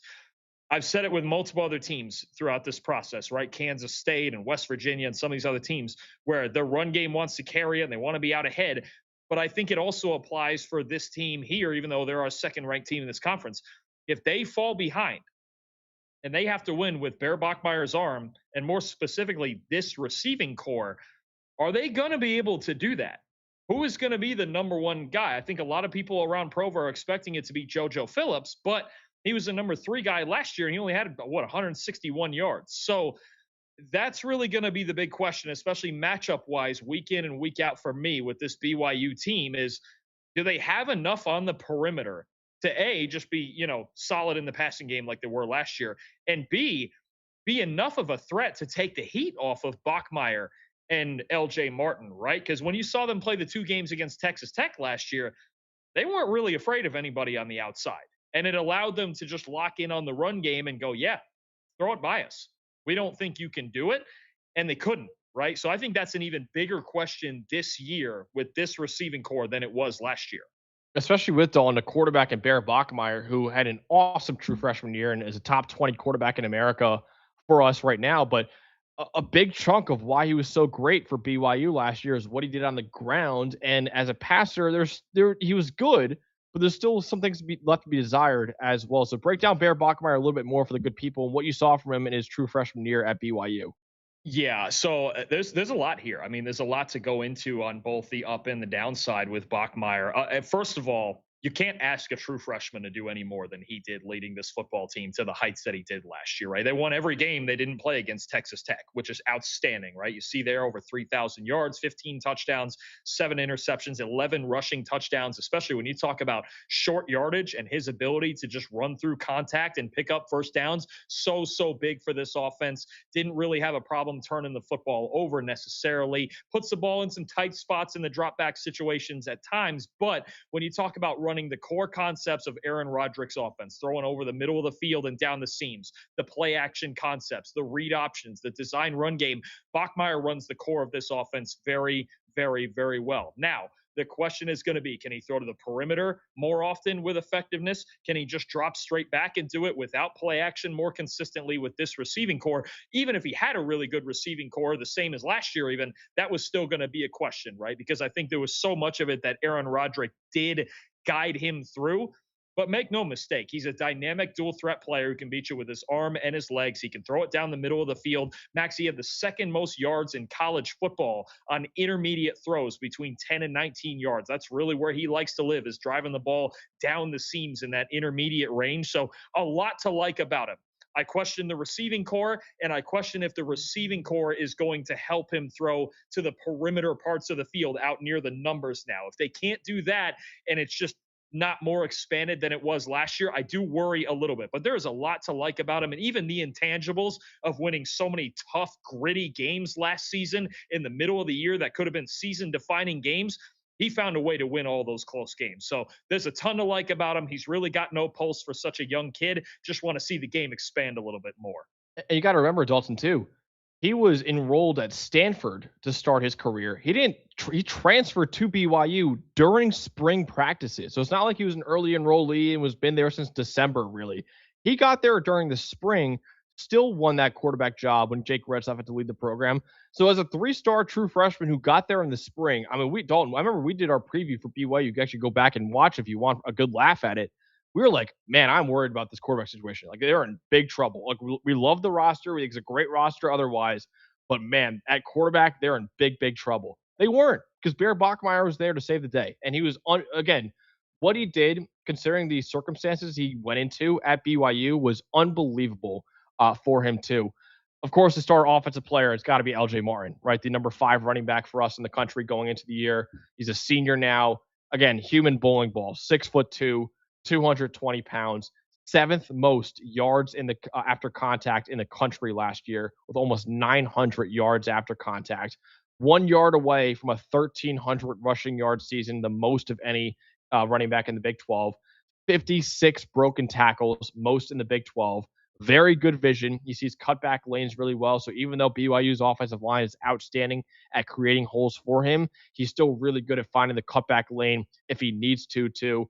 Now, he won't win many foot races, obviously, at 220 pounds, but he also won't be brought down by one defender either. He's an amazing running back, Dalton. That's going to be the bell cow once again for BYU this year.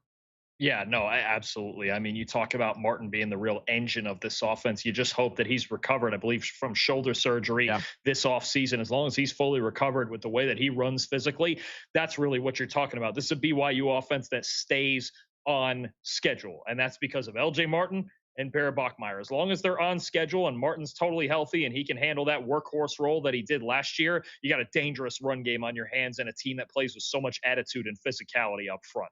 Absolutely. I mean, Dalton, a school that over the last 2 years has won 23 games, basically 11 and a half games in the last couple of years is the average for them. What's the ceiling? What's the floor? What are you expecting in year 3? Will it be more of the same for BYU, or will they go on the downswing a little bit? Well, Max, don't also forget that they've got a really good defense with some stars on it, especially a guy like Evan, I did it again. Especially a guy like look at you hate We're defense. 4 hours in. We're almost 4 hours in now. I'm getting delirious. No, it's okay. I know you don't believe defense wins championships. I get it. No, I get it. It's fine. It's fine. We're gonna, and there's a lot of stars on this BYU defense, but the one I'm gonna talk about before getting into the bottom line for the whole team, not just the offense, Max, is Evan Johnson out there at corner, our number 8 corner on our top 10 position rankings. I mean, this is somebody who's smooth in man coverage for a team that plays a lot of man coverage, right? He's very physical. He's one of those corners that he's as physical as the referees allow him to be. And a lot of weeks, the refs allow him to be pretty darn physical, right? But I think he does a great job of not going over the top with it. And give me the guy that forces turnovers out there on the outside, too. 5 interceptions, 7 pass breakups last year. So competitive to the football. He's on the NFL scouts radar in a very good secondary. Falatau Satuala also out there at safety. You've got a loaded linebacker unit. But to me, the guy that you got to look out for who can really turn a game upside down at any moment is Evan Johnson out there at cornerback. Now, Max, we can get to the bottom line. I was gonna say you could call me Lincoln Riley of this show. The way I'm just ignoring defense on this show today. Yeah. Wow, that's basically what I'm doing. He's throwing shots from across the conferences, man. A great offensive coach, but the defense has held him back. That's all I'm gonna say. And I'm of course holding you back from doing your defensive player spotlight multiple times now. So my apologies for that. But yeah, great secondary BYU's got with a top 10 corner and a top 10 safety too, and Falatau Satuala as well. All right, Dalton, now let's get to the bottom line for BYU. Again, 23 wins over the last 2 years. It's hard to get much better than what BYU's done. Is there a next step, though, that they will take, you think, this year? What's the floor? What's the ceiling? What are you expecting for the Cougars this year? Floor is pretty high because we know so much of what they have. They have a great defense, albeit with a new defensive coordinator, but they got a lot of talent on the defensive side of the ball. You've got a solid quarterback who's a dual threat. You got one of the best running backs in the country. You've got a clear identity on both sides of the ball, and that's physicality, right?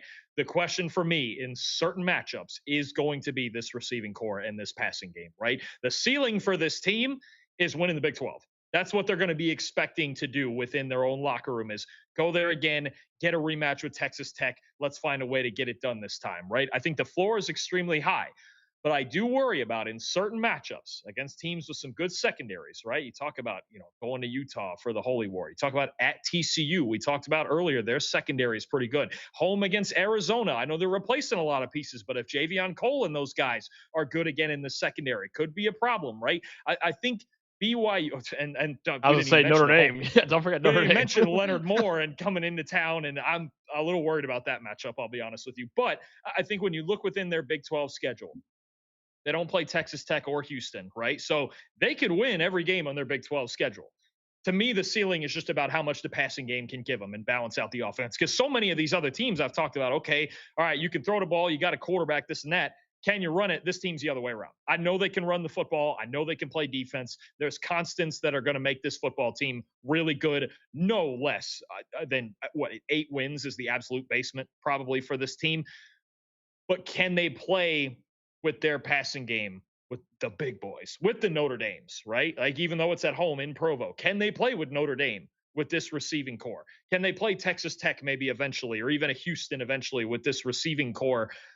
That's the part I got to see on the field. And I think it is something that to me should be under the microscope for the entire season. And look, everyone's going to want to blame or give all the glory to the quarterback, but you need guys who can catch the football. And that's the part I'd be worried about. So I do think they're going to be very, very good.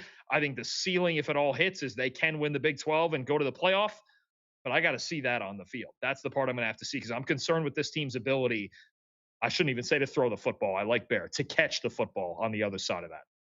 Yeah, Dalton, I'm looking at it right now. I mean, like, I think they avoid our top 5 for they avoid, so they're the second best team in the Big 12, in our opinion. They avoid the best team in Texas Tech. They avoid the second best team, or the third best team, excuse me, in Houston, the fourth best team in Oklahoma State, and the fifth best team in Kansas State, too. That's pretty insane. Like, their schedule is pretty easy in the Big 12 conference. Of course, they play Notre Dame. That's gonna be a really difficult game. Notre Dame's one of the best teams in the country, right? But that's an out of conference game. So in terms of making the Big 12 title game, and by the way, under new rules in the college football playoff this year, you win your conference in the Power Four, you're making the playoff, no matter who you are, right? So yeah, I think the schedule is really advantageous for BYU right now. I think Notre Dame game, yeah, probably not going to win that game, especially with that matchup of the receiving core against that secondary, our number 1 secondary in the country. That's going to be tough.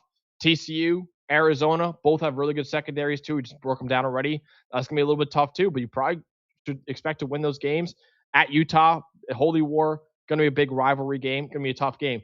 Dalton, there's like, 8 other games though I'm looking at right now where they should be heavily favored to win. I think it's a really high floor and a really high ceiling for BYU. I think 11-1 as a ceiling, maybe the only loss to Notre Dame, and maybe going undefeated in Big 12 play, which will get you a spot in the Big 12 title game too. That should be the not only the ceiling, the expectation I would have for BYU this year too. Yeah, I agree. I think they have that expectation for themselves. I just look at that one unit. I look at that one unit with the pass catchers and some of those swing game matchups, especially, and I go, all right, I got to see it. I got to see who's going to be the Chase Roberts, who's going to be the Parker Kingston of this team, because that's it's as important a unit as this entire conference that could make a difference between them maybe winning the conference and not even being in heavy contention for it. It's that receiving unit for me. Yeah, definitely. All right, that wraps up BYU. We got Mohol in the chat saying, give these unemployed kings some thumbs up, guys. Yes, please, so we can pay rent this month. Please leave your like on the channel and subscribe to the channel, too. That really helps out the show. Appreciate you guys for watching this far into it. One more team left, and then, of course, is the Texas Tech Red Raiders at number 1. And Dalton, no way around it. The greatest season probably in program history last year for Texas Tech. They finished 12-2. They made the college football playoff quarterfinals, losing to Oregon. The first Big 12 championship in school history.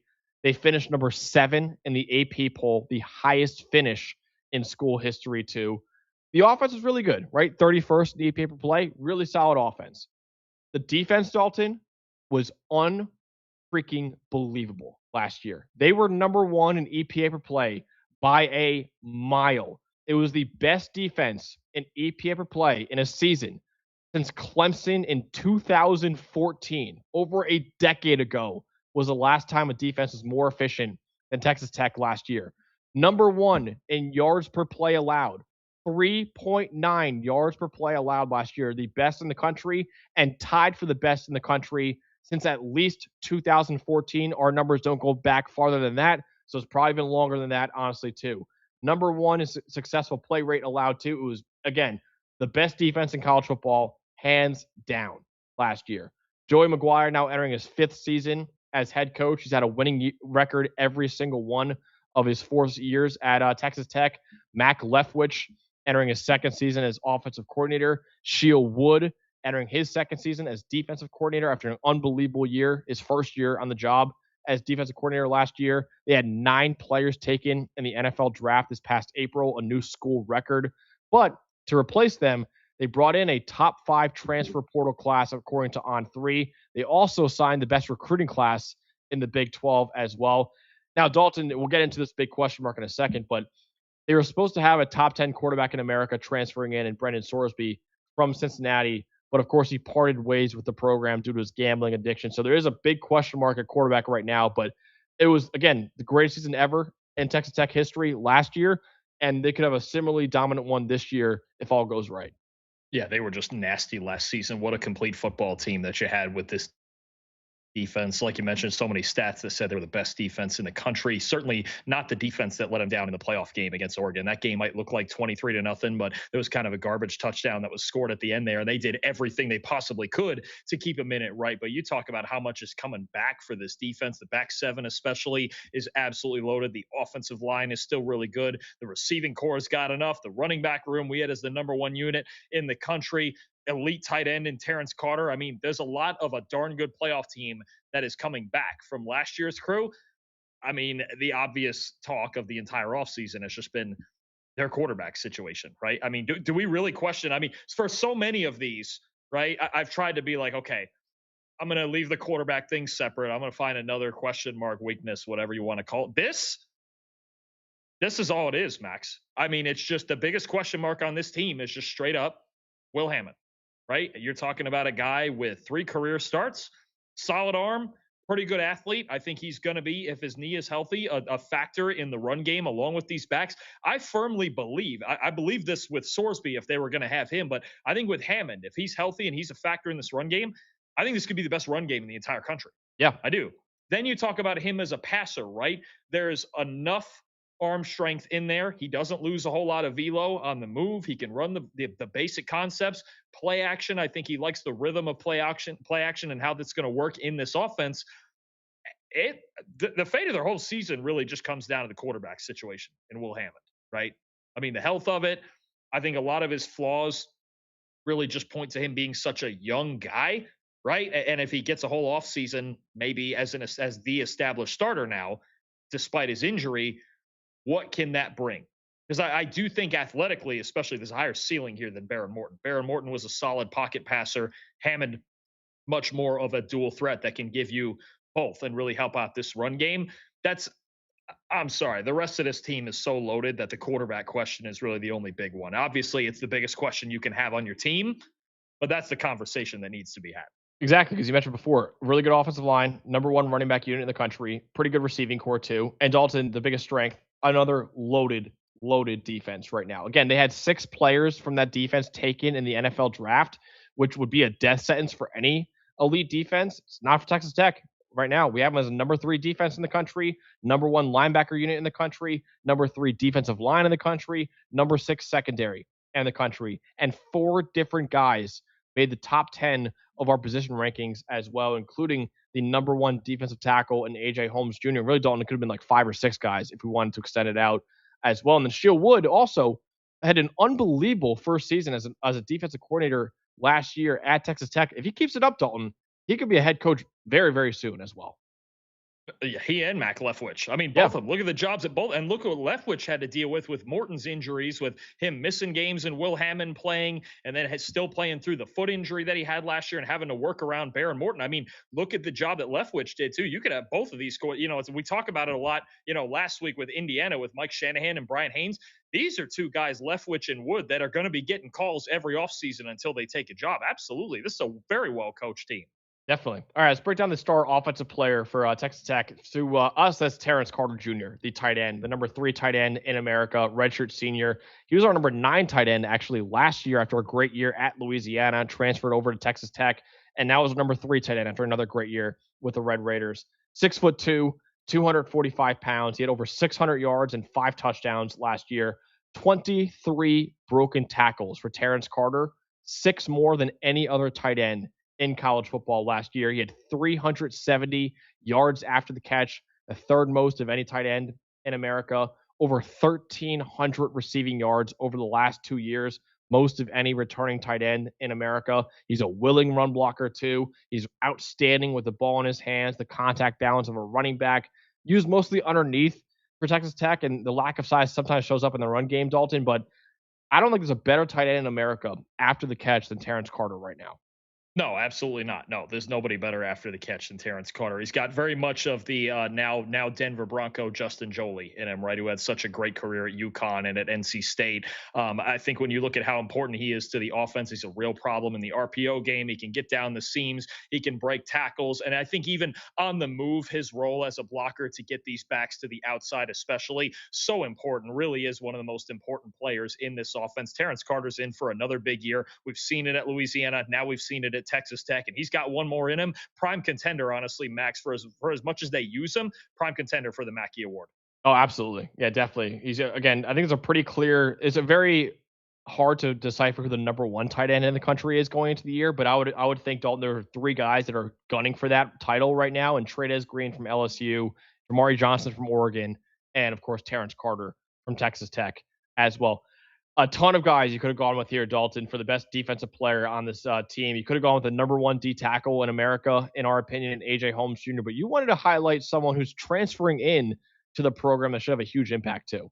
Yeah, I mean, it was so hard to narrow down when you've got AJ Holmes and Trey White and Adam Trick and Ben Roberts and John Curry and Bryce Pollock and all the other guys in this defense. It's hard to narrow it down to one. But to me, I wanted to go with Austin Romaine as just the replacement for Jacob Rodriguez and everything Rodriguez did, finishing the friggin' fifth in the Heisman voting last year. Now, I don't think Rodriguez is necessarily the same as Romaine, but I think if you were going to lose a player like that and you're going to go in the portal and go, hey, we need a middle linebacker.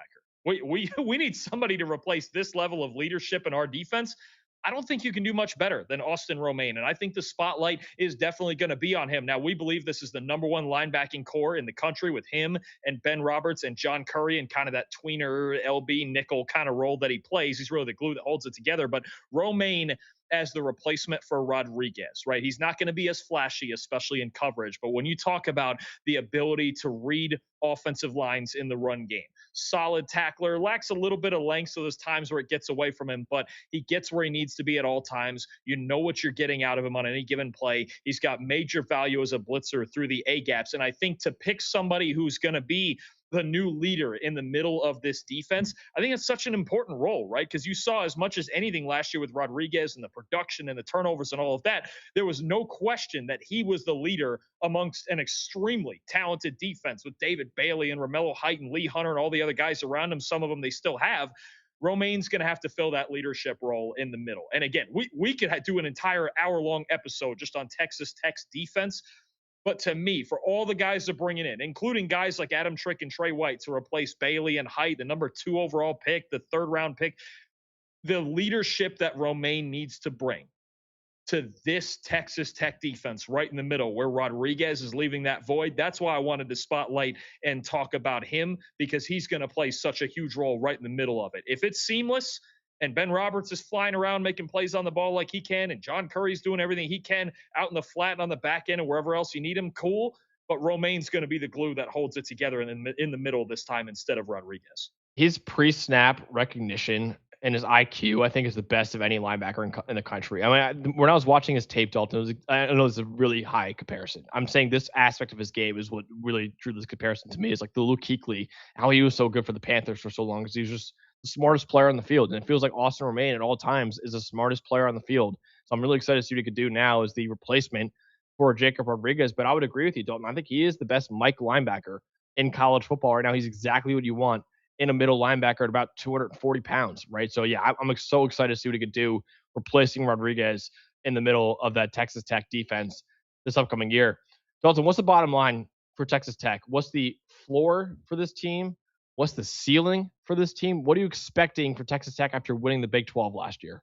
So in a not so quantified manner, the floor and ceiling is just whatever Will Hammond is, right? I think that's really what you're getting at. This team is great on defense. They're loaded at running back, top 3 tight end, receiving core, whatever you want. They're going to be a top 5 defense in the country again. I have almost no question about that. I don't know if it'll be David Bailey, number 2 overall, like with Trick or White or any of that, but I mean, they're going to be nasty on defense. The reality is, on paper, even with the QB situation, they're the best team in the Big 12. Yeah. They're the most talented team in the Big 12. They should win the Big 12. They should be considered heavily favored. Absolutely. It's just when your one question is at quarterback, there is room to lose a couple of games, right? You know, playing Houston in week 3 in his first big start of the year. If you're at Oklahoma State and things get weird in Stillwater and Eric Morris finds a way to score some points. They lost to Sam Leavitt last year. Arizona State doesn't have Sam Leavitt, but maybe they got the confidence to go in there and beat you, right? Realistically, if Will Hammond in the quarterback situation is awful, then they might lose 2 or 3 games and they'll miss the Big 12 title game. If he's just even average, they're going to win this conference and they might go 12-0. And if for any reason Will Hammond's great, you still might have a national title contender on your hands.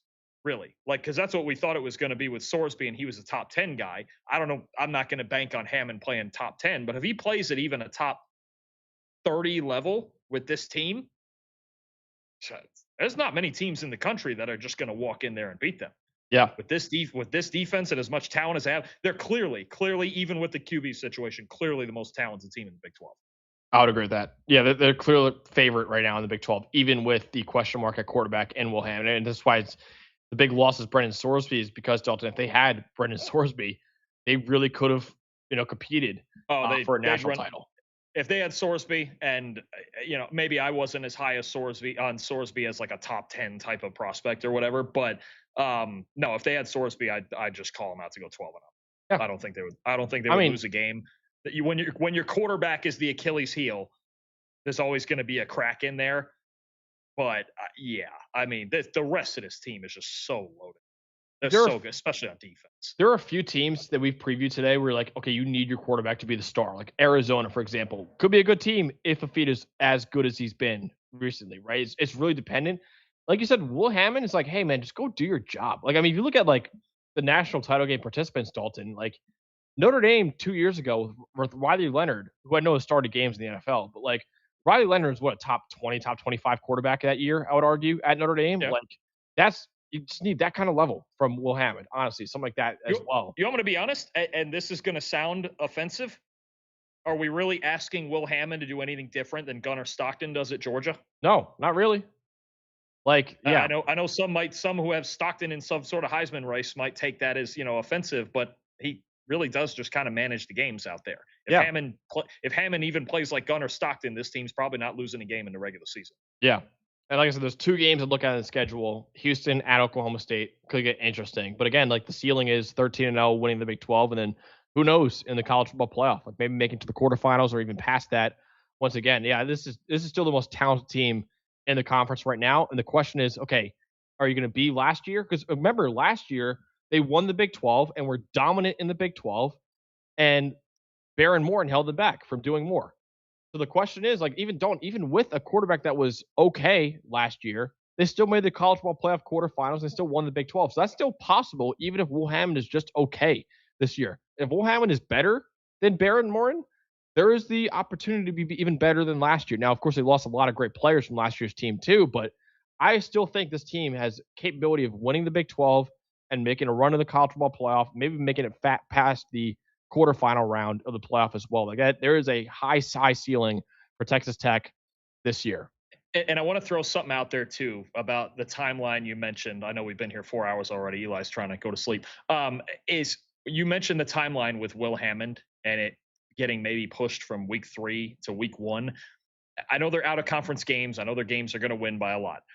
I think getting those extra 2 games in, if Will Hammond is ready by week 1, as opposed to the first game being Houston and your biggest game on your schedule, getting those first 2 games of reps in this offense for Will Hammond would be so huge. If he can be back by week, I know it doesn't sound like a lot. I'm sure maybe Joey McGuire and Mac Leftwich are thinking the same thing. Like, man, I'd really like to just get 2 games of reps in, right, before that Houston game, and we just throw them right in the fire. Like, that would be so big for them long term. If he is ready week 1, to just get those reps and just get in there and get in rhythm and really be sure that the knee is healthy and he can do everything you need him to do. Because if he can do that, yeah, they could. There's a chance they could smoke their way through this conference. Yeah, exactly. It's not because they need him in week 1 or week 2 to win the games, right? They could win the game with Lloyd Jones or Kirk Francis starting at quarterback against Abilene Christian. They might win the game with you or me at quarterback in those games.